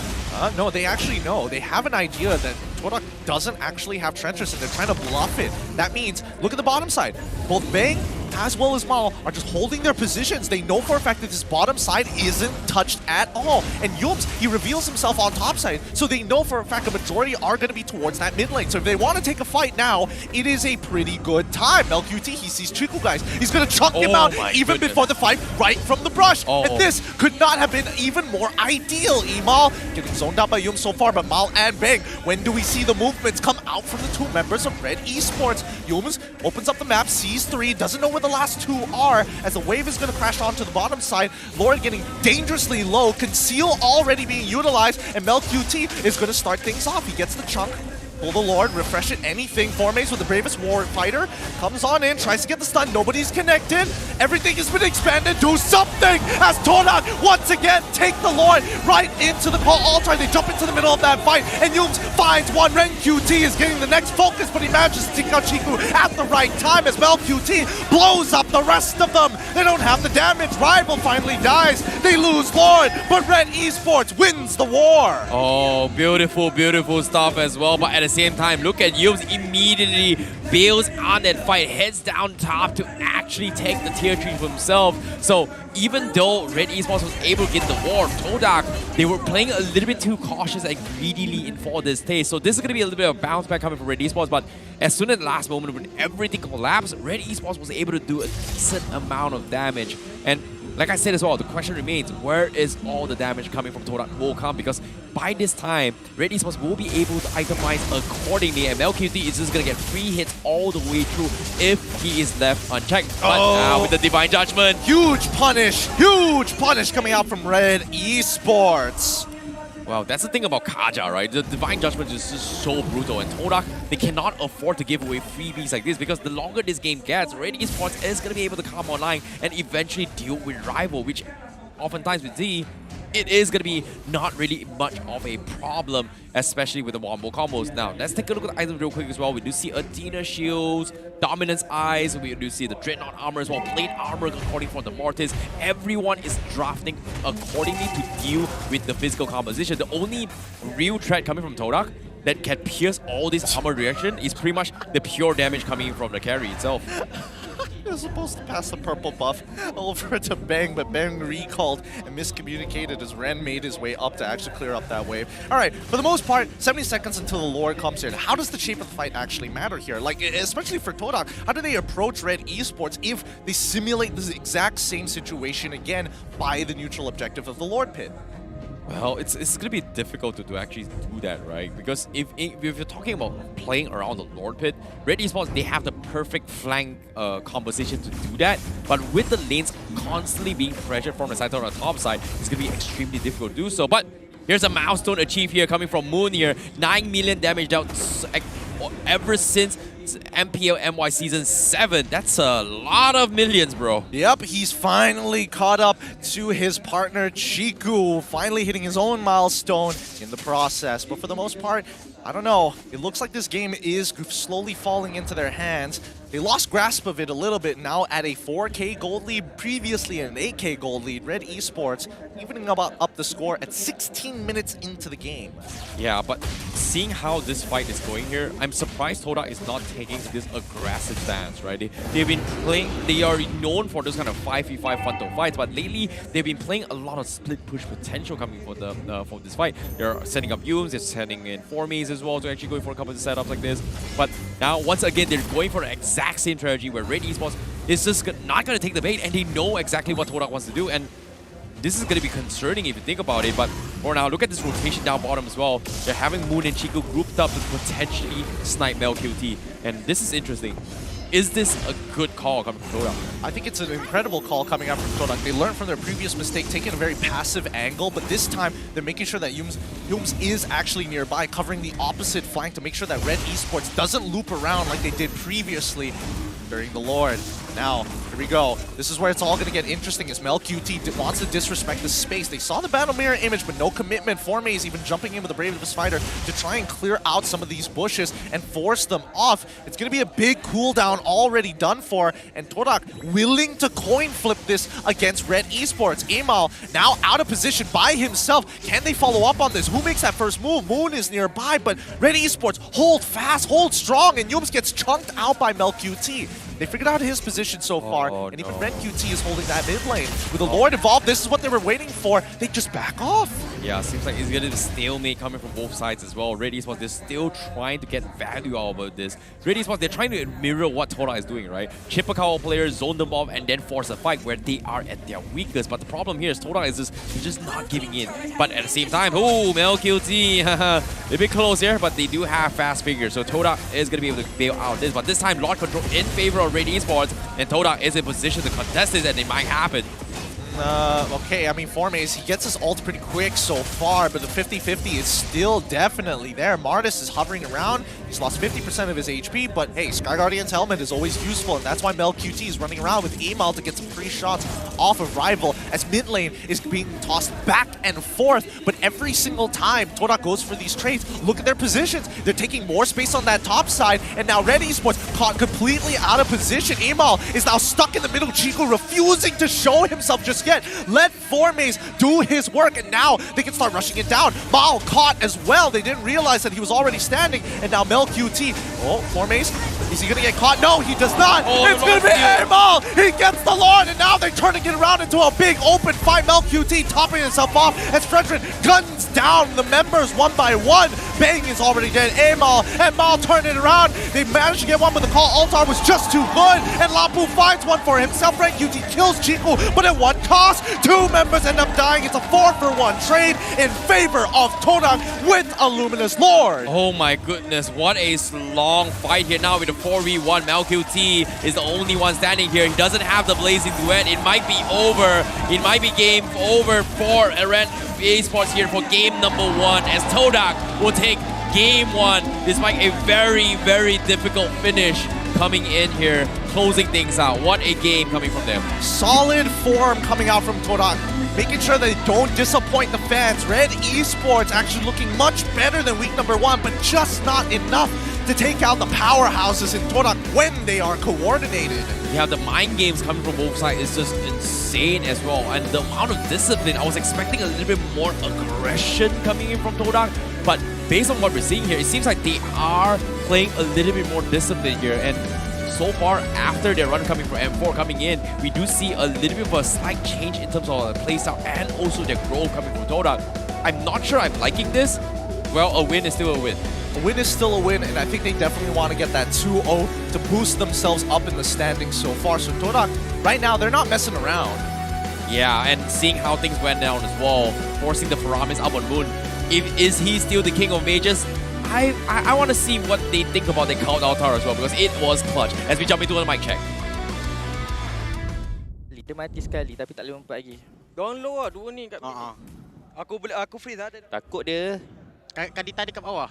Dia tarik aku Battery tau. Aku biar. Bawah lu. Aku kati. Aku ada. Mati. Lo. Aku hidup.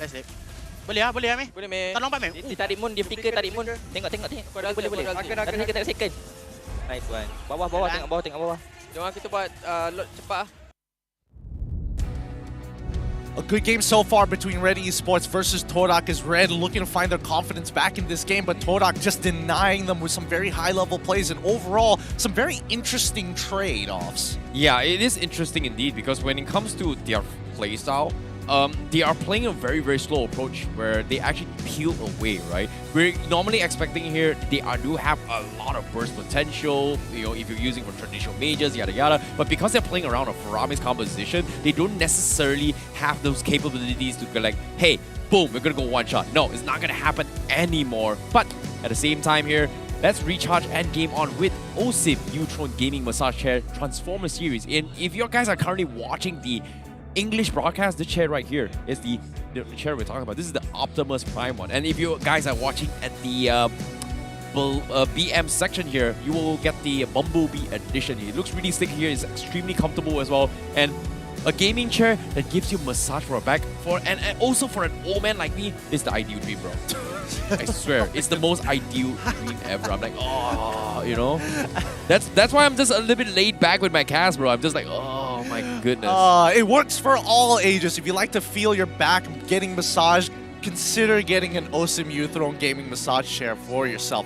Now, let's have a look at the item build so far, because, you know, nothing too crazy, nothing too out of the ordinary here, but we have to talk about the overall scaling, because, again, Faramis was pumping up a decent amount of damage overall, but at the end of the day, it's going to be Chiku being, you know, the forerunner when it comes down to chunking people out. Yeah, Chiku has been in a very awkward situation where multiple times he couldn't actually do his job because of the fact that Mao is always making sure that he finds or waits for Chiku in multiple times. Even though Red Esports was lost, the kill potential coming from both sides has always been about the waiting game. And I was expecting more fights throughout the entirety of the game, but didn't exactly happen as well. But now, I want to take a look at towards Ren QT's items here. The Queen's Wing, again, seems like there has been a lot of adaptations for all the XP laners to prioritize on Queen Wings again. What are your thoughts on this?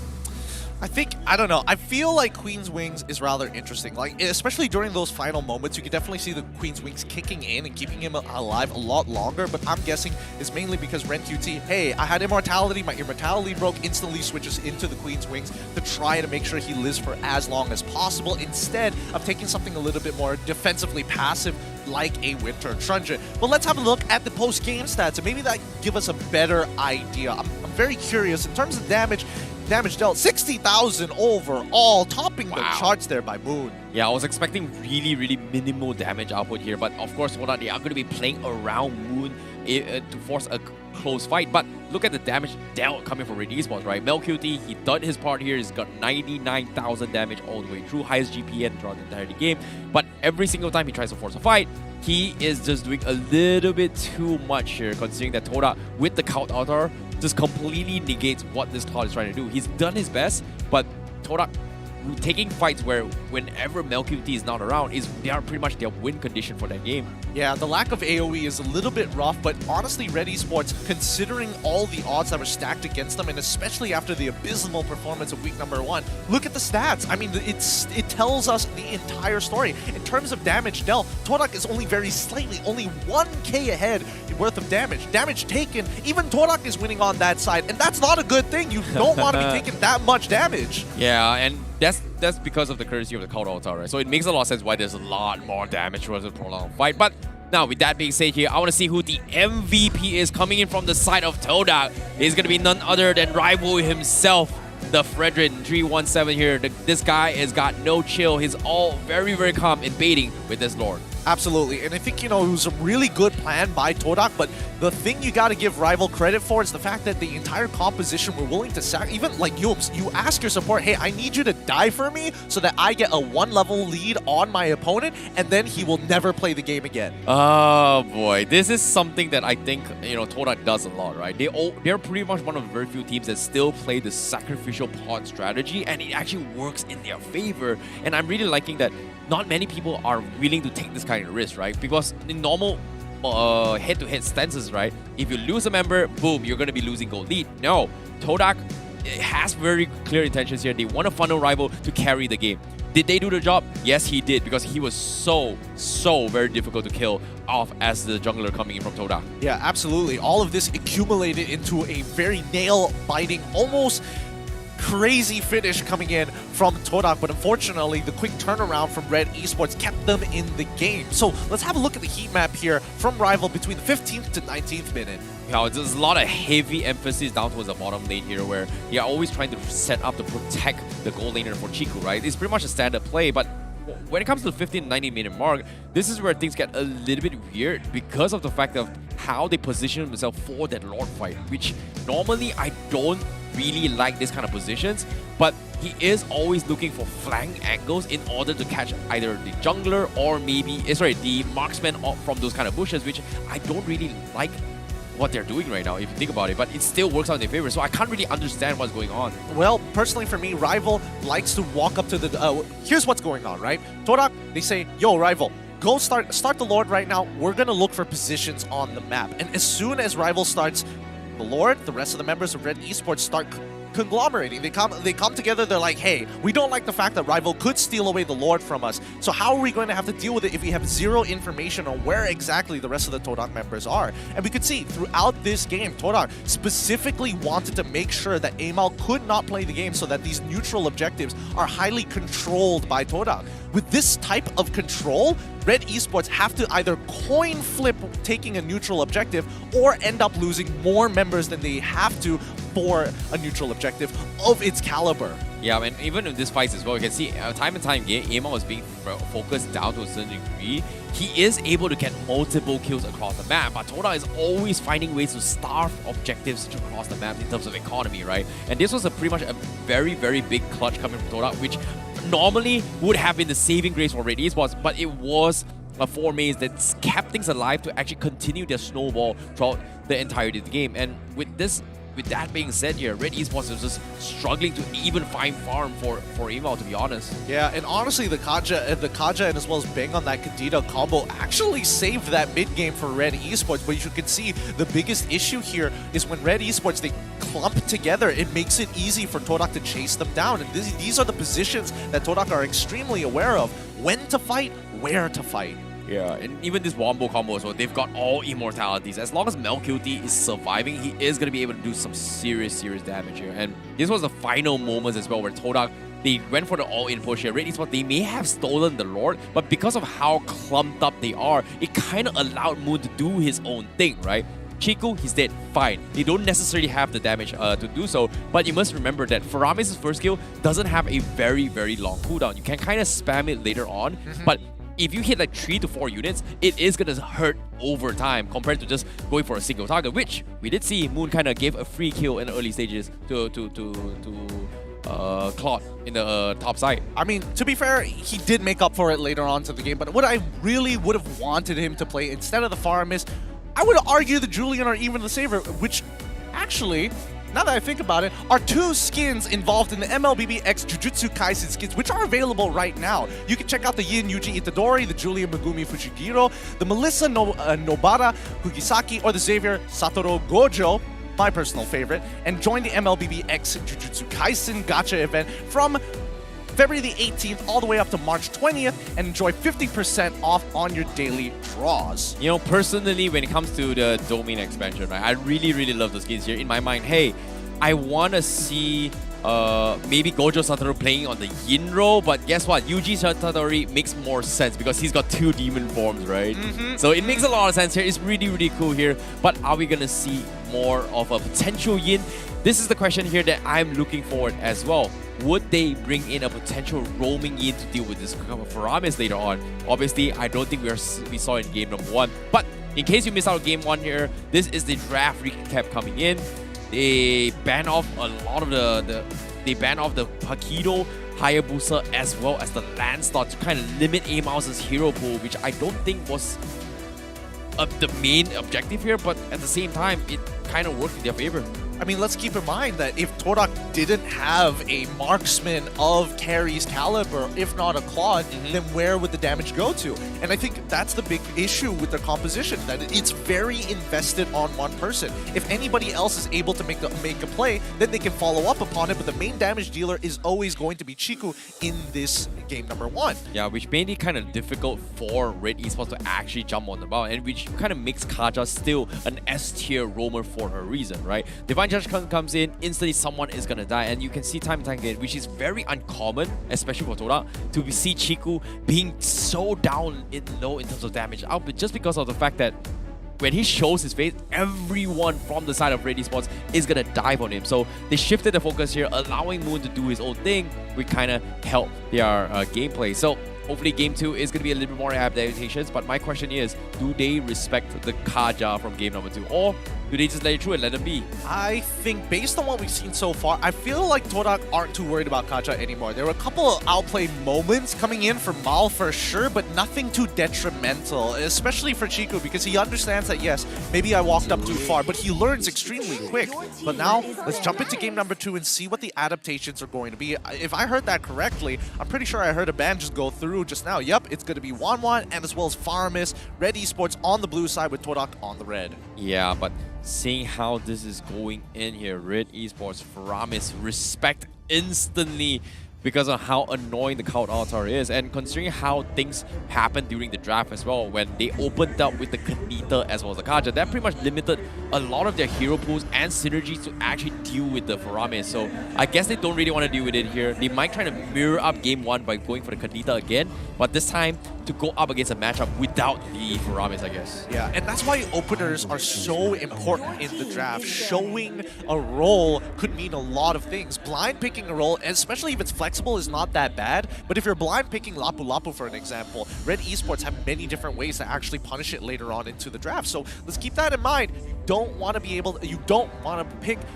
both your mage as well as your support in the first rotation. Yeah, this is going to be a little bit interesting as well, considering how the games are going to be going here, especially for game number 1, where they don't really have a lot of mage powers here. Red Esports, they can actually shift to just like, you know what, I don't think Moon is going to be playing a mage composition again, but at the same time, I think the biggest problem here is still going to be the Fredrin. Do they respect it? Because so far, Fredrin has had a phenomenal run as a jungler here. Extremely tanky, you know, there's so much kill potential as well. There's just so many turn-around effects as well when it comes to setups and baiting here. And this is something that Todak loves to do over the years, right?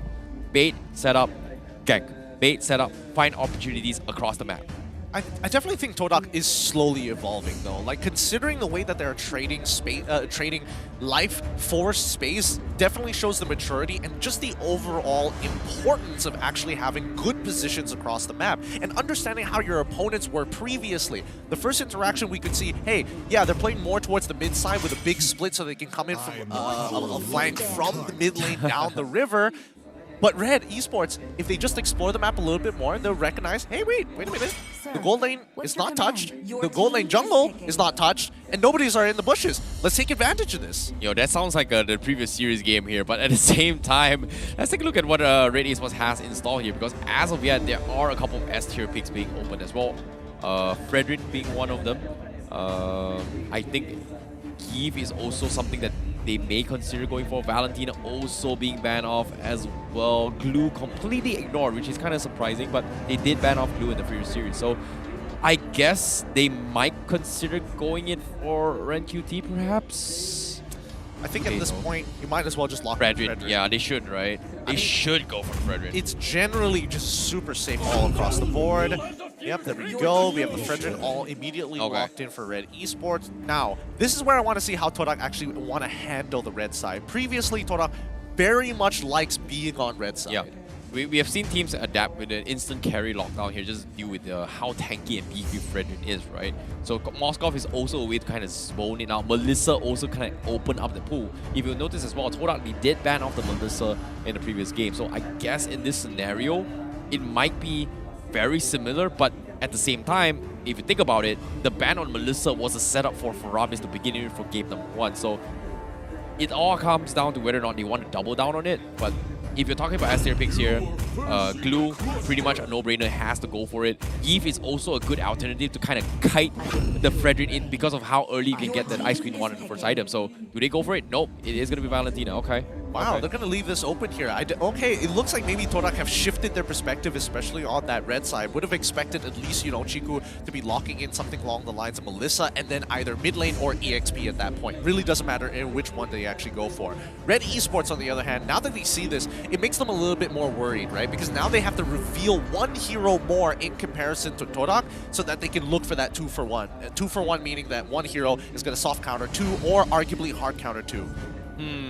Well, in this case, what is going to be reaction here? Because eventually they need somebody to actually match up against the Glue here. And I think Lapu Lapu is a great one, but personally, I want to lean on Terista a little bit more as a potential way to deal with the Glue, right? Penalty Zuko comes in, he is not going to be able to run away safely, but I don't think that's going to be the case.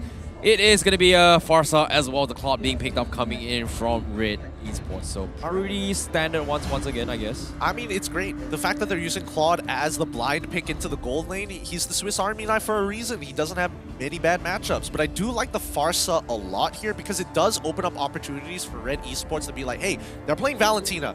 If they steal the Feathered Airstrike, do we have anybody that can threaten Valentina or at least cancel the Feathered Airstrike early? And I think this is where the EXP just becomes that much more important because Todak don't have already locked in the Glue. So you have places to punish. Okay, Todak going to be bringing in the tanks a lot coming in, so there is going to be a lot of ways to actually cut the back lines and threaten the Farsa. But the question here is it enough damage? Maybe pre-4 first itemizations, yes, but it was a later stage of game. I don't think Lancelot has enough to actually cancel or kill off the Farsa, so that might be a little bit of a problem for Todak eventually, but we shall see. We shall see how Actually, the more that I think about it, I do think Lancelot has enough damage. It just takes longer than it usually does. Yeah, fair enough. Yeah, he does have high base damages, and usually Farsas don't build any armor whatsoever. But we're seeing Todak actually ban out the Hayabusa once again.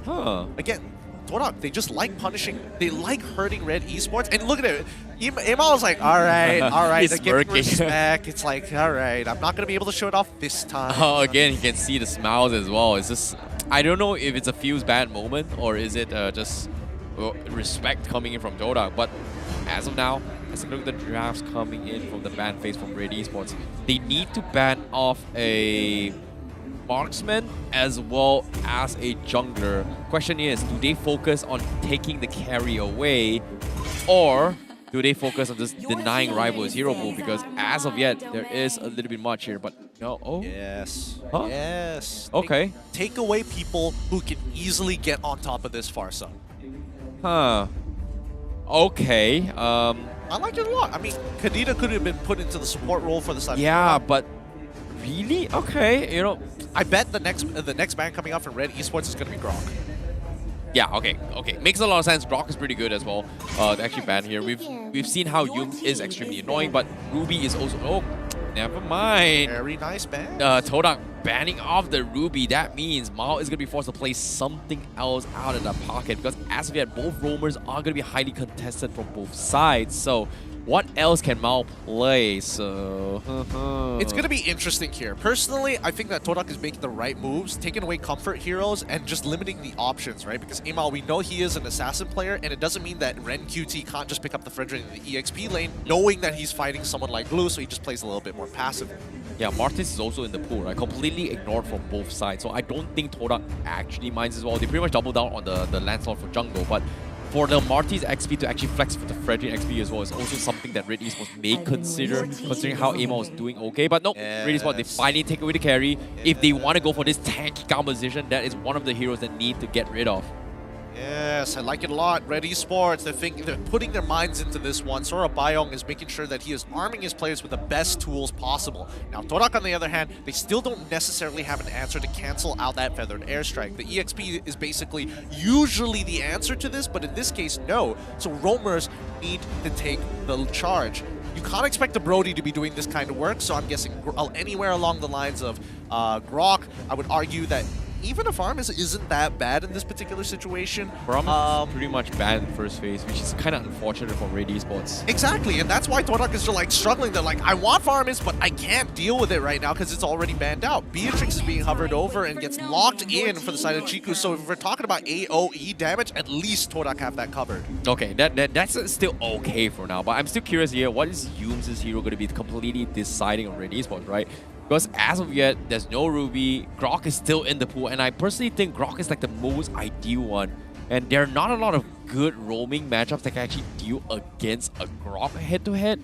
But Red Esports, if they take it there, that is going to be so strong for their composition to actually go in for the invades. Yes, they will struggle against the glue, but you have a Claude, you have a Frederick, you have a Farsa that can actually chain lock glue to a certain degree.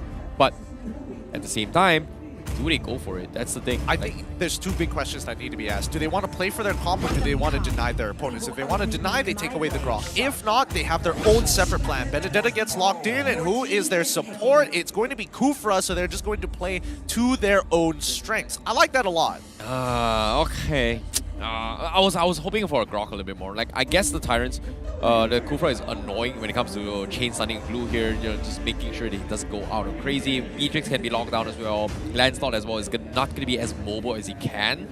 But this is Rival we're talking about. He's known to be able to play against a Kufra before, but that is going to be a free Grok pickup for Yum. So that means Todak is going to be able to actually invade and punish Bang for a majority of the time, because once the Feather Airstrike comes in, the barrier comes in instantly, pushes him away. Mini stun, dislocates, boom, no more Feather Airstrike. Absolutely. Sora Bayong is considering all the possibilities. They could have denied Grok from the hands of Todak, but instead he purposefully let it through. He doesn't want to give Valentina any more valuable ultimates at all.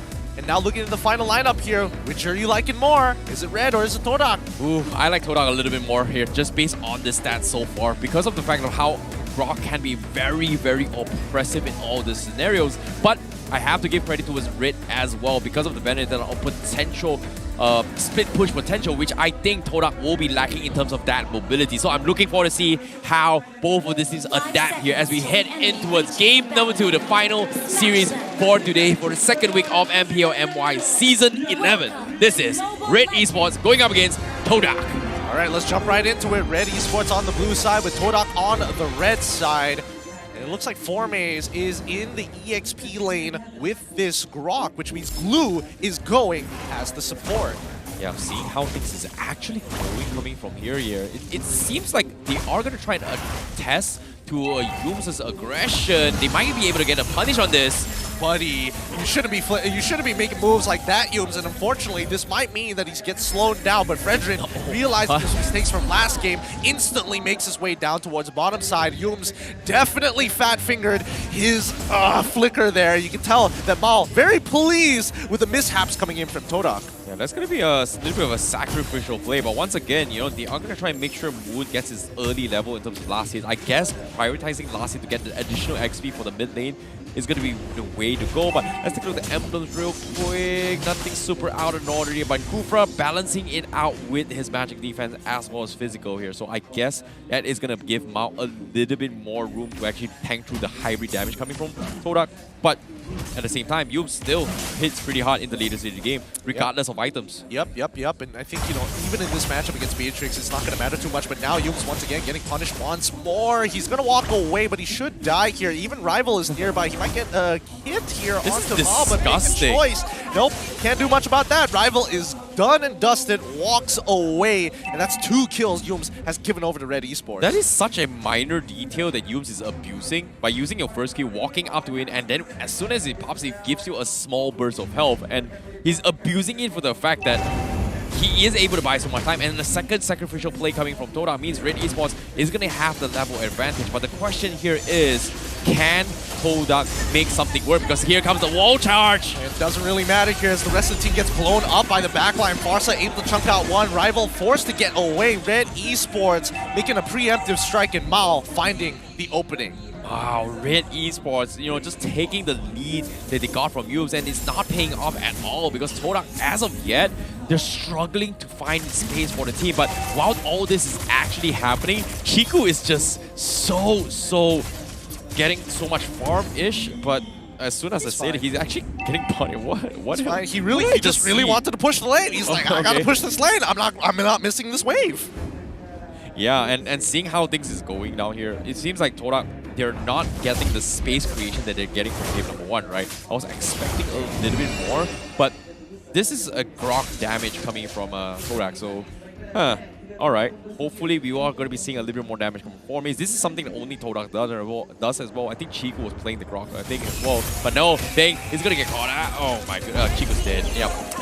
The airstrike already popped out by Bang and Mao. Finding actually another opening onto Rival so far. Oh, Phantom Execution does not actually go through, but he still makes it out as he buys time with a Thorn Rose. Oh, Amel. Great decision with the taunt coming in, but Red Esports setting up the ambush is just so smart. And with this lead, they will continue to push even further, while Todak, they have to find a way to threaten Red Esports. And Yums, does he go for the slip split? The snipe's not going to be able to connect as well, so right now, Todak, what do they do? Because I don't think they can do much at this stage of the game as long as Moon doesn't take the initiative to go to these engagements. And as of yet, he hasn't been able to find Bang at all to steal that feathered airstrike at all. Well, I think it really boils down to what Yums is going to do. I think he should start pushing out that mid lane to really start helping the Valentina get that extra body here. Chiku is pretty self-sufficient, especially with the number of ultimates that he has with Bang. He might actually get a catch here. He's flying towards Chiku. He doesn't. Oh, he lets stun.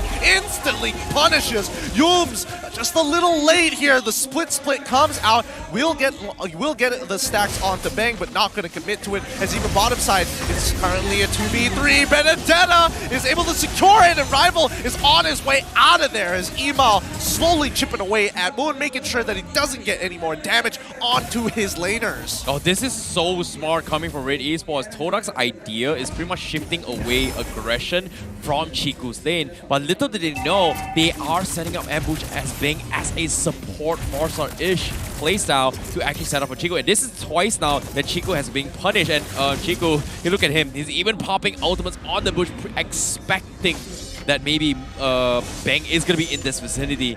The trauma is starting to kick in for Todak right now. Absolutely, and I think Todak are starting to digress here. They're thinking maybe we should start playing for the later stages of the game, and Red Esports have put so much focus on the goal lane, we better start backing out. But keep in mind, people like Formaze is still going to have a huge impact towards the later stages, especially with Weapon Master. Potentially, he could be one-shotting people like Bang if he catches them unaware. Yeah, but it's all about buying time coming from Todak, but are they buying enough? That's going to be the question, because as of yet, based on the formation, they're all very split off. But seems like the fourth fight comes in. Finally, Moon stealing the feathered airstrike.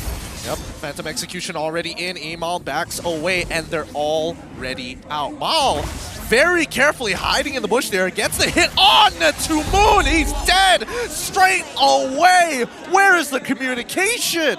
Oh my goodness. Todak. It looks good as if they could have fought that fight, but as of yet, They just cannot commit to this at all, and now they are going to be pulling pressure up top while the bottom lane as well. There is going to be a lot of pressure here as they go in for the dive. Chiku once again gets completely obliterated from Red Esports. Todak, what are you thinking? They're not ready for this fight, and Red is just getting freebies after freebies. Can't do much about that situation, and now Red Esports should be able to secure this upcoming turtle without any contestment whatsoever. 8-0 so far. Todak are not making any leeway against Red Esports. This is so hard to watch from Todak, especially when they try to be so greedy in this place. Everyone's just playing cross-map plays where nobody is actually united and want to actually force a fight, whereas Red Esports, they are just capitalizing on this situation, going for pickoffs after pickoffs, and now they secure the turtle, and they might get Moon for this. Moon! Ooh, he's gonna be fine.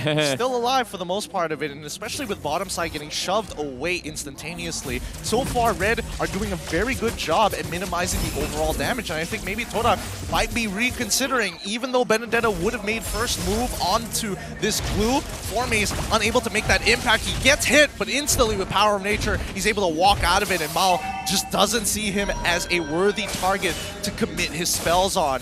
Rival getting some good damage onto Emal. He is a level up, and good Thorn Rose timing to dodge, but Tribush being highly contested. He cannot walk up like that, and even Mal, he is going to hold his guns for now. Formaze taking a good amount of damage, but the Feathered Airstrike already ending before the cancel comes through. Rival dodging some good abilities with Yuns on his side. Wall charge coming in, but now the Blazing Duet might just end this fight. They do lose Emal so far. Feathered Airstrike stolen by Moon helps to secure and push the members away. They manage to get one more as Chiku guys ends up dying out of position from the rest of his team. Red Esports even up the score 1-1. Oh, nicely done coming from Red Esports as well. And you know, you have to give props with Melq for Ren QT, right? He was actually able to get a solo kill on Chiku on the side, and time again, Chiku is pretty much the backbone from Todak, and the whole reason why Todak is playing this composition is so that Chiku gets his space up top all by himself to get some farm, and this is actually not happening because time and time again, Red Esports is always making sure he's under the farm, take him off. As long as he's not able to regroup with the team, you are not going to get the benefit of this early aggression damage that Beatrix brings to the table with this double ultimates, and this is just what makes Red Esports so much better compared to game 1, and they've identified the weakness of what Todak was trying to do from game 1. Yep, they're trying to punish Chiku guys as much as they can. They've caught him out on rotation, they've killed him in lane, and unfortunately Todak has not been able to get a very clean team fight for the longest time. And I think the macro looking from Red Esports to start splitting them apart with the Benedetta has definitely made that difference. But now we come to the Lord, and this is going to be an important Lord because that means if Red Esports secures this, they will be able to secure a very firm gold lead against Todak 9 minutes into the game.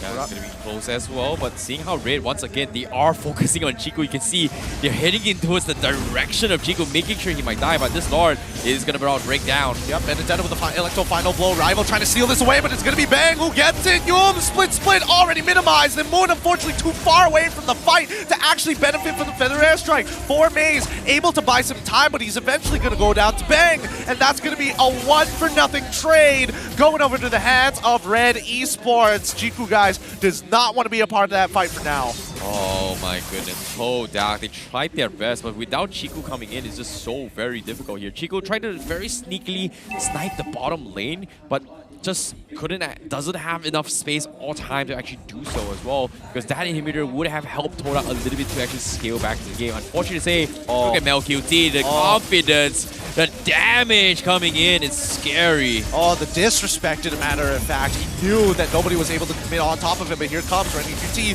zoning off the rest of the team as Emal is able to keep Chiku in his place and taking out 50% of his HP in the process just for tier 1. Todak trying to stagger these waves with Red Esports pressuring the mid so that they don't touch the side lanes as they collapse together. Todak, they have to split their forces. It's going to be a 4v5 up on this top side. Yeah, this top side is pretty much a lost cause as well. Chico already turned the tail, recall to get to full health here.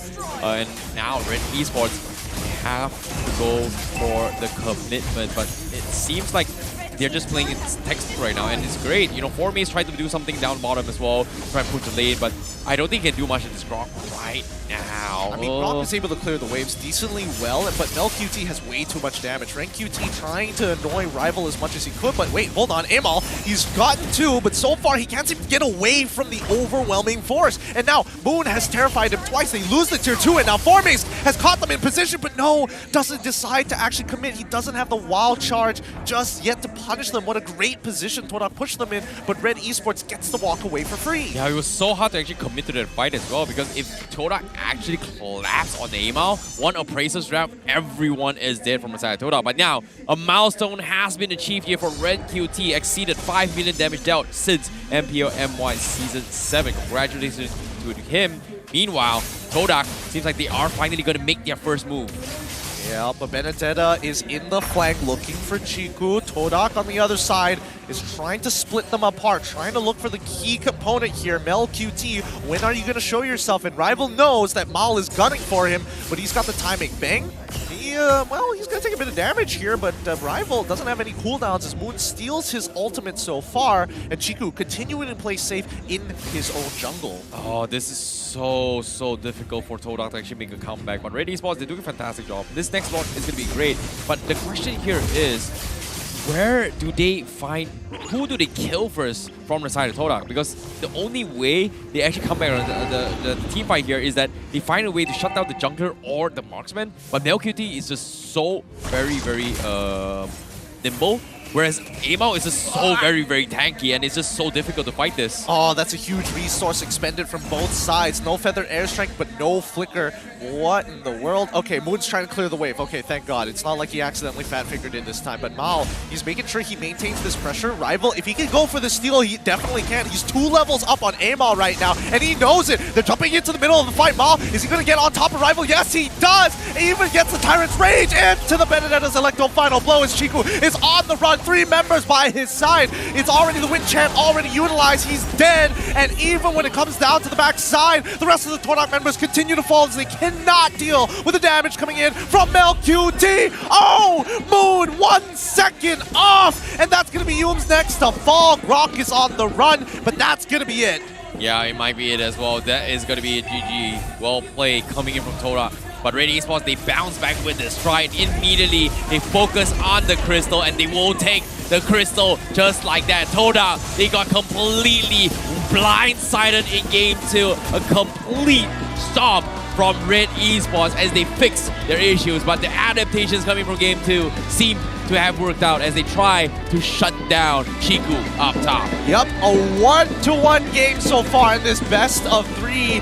They managed to even out the series, but more importantly, they managed to fix their gameplay. A solid plan all the way through. Chiku struggling in this game. Yeah, this is just so good coming from Red Esports, and hopefully things will be in the turn for the events. Hopefully Game 3, they will be able to continue with this morale and momentum to take down Todak. But for now, Todak, they are in some serious trouble here. But before that, let's take a look at the mic check here as we jump into it with Red Esports.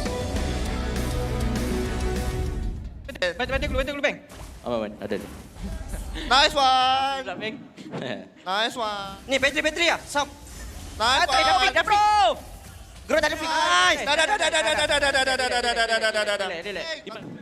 Lari, Bang. Aku bateri. Lari, Bang. Dia ada flick kau. Nice! Wow! Tak apa. Let's run itu mati bro ni. Mantap Aaron Cutie, Aaron. Dah. Balik. Aku pick. Aaron kiri. Kita main belakang. Bagi aku buff dulu, boleh tak? Boleh. A tight game here between Red Esports and as well as Todak, and so far it seems like they're neck and neck at each other. Red side might be cursed.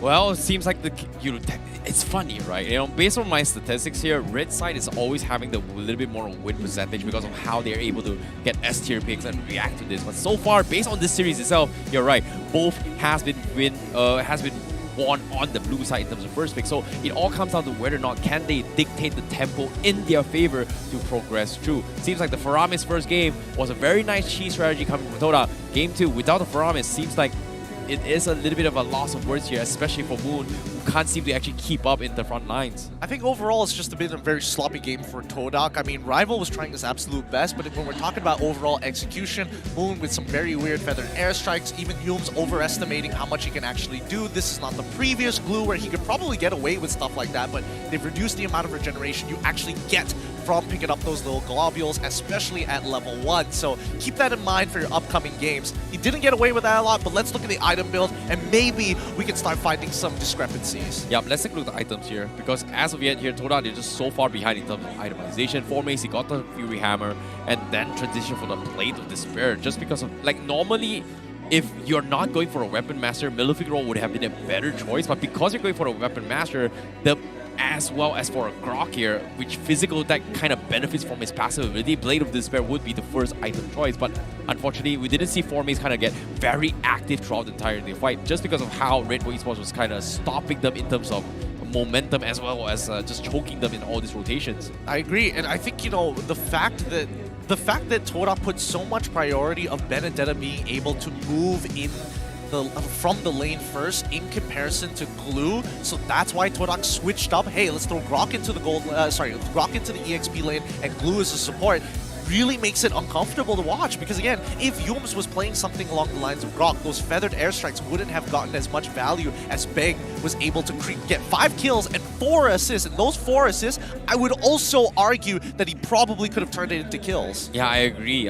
It feels like it should have been a roam Grok rather than XP Glue, but maybe Todak is going to be trying something new in this regards. But at the same time, let's take a look at the post-game stats coming from both sides here. Damage dealt once again, Mel QT 2 games in a row, close to 90,000 for the previous game, now 50,000 on second game. He's been doing very consistent as a Cloud, and Todak, do they want to respect ban this in game number 3? That's going to be my question later on. Well, I don't know if they want to respect ban it more than Todak just playing bad in this particular game, and overwhelmingly so. I mean, 15-1 so far. Damage taken, they're just winning on pretty much none of the departments except for damage taken, and that's not the department you want to win in. Yeah, Chiku as well, not able to do the damage that he's required to do as well. This is kind of weird considering that we've known him to be a legacy legendary marksman player, and for him to be doing this 2 games in a row and not being able to do too much. Yes, arguably Todak won game 1, but his carry wasn't exactly doing a lot compared to what Red Esports did here. It might be just Mao just adapting in this game, but so far, game 1, game 2, his roam has been really on point with his catches as well. I would say game 1, maybe not so much. I would definitely agree that game number 2 is a little bit more telegraphed here against Todak.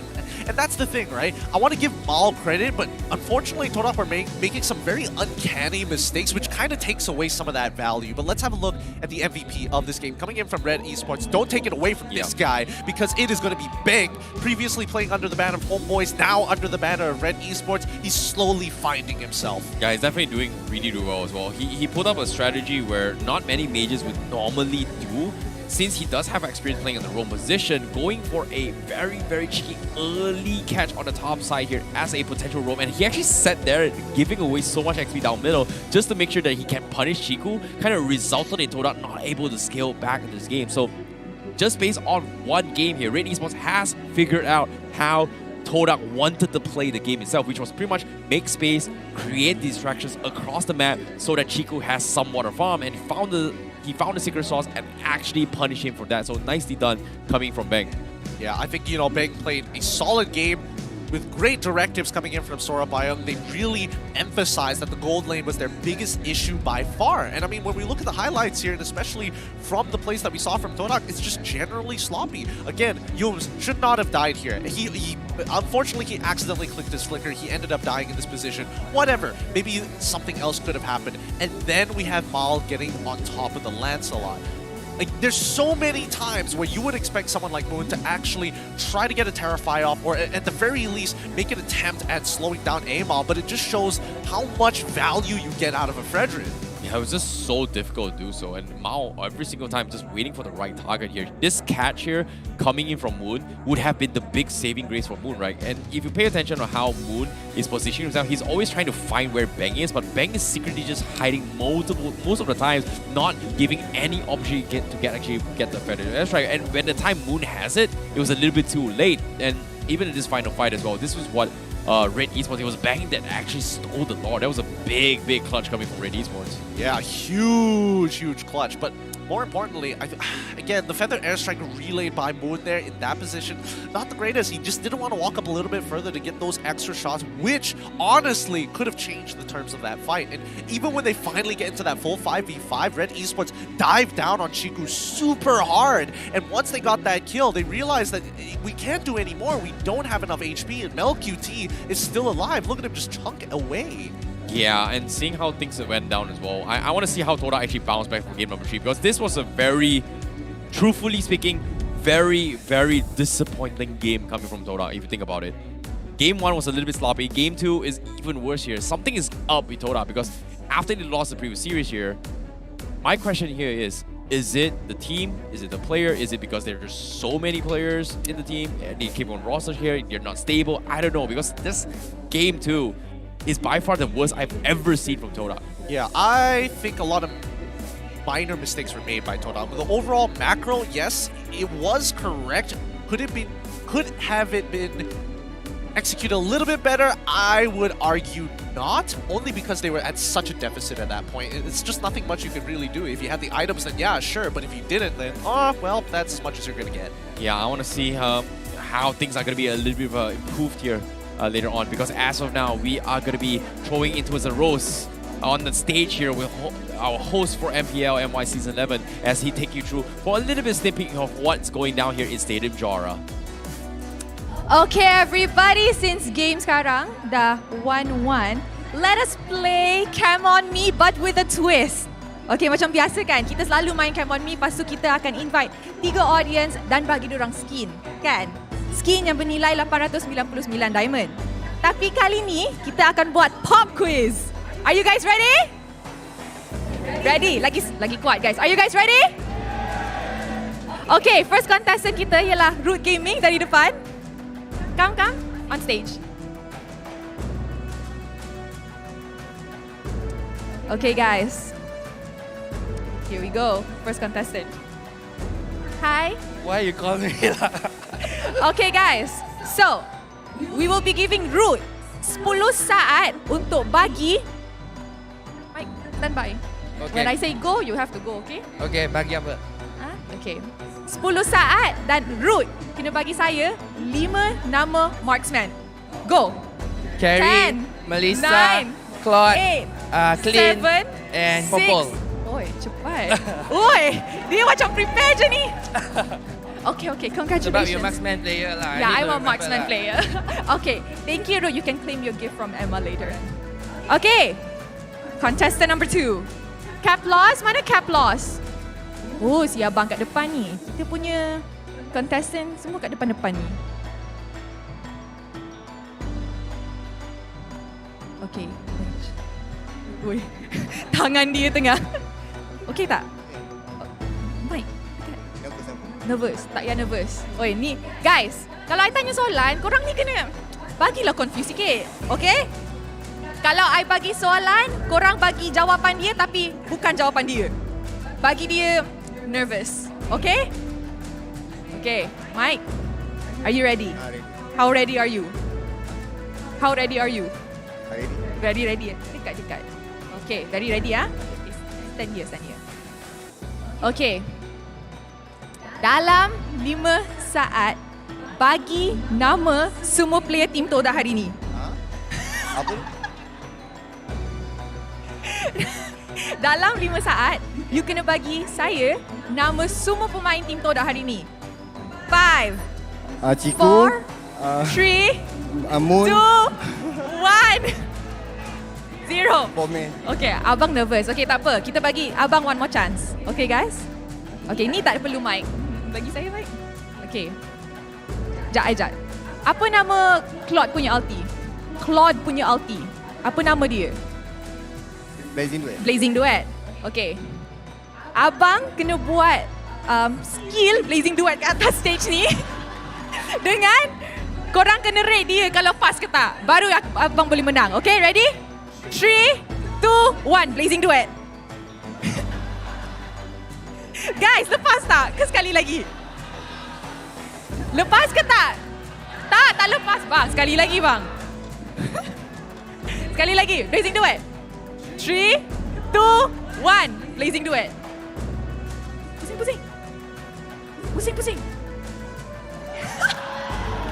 Itu dia. Okay, thank you abang. Thank you. Okay guys, for our last contender we have Cikgu TikTok. Clap everybody. Uish.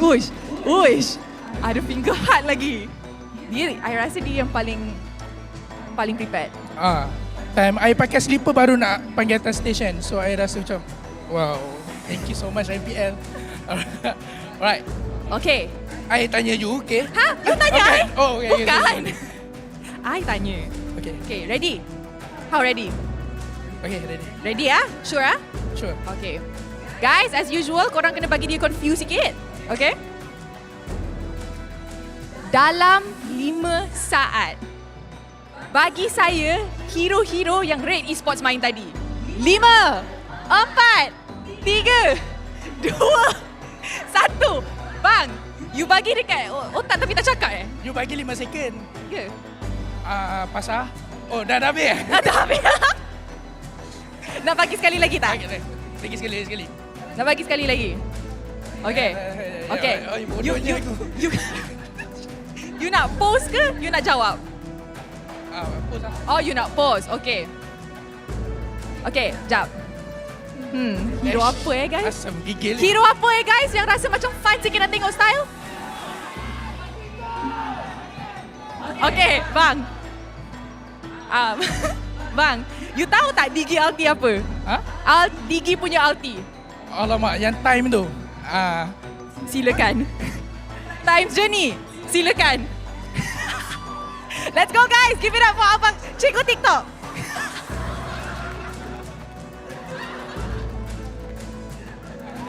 Lepas tak? Tak lepas. Sekali lagi bang.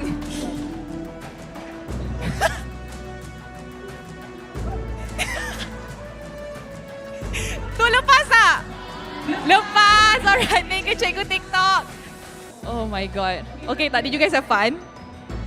Fun tak? Kalau fun, korang kena setiap hari datang stadium juara. Kita buat. Okay? Okay, so now, shall we continue the third game? Siapa akan menang? Red ke Todak? Okay guys, kejap. Red Esports, let me hear you. One more time, Red Esports. Okay, Todak. One more time, Todak. Okay, I guess everybody's ready. Mari, kita pass it back to the casters. So, casters, take it away. Thanks, Rose. And already we are moving on to our very third game of this match. This series of best of threes, 1-1 between Red Esports and as well as Todak. And only one of these teams will be getting 2 points and walking away with a smile on their face. But I don't know. Todak, they could turn this around, but for the most part, it just came down to just small mistakes. Yeah, I'm sorry. Before I talk about the game, that's the cutest thing ever, you know? Like, does Diggy actually, you know, time journey like this? I don't think he does this specifically. Like, I know he just spins around, you know? You gotta spin it, like, you gotta have like an OSIM chair and just spin around, you know? I mean, you could have an OSIM chair, but for this upcoming game, do you think Diggy's actually going to be as relevant as we saw him in the previous match? Oh, that's the thing, right? It's very situational to actually have a Diggy in this kind of scenarios, right? Like, if your opponent's got a lot of chain lock stun here, yeah, sure, get it. You know, you've got like Liu Jaw, you've got Kadita, Petrify all the way through. It makes a lot of sense. But for Todak to draft that, I'm not really used with Yumes taking that approach here. But now, to recap a little bit on how Game 1 and Game 2 went, I feel like Todak is in a situation where it's just so awkward based on the draft. So I feel like they need to make a lot of adaptations on what they need to do. Because personally, based on Todak's draft, I felt like it should be a very, very strong composition in the sense where if they are able to snowball pretty hard, if and only if this was a roaming rock. But because it was forced into XP lane, and I feel like Yumes hasn't been able to deliver as what he's intended in the roamer role compared to what Red Esports with a clear intention of just sniping Chiku most of the time. I mean, we say that, and then we start looking at the draft recap, and in terms of damage, Yums had participated in more fights, got into more altercations, and pumped out more damage than Formaze on a itemized Grok. And that kind of tells you the story, right? Because Grok wants to be in the middle of the action, wants to be able to kind of affect people, and Glue generally wants the zone. And unfortunately, in this game, both heroes didn't get to do what they wanted to do. It's unfortunate to say the least, but I think Red Esports, they, again, it was basically a free win for them after the mishap coming in from Yums at level 1. Yeah, and seeing how this is going here, I feel like based on the damage output, Red Esports, they definitely had a better composition here. The Kufra was a little bit something that caught me off guard, but with the right target and sniping onto his rival, making sure that this Landstock cannot cut the backlines is the most ideal situation. So I like that Red Esports has taken an approach where they are adapting to Todak's movement based off game number 1. For game number 2, it seems like there is going to be a lot of pressure up on Chiku now because their draft and playstyle and the movement has always been making space on the other side of the map so that Chiku can do his own thing. And so far, just on today's series here, especially in the previous one, everyone has been heavy roam and focus onto the goal lane in the early pre-4 stages. Yeah, and it's not just the roam, it's sometimes even the mages get involved in the side lane as well to really start changing up the early game. But let's see how this game is going to go. With the draft picks already starting off, we're seeing the Fanny coming out from Todak, and Todak deciding to actually be on the blue side. Now, this is interesting for me because, you know, based on Todak's track record after every single season where we always say that, hey, blue side has an advantage, dictate tempo, blah, blah, blah, blah. This is the first time I've seen Todak not prioritize on the red side and this time go for blue side. So it's a little bit interesting, but we do see them hovering in their bans here. Going to be banning off the Joy coming in here from Red Esports. Instant reaction. No point. Doesn't even need to think about it. Yeah, man. Mel QT is just warming up his hands. He wants to keep his hands active as well as warm. No, see okay, the I've got a Joy question. ban. What? Does he have faster fingers than Kyrie? Dude, I don't know, man. He was trying to shove on his screen, though. I mean, maybe if during M5, if he makes it all the way there to battle out Onyx, that would be very interesting to see. But for the time being, Red Esports going to be making sure that Joy never sees the light of day. Yeah, and that's the thing right now. When it comes to banishing, they're hovering onto the Melissa pickup. This is something that Todak does based off game number 1, right? So they are going to be thinking of setting up for the Faramis pickup once again. So Red Esports may consider just, you know, anticipating that this is actually going to happen, batting off away, and then just, you know, let a couple more S-tier pickups. Fredrin going to be out for grabs as well, which is something that I think Red Esports and Todak has had very, very big successes with the Fredrin pickup.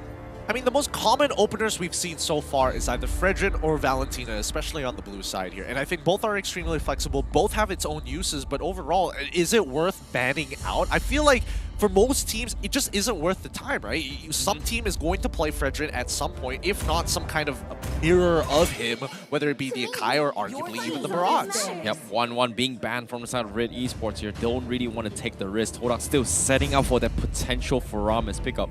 Question here is, do they prioritize the glue anymore? Because so far the glue didn't exactly work in favor of Todak at all. And so far Mao has been doing really, really well in both the Kaja and the Grok. So and the Kufra. So do they respect ban the Kaja coming in from Todak? It seems like that is going to be the case coming in, perhaps. But Red Esports, what is it going to be? What is it going to be, Todak? Ayo? Ayo? Was the ban already through? Yeah, I think it was true. You know, it's a bit weird on the interface for a little bit. But well, don't worry about it. Okay. We're just gonna make the assumption that there's a technical pause going on here between the teams for the most part. Well, I think let's keep in mind. Yeah, it was the Kaja. I'm looking off of the BM's count. Yeah, no, it is. It's definitely the Kaja as of right now. It's already here, and let's keep in mind when you have the thoughts of like, hey, maybe Kaja is going to be the way to go. Maybe we start thinking about Arlot for a second, also getting banned out. Overall, pretty standard bans, and it just shows the overall importance of the support types, and especially those in the meta right now. Yeah, we give guys a little bit insights here. We have a separate draft. Okay, this is going to be emergency one. It was the Kaja as well as Arlot. Sorry about that. But at the same time, first pick once again in the hands of Todak. It is going to be the Fredrin once again. Pretty high win rate so far. Whereas from Red Esports, it is going to be the Claude coming in as a priority for MelQT. So it is going to be hovering his way through. It's not locked down yet, though. It is still hovering. Oh, wait, it is locked down, but Bang What does he go for, Bang? Does he go for the Farsa again? I think he should go for the can- Farsa, right? He can go for the Farsa. I think right now locking in 4 Mal isn't too bad. Getting a blind pick Lolita never hurts anybody, and especially when you are working with someone like a Claude, you kind of need a bit of a setup for the Blazing Duet to effectively go in without it getting cancelled. Well, no, they are gonna deny the Faramis. This is smart. They know what Todak wants to do. They are gonna try and mirror this. We've seen Bang play this before, so it is gonna happen. I like the adaptations coming from Red Esports. Very, very good response. But the question here is, can they mirror the success what Todak did from game 1? A bit tough to say, but I think, you know, with Faramis, using the call altar at the right time isn't too difficult. It's literally a button click away, and most of the time you're not lagging. So especially when you're playing live, and especially when you're up on that stage, having an extremely low ping definitely helps. But Todak, respond in kind. You want to make sure you want to drop a call altar. I'll make sure that I have plenty of overwhelming force from the sky in the feathered airstrike. Yeah, I was expecting having a Eve would be even better, but yeah, this in Todak's favor, it is gonna work in his favor to actually set up for a couple of gangs. Yume's now still gonna be hovering on his hero, perhaps. I think they should take the ban. Oh wow, okay. They are gonna take the Benedetta for 4 mates. This is a comfort hero straight up for Todak compared to what Red Esports bring to the tables. And so far in game number 2, 4 mates was struggling to cut the creep waves, right? If you think about it, as a Grok, you don't necessarily have the mobility to get out of sticky situations. So I guess Todak wants to use this Benedetta and take advantage from 4 mates, I guess. I guess they expect Red Esports to be leaning towards glue more than anything else, especially when you're up against marksmen. You generally struggle to take out glue as fast as you would like, unless you're playing carry, for an example. But then that's a completely separate story, right? Now, Red Esports, they see the Benedetta. No matter what, Benedetta is basically like the Claude of the EXP lane. She doesn't have any bad matchups. She never hard wins any of her good matchups either. Yeah, but Yu Jong also going to be the priority coming from Red Esports to deal with the Farsa on the back lines. We've talked about how the Grok can be an interface here to actually deal with the Farsa's vendor. That's right, Cho also once upon a time was a hero that actually messed things up. But this time, not going to happen. No Arlot. And carry is still going to be in the pool from both sides as well, which I think should be the ban coming from Red Esports, considering that it is a comfort hero for Chiku, guys. I don't know. This might be a little tough here. I feel like Todak need to start getting rid of dive-capable supports. While Red Esports, on the other hand, they're most likely thinking, all right, our composition, we want to be able to jump on our targets as quickly as possible. We want to kind of sidestep it. I expect Lancelot to be a consideration for Amal, but Red Esports, they ban out the carry. Okay, they want to make sure we want to have the rest of our composition to be a little tankier, especially when it comes to down to our support as well as jungle pick. But Todak, I think they should ban out the Lancelot here. Yeah, they should. They definitely should as well. But the question here from Red Esports is that, do they have enough magical damage to actually counter engage, right? This is my question. I feel like Todak in game 1 when they played Faramis, they almost narrowly won, but they were still struggling to finish off the composition. Unless they have enough sustains, I don't think they are going to be able to chip through all the defense and damage coming from Todak, especially from Red Esports. So that is something that they may need to consider here. They might need to go for a jungler or a roam that contributes some sort of magical damage in order to stack it with the Faramis composition, so that it forces Todak to still kind of itemize some sort of magic defense before going full physical. I mean, considering how Moon played on the farm is actually getting enough damage, I think, especially when you are going for the Clock of Destinies into Lightning Truncheon builds, that's more than enough damage than most people actually need. Todak, on the other hand, banning out the Lancelot, there we go. Red Esports probably going to be, what? Oh, the Lolita. I thought they would pick the Lolita for themselves or something. Okay. That means they have something else in mind. My guess is Candida, but let's see what Todak respond with. It feels like a comfort hero being banned from being used as well. It is a great solution with due to Claude here. So far, Red Esports has played 3 games of Claude, and Todak hasn't been able to find a way to deal with it. So I think that's a problem that they need to face here. But I'm surprised, Chiku not saying a word in the drafts. Okay, this is a... What is he gonna play though? It seems like he can play anything, but things are not working well for here. But Todak, they ban off the Edith. Roaming Edith does do exactly that magical damage, so I guess Todak is in the right angle, and I like this ban coming in from Todak, to be honest. I suppose. I was leaning more towards Grok on this one, but let's see. Now, Red Esports, let's see how deep exactly is Mal's hero pool here. We don't know how many supports he actually plays overall. So far, I think we've seen only 3 unique picks coming out of him. I'm going to double check that in a little bit, but that's based right off the top of my head. Okay, so when it comes to his hero pool, I think Ruby is something that he really likes leaning onto in this vicinity. Kufra is also going to be up for grabs as an option, right? So they need somebody to actually disrupt the Frederick in terms of overall slows and overall concepts here. So Ruby is going to be one of those that actually disrupts it. But like I said as well, I really like how smart Todak is with the final ban. The Edith is one of the very few roamers that does a lot of damage from magical output to actually stack with the Foramis as an insurance. But Todak, they deny it, they force to go for Ruby. That means their jungler needs to be somewhat of a mage. And in this case, I don't think there are a lot of junglers that do a lot of magical damage. Julian. Forcing a Julian tank?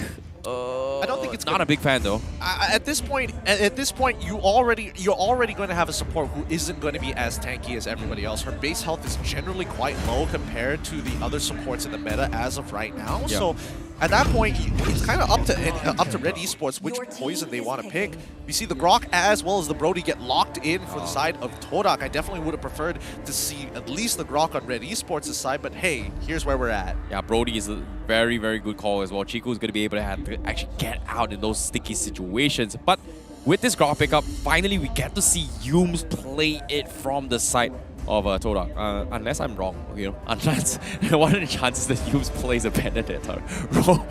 But nevertheless, that is pretty much him showing himself, playing with comfort heroes. Whereas Red Esports, final ban, jungler, I guess pretty much no-brainer is going to be the Mortis, right? He doesn't really have much of a choice yet, I guess. I mean, unless it goes for the Karina. I think Karina was pretty much ignored if you think about it. No, okay.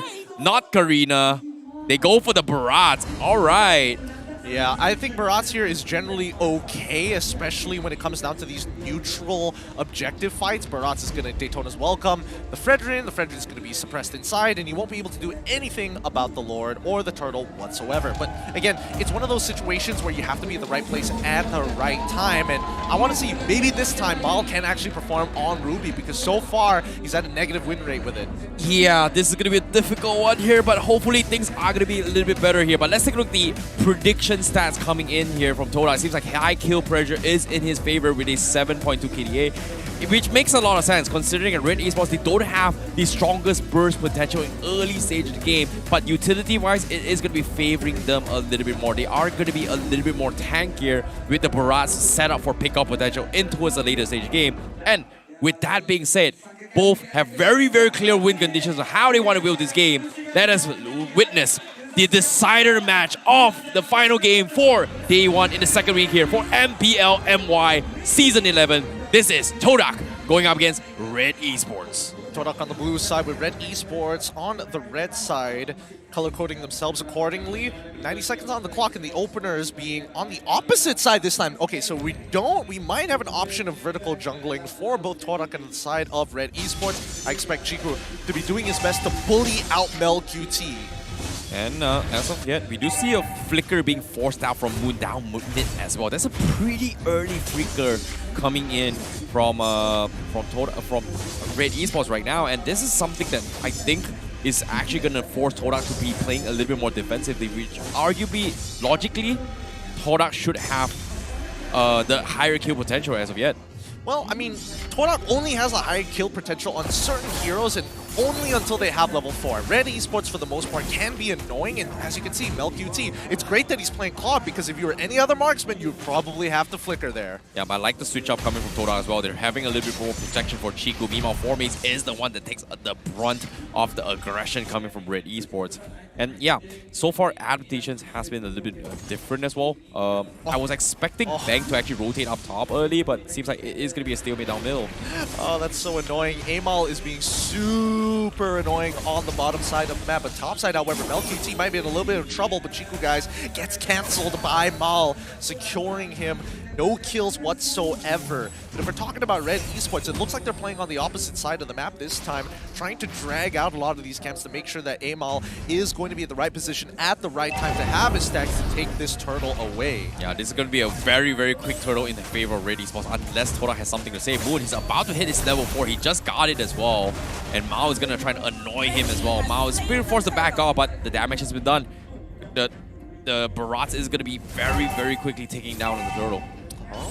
Oh, MelQT. Catch up to MelQT. Yes, MelQT gets knocked up. Where's the top? And Praesor's Wrath doesn't connect. And now Mao has to be the paying sacrifice here. MelQT walks back in, and Rival is going to take him out, but the rest of the members are in some trouble. Mao is still alive, but they take out Moon in the process with no flicker that costed him earlier in the lane. Red Esports trade, well, pretty evenly for the most part. Oh, mistakes were made coming from MelQT here. This is the first time I've seen him do this silly mistake here. He could have gotten out, but I'm not exactly sure why he actually opted to jump back here. He could have went for a Blazing Duet here. He was hesitating a little bit more, but as soon as counter altar was just a pixel off as well, Rival was able to get the pick off. So nice opportunities coming from Rival, coming from Todak.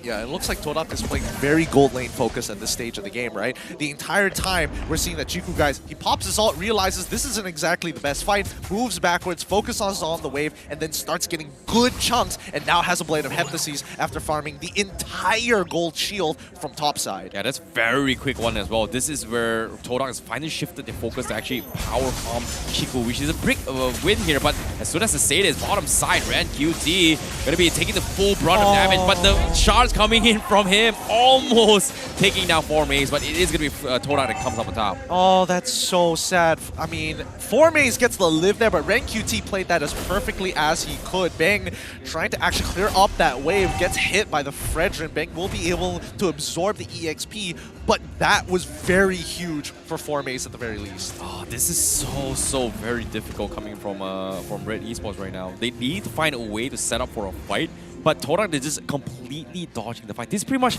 goes against what they're doing from game number 2, right? Like, you have this Faramis where you want to group up as fight to force the fight, but with the Barats who's walking a little bit too slow, Todak is just completely picking people apart here. But now, finally, the second turtle, Todak is looking to try and feel a little bit more confident to try and challenge this now. Yep, Daytona's welcome, going to connect. Finally, Amal sucks him in. Somebody needs to hit in, and the wild charge coming in from Todak's side. Yums does it again. Feathered Airstrike on top of 2, and now they can't move any further. Mal did not want to be a part of that fight. Sees the dying cause, walks away from the dying cause. One member already falling into the hands of Todak. Nicely done coming from Yums as well with the timing of the wall charge. But if you think about it as well, the idea from Amal to say, oh wait, hold that thought for now, Red QT, they're gonna be too much damage for this, and 4Maze, okay, we gotta take a chill pill for this. But yeah, as I was saying as well, it's interesting to see how Amal's idea is just like Daytona as well, isolate the jungler and then steal it from him. But before he actually popped the Retribution, boom, instant wall charge stops him in this track the moment he spits Rival out. And again, this is where Red Esports should be communicating a little bit better. Get some damage on the turtle so that while he's suppressed inside of me, I am able to actually retribute it away, because it's a fixed amount of damage. If it's not the exact number, he dies. And Amal saved by the call. Altar here, they managed to get the big cancel, but now the last stand from the rest of Todak has come on through. No ultimates left as Red QT walks on through. No more Electro Final Blow, no more Wild Charge, no more Feathered Airstrike. Red Esports looking for the counter engage, and Yums understands it's time to sacrifice my life for hire. Yeah, this is a very good trade for you coming from Todak. And as long as they're able to snowball Maul and as well as pressure MelQT to be running around the map here, eventually Chiku is going to be able to get some sort of fun. And so far, he's got 2 kills. He was able to farm a tier 1 and a full gold plating in 5 minutes a game. I want more kind of perfect dream, because right now Rival is just pressuring MelQT, and another tier 1 in the hands of Chiku means even more money for this marksman. Yep, maintaining pressure all across the board here. 4Maze should be be able to catch that top wave overall, but I don't know. I think in that fight alone, Red Esports did come up on top. They did get more battle spells out of Todak, and they only just traded 1-for-1. Todak, they still have a bit of a gold lead, but not enough to really secure them this game just yet. They are up 3 kills on Red Esports, but this turtle really is going to matter for Todak to cement their victory. Forme's already using the Electro final blow as Red QT jumps into the middle of that fight. Mao actually finding a good catch on the Chico, but also taunting up his opponents. Oh no! The ult doesn't matter! The call altar was too good, and now Mel QT tries his best, but Ren gets a double off of this. Now, it's going to be Red Esports knocking on the doors of Todak, looking for gold to even out the score. Yeah, that was a sick catch as well. Little to know, Mao was able to prolong the fight to stack up with the Shadow Stab coming from Bang, forcing Todak to overstay their stay. And this is a fight where Todak, once they commit, it's so hard to back out. And this is a problem for Todak eventually if they continue with this fight, because as time progresses, this Barat is going to be even much unkillable compared to what Rival brings to the table. I mean, as long as Rival, the thing that Todak is trying to enable is to make sure that Chiku gets farm and he's able to take out these early objectives while Rival still has a level lead onto Amal. Amal's level 9 compared to Rival, who is at level 9. A lot of the moves that are being made by Todak is to ensure these two guys are getting to play the game. Everybody else is a pawn. Yeah, bottom lane as well. Chico still making work on the tier 2. They're going for objectives. Amal getting a little bit aggressive with this play. Seems like they are going to try and force the issue, but I don't think they should. They're not in position to do so, especially when 4Maze is cutting the creep waves up top to pressure the tier 2. That's what you like to see. You want to see 4Maze pulling away this Yuzong. They know that Benedetta should be able to get to the fight and force priority on her lane to get it first, but this mid-tier 1 is a very big pain point for Red Esports. If they lose that tier 1, that means they lose the jungle.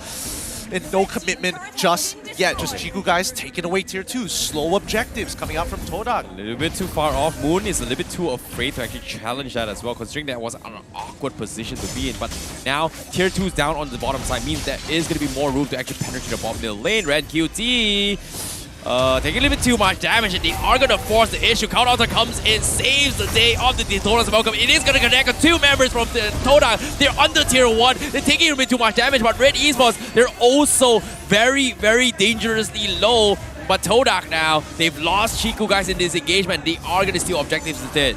Yeah, but for the most part, still, the tier 1 mid lane still stands. Todak, even though they had a 3k gold lead, Red Esports is catching up pretty fast. But again, how much pressure can they actually take? Mal makes an effort and trying with the Electro final blow. 4Maze should be able to secure this kill onto Mal, but he's still alive. Oh! Looking to finish him off, and they finally break mid-tier 1. Red Esports crumbles under the pressure. Oh, that was a Todak Langa strategy. When you least expect it, they will hit you to headers. And Red Esports, they were full disengage all the way through. They weren't expecting the Todak to actually re-engage, and Moon was able to get the second Fender airstrike off to actually kill him off. So there's a little bit of breathing room for them, but for how long can they get? Because as of yet, Red Esports, they still have the Count Altar available for Bang. And well, as soon as I say this, nope, never mind. Todak takes the loss very, very easily.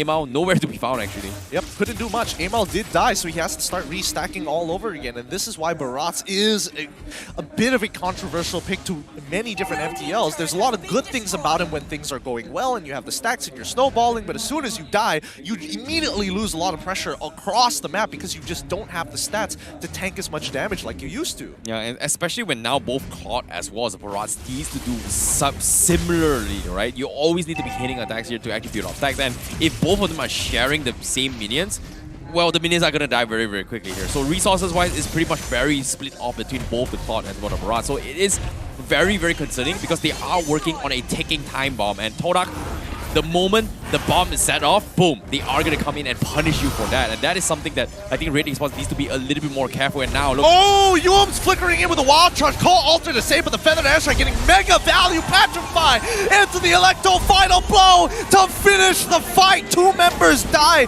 before they even got a chance to react. Tier 2 falls, and now these are the very final moments here. Can they get the inhibitor off, especially with this Lord walking on towards bottom side? Mal gets on top, flickers on top of Moon and then trying to pick him off, but unfortunately QT doesn't get the Purify in time. He ends up dying. Chiku just too aware and making a quick statement to Red Esports. Not this time. This is our series. This is our game. GG, well played, Todak. They bounce back from that utter defeat from Game 2. And this is the Todak they really remember them for. And sorry to say, Red Esports, no more score for you. They will continue their lose streak against Todak, while Todak will still be one of the best here. But with this victory, it is going to put them in a very, very good spot in terms of the standing. But still, 2-1.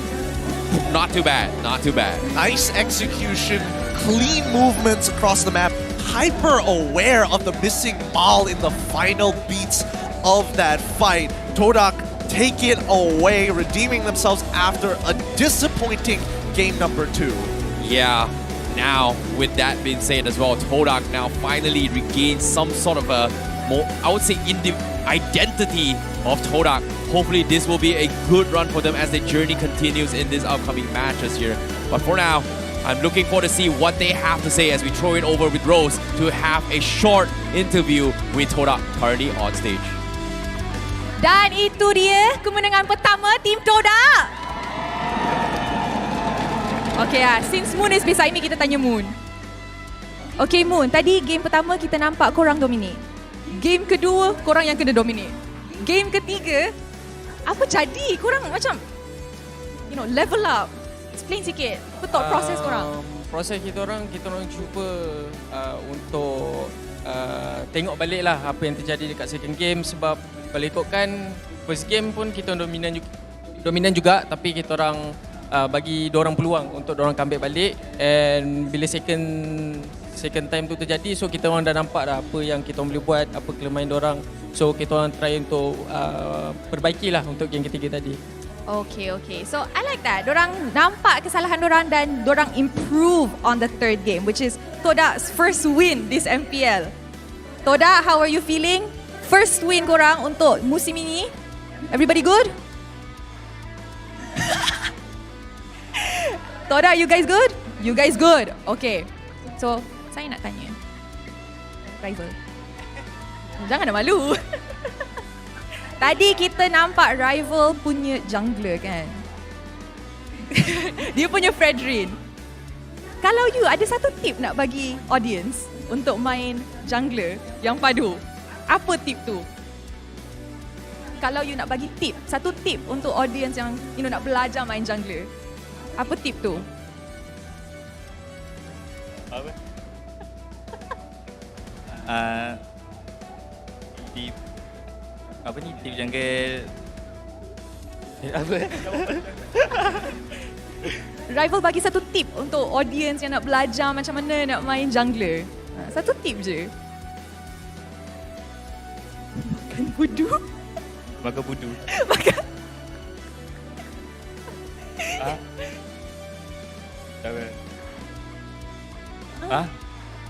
Come on, bagi satu. Okay guys. Okay, so dia malu actually. So guys, how about kita reveal MVP of the match kita? Todak? Okay, ready ah? I will count down tau. Kita count down together.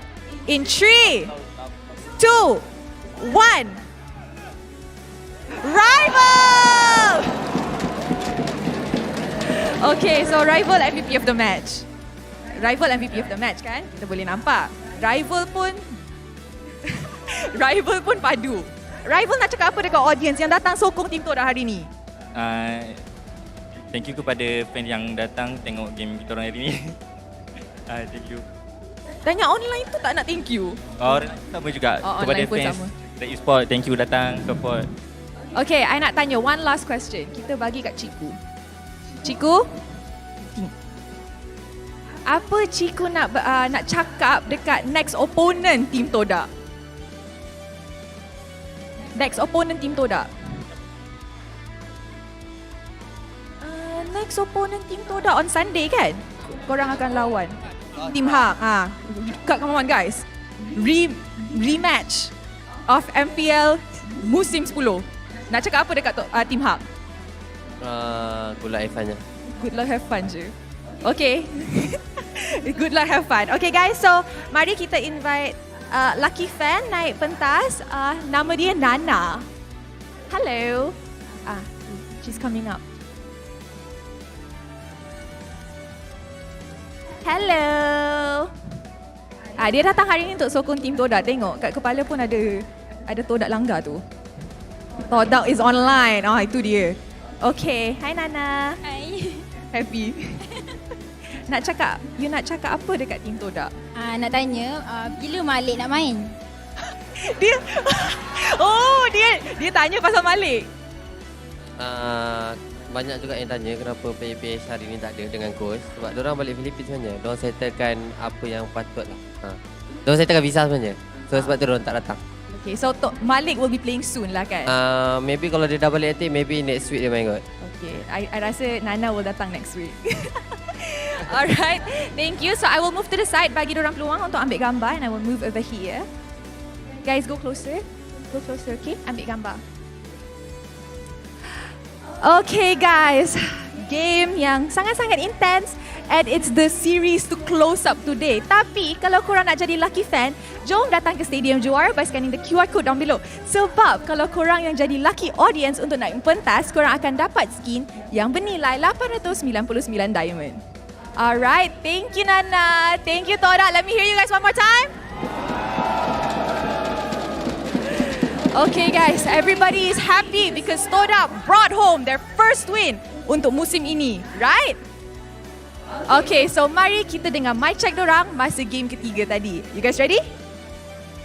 Okay, so let's show it to the mic check. Dia dah puri atas. Okay. Tutup. Bela di mood. Tak boleh. Biar je lah. Mati-mati. Nice one. Aku kena telan Bagus sana Bel. Nice one. Dapat. Last hit. Nice one Moon. Aku kira tak bawah. Cloud dia. Lagi bawah. Aku balik dulu guys Balik. Boleh lot lah ni, dah tak ada seorang. Jom. Dah ada lot lagi. Ruby hilang. Disiplin ingat. Jaga Ciao. Aku duduk belakang sekali. Mana Mal tu? Dia ingat ni Megadita nak blank. Tiba. Dia flicker Finally, a win under their belts and some points to keep them afloat for the rest of the season. Todak are going to walk away 2-1 against Red Esports so far. And our MVP rival, I mean, he has been consistent throughout this series. Yep, and speaking of which as well, I'm looking forward to see how Malik is going to be playing as well. Based on the interview as well, the question coming from the fan means that Malik won't be playing because they are settling some visa issue back in their home country. So they are going to be most probably be coming back and playing next week. So most likely this current roster is going to be what we're getting here, especially when they are going to be facing off against Team Ha. Feels a little bit like a revenge story. I'm looking forward for that. Well, hopefully we get to see them, and hopefully if they can work out their visas, they can be going up with maybe, I don't know if they're considering a flight, Air Asia. And just in case that you guys, well, that's a plane, we need something a little bit smaller, don't worry, because since you guys are watching us live at Stadium Juara, you could book a ride on the Air Asia ride. All you gotta do is use the code new MPL MY for $5 off the first time users, or MPL MY for $3 off 2 rides if you're an existing user already. So download the Air Asia Super app right now while you still can to book your ride now. Exactly. So, you know, hopefully we are going to be seeing more of you guys when you guys come down to Stadium Juara, right? We're giving so much fun right here as well. You can meet your favorite teams. You can meet the Assistant Caster, you can meet Rose, you can meet all the teams as well. But now, let's talk a little bit more on what happened with the games between both Todak as well as Red Esports. Match out here, staying consistent. Rival has been able to secure the win with his performance. And I feel like on his Fredrin, he has been rock solid in all his games. Well, I mean, that's the beauty of Fredrin, right? He doesn't need any kind of special conditions. He's got fast clear speed on top of like insane amount of health regeneration. That's why he's so good in the meta right now. But I think Rival as a player overall has been one of the more consistent members of the team. Almost, he's giving me like Momo vibes, right? Yeah. Momo started off young, didn't know where he needed to be, and soon he became a leader, almost a cornerstone for Todak. Yeah, sometimes when it comes to winning the games, right, it's not about those flashy plays or, you know, it's all about discipline and consistency. And I agree when you brought up Momo as well. He was by far one of the non-flashes marksmen in MPL MY history. Oh, yeah. But when you need him the most, he always delivers. But as of now, based on how the changes are going between Todak as well, I'm curious to see what kind of intervention, or in this case, versatility in terms of the 10 roster coming in from Todak is going to be bringing to the table, because he has been playing XP Arena. But now, let's talk a little bit more on the items real quick here from Todak as well as Red Esports here. Anything in particular that is super smart? No, actually, I think Chiku had one of the fastest farm out of all the 3 games. You think about it here. He had a first item Malefic Roar. The man's 2k ahead of MLQT. I think that says enough here. I think having 2k ahead of your opponent is already pretty overall devastating, and Todak didn't really need to do too much once the snowball started to roll. However, you can definitely tell that Todak as a team are starting to become more constructive with the way that they're actually approaching the map. Whether it's sacrificing people to gain positions, or whether it's actually opening up the map and looking to trade while the main carries are looking to scrape up some gold. So they don't mind trading away a little bit of gold to earn more gold for one specific person later on. It's investment. It's all about investment. Yeah, it's all about funneling where the goal is going to be heading on to, right? So it makes a lot of sense how they're playing this game in general, because Chiku, he has been struggling for the first 2 games. Third game, they finally called in Yubes, actually provided him the assistance, able to carry the game. So I'm looking forward to see how much of a damage he was able to bring and snowball his damage, his game here, because based on what we're seeing right now, he is not... Okay, I was expecting a little bit more, 22k, but it is going to be Moon that does 39,000 instead from Todak. You know, Moon hasn't been playing for a while, but he definitely looked way better in this game compared to his first 2. Game number 1, pretty straightforward. Game number 2, definitely made a couple of mistakes here and there. But game number 3, he felt the most comfortable. And in all 3 of those games, whether he was doing good or bad, he still topped the chart in terms of damage. He still has that aggressive style to him. Yeah, what's really surprising about Red Esports is that throughout the entirety of the game, they didn't exactly do any damage to the tower as well, which is kind of surprising considering how dominant Todak was in terms of snowballing the entire game. But everywhere Red Esports go, they are going to get punished. And this was the problem that we talked about as well. Can they play a Faramis composition? For them to bring in the Barats on Amo, I think it was one of the biggest struggles was that they could not rotate in between lanes to actually punish Todak's mobile composition, which you can see. Brody, very mobile. Grok as well. Farsa, likewise. Fredrin as well is just pretty much going to be there right in your face throughout the entirety of the game. But let's take a look at the composition predictions as well for Game 1 and Game 3. Any thoughts on this? Honestly, when I'm thinking about my thoughts, right, I'm looking at the compositional prediction draft, and there is a little bit of truth to it no matter how you look at it, no matter how you angle it. Like Todak in game number 1, with the lineup of basically looking to protect one guy, if anybody is able to make an outstanding play, they could really capitalize it. And I think that's the most standard comp you should expect from Todak. But then we jump over to game number 3, and there's a huge difference here, because now this time they have so much kill pressure, while Red Esports has that level of utility. In terms of the way that that Todak controls the map, I would say they have a better understanding in comparison to Red Esports, because we saw that in game number 3, Red Esports were the ones who didn't utilize the full amount of time. They had inefficiencies here and there, while Todak was making sure I'm efficient with my movement, I'm making sure I take the shortest path to my targets, the safest path depending on who I am, farming as quickly as possible, and maintaining the line of how quick I need to farm and how fast it needs to be done. Now for the MVP of the match, it is going to be none other than Rival himself. He was announced on stage with his Fredrin play here, 100% match participation here, and 308 match KDA over GPM 695. He has been very, very rock solid as well. He's doing the right things here, baiting the right moments, catching the right targets when needs to be done. And for him to catch not only MLQT once, multiple times here, punishing the Claude, who seemed to be very unstoppable from Red Esports from Game 1 and Game 2. This is the decider. This is the man that made it happen for Todak. Yeah, and you know, again, the utility, the way that they were playing the map, it felt like Todak was very comfortable playing around gold and as well as jungle. I would like to see them kind of expand their horizons in terms of the types of strategies and the different kinds of angles they can actually apply with, but this one seems extremely stable for sure. Yeah, this is definitely one of the most stable composition here over this past few series so far. Fredrin, a very, very strong composition here. As an opening in terms of flexibility as well. So I really like how Rival was able to pull it for the team, despite him known for his assassin playstyle. For him to adapt, I'm really liking here. But in case you missed out in the action coming from game number 3 here, let's talk about the matches. This is going to be the highlights on how things went down. And this is where things got a little bit iffy for Todak, considering that Red Esports was able to save the count altar. But this small moment of punishing MLQT is what delayed MLQT and won them the gold lane for Chiku. I mean, it's not the only thing, because Formios was actually losing his lane until right here, where Red QT ends up not succeeding in the 2v1, and he was so very close to actually trading 1-for-1 there. And then when we come back to the turtle, where technically Red should have been able to get it, Yums was able to steal it away with the power of his wild charge. So a lot of like small things ended up starting to compound the overall interest in gold from the movements from Todak, and then snowballed out of control. Yeah, and even in this fight as well, Yums was able to isolate Red QT, delaying his Blade Dragon, which normally should have been the downfall for Todak, right?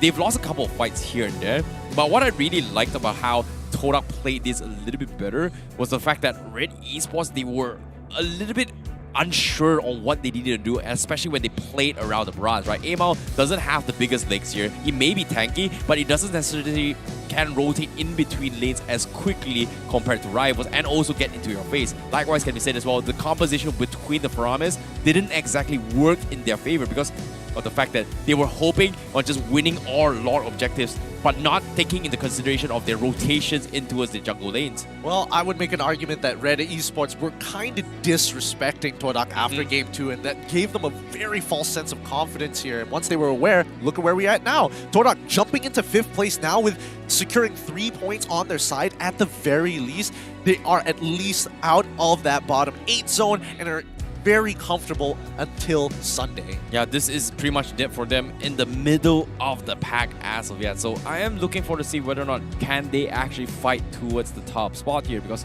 Homeboys is still going to be on the top spot for now. Red Esports, they get out of the gutter with 1 point, but still on a losing streak just on the second game so far for Red Esports. Yeah, but you can never count out Todak here. And again, 6 weeks still. We still have plenty of time to go, plenty of games to actually get through this full round robin. And I don't know, Red Esports not looking like they are in form just yet. Yeah, and hopefully they are going to be able to push their way through, because there are still 2 more series to go. With today's day 2 series done so far for day number 1 in this second week, there's just more to come, especially for tomorrow and the day after second week. So we are going to be in for a lot of surprises, and I hope Todak is going to be able to face up against Team Hawk, because Team Hawk as well was struggling to adapt to this current meta.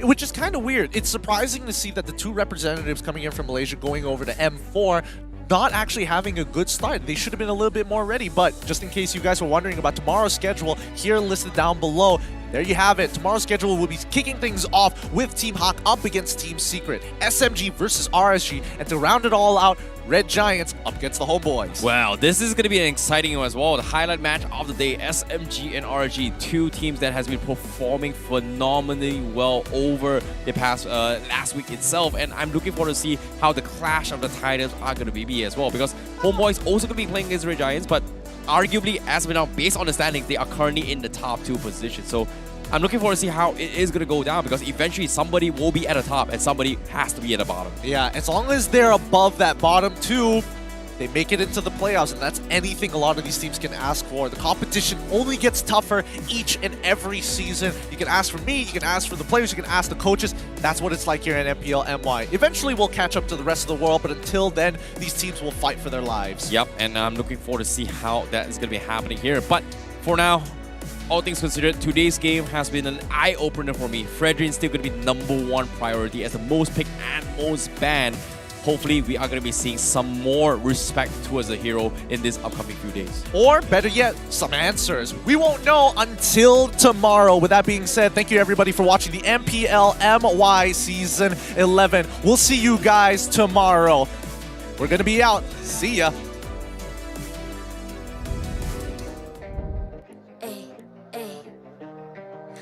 I'm a rock star.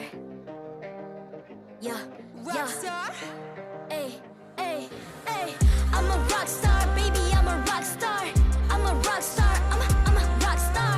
I'm a rock star. Panggil aku rock star. Ini kejohanan kita semua orang rock star.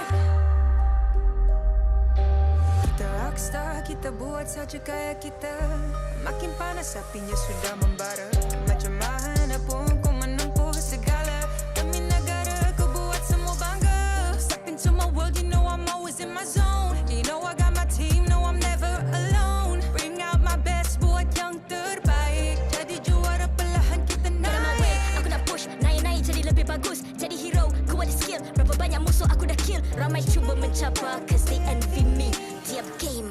nanti jadi MVP. Easy. I'm a rockstar, baby, I'm a rockstar. I'm a rockstar, I'm a rockstar. I'm a rockstar, panggil aku rockstar. Ini kejohanan kita semua orang rockstar. I'm a rockstar, baby, I'm a rockstar. I'm a rockstar, I'm a rockstar. I'm a rockstar, panggil aku rockstar. Ini kejohanan kita semua orang rockstar. Tengok nanti siapa yang juara. Ni peluang kita bawa pulang piala.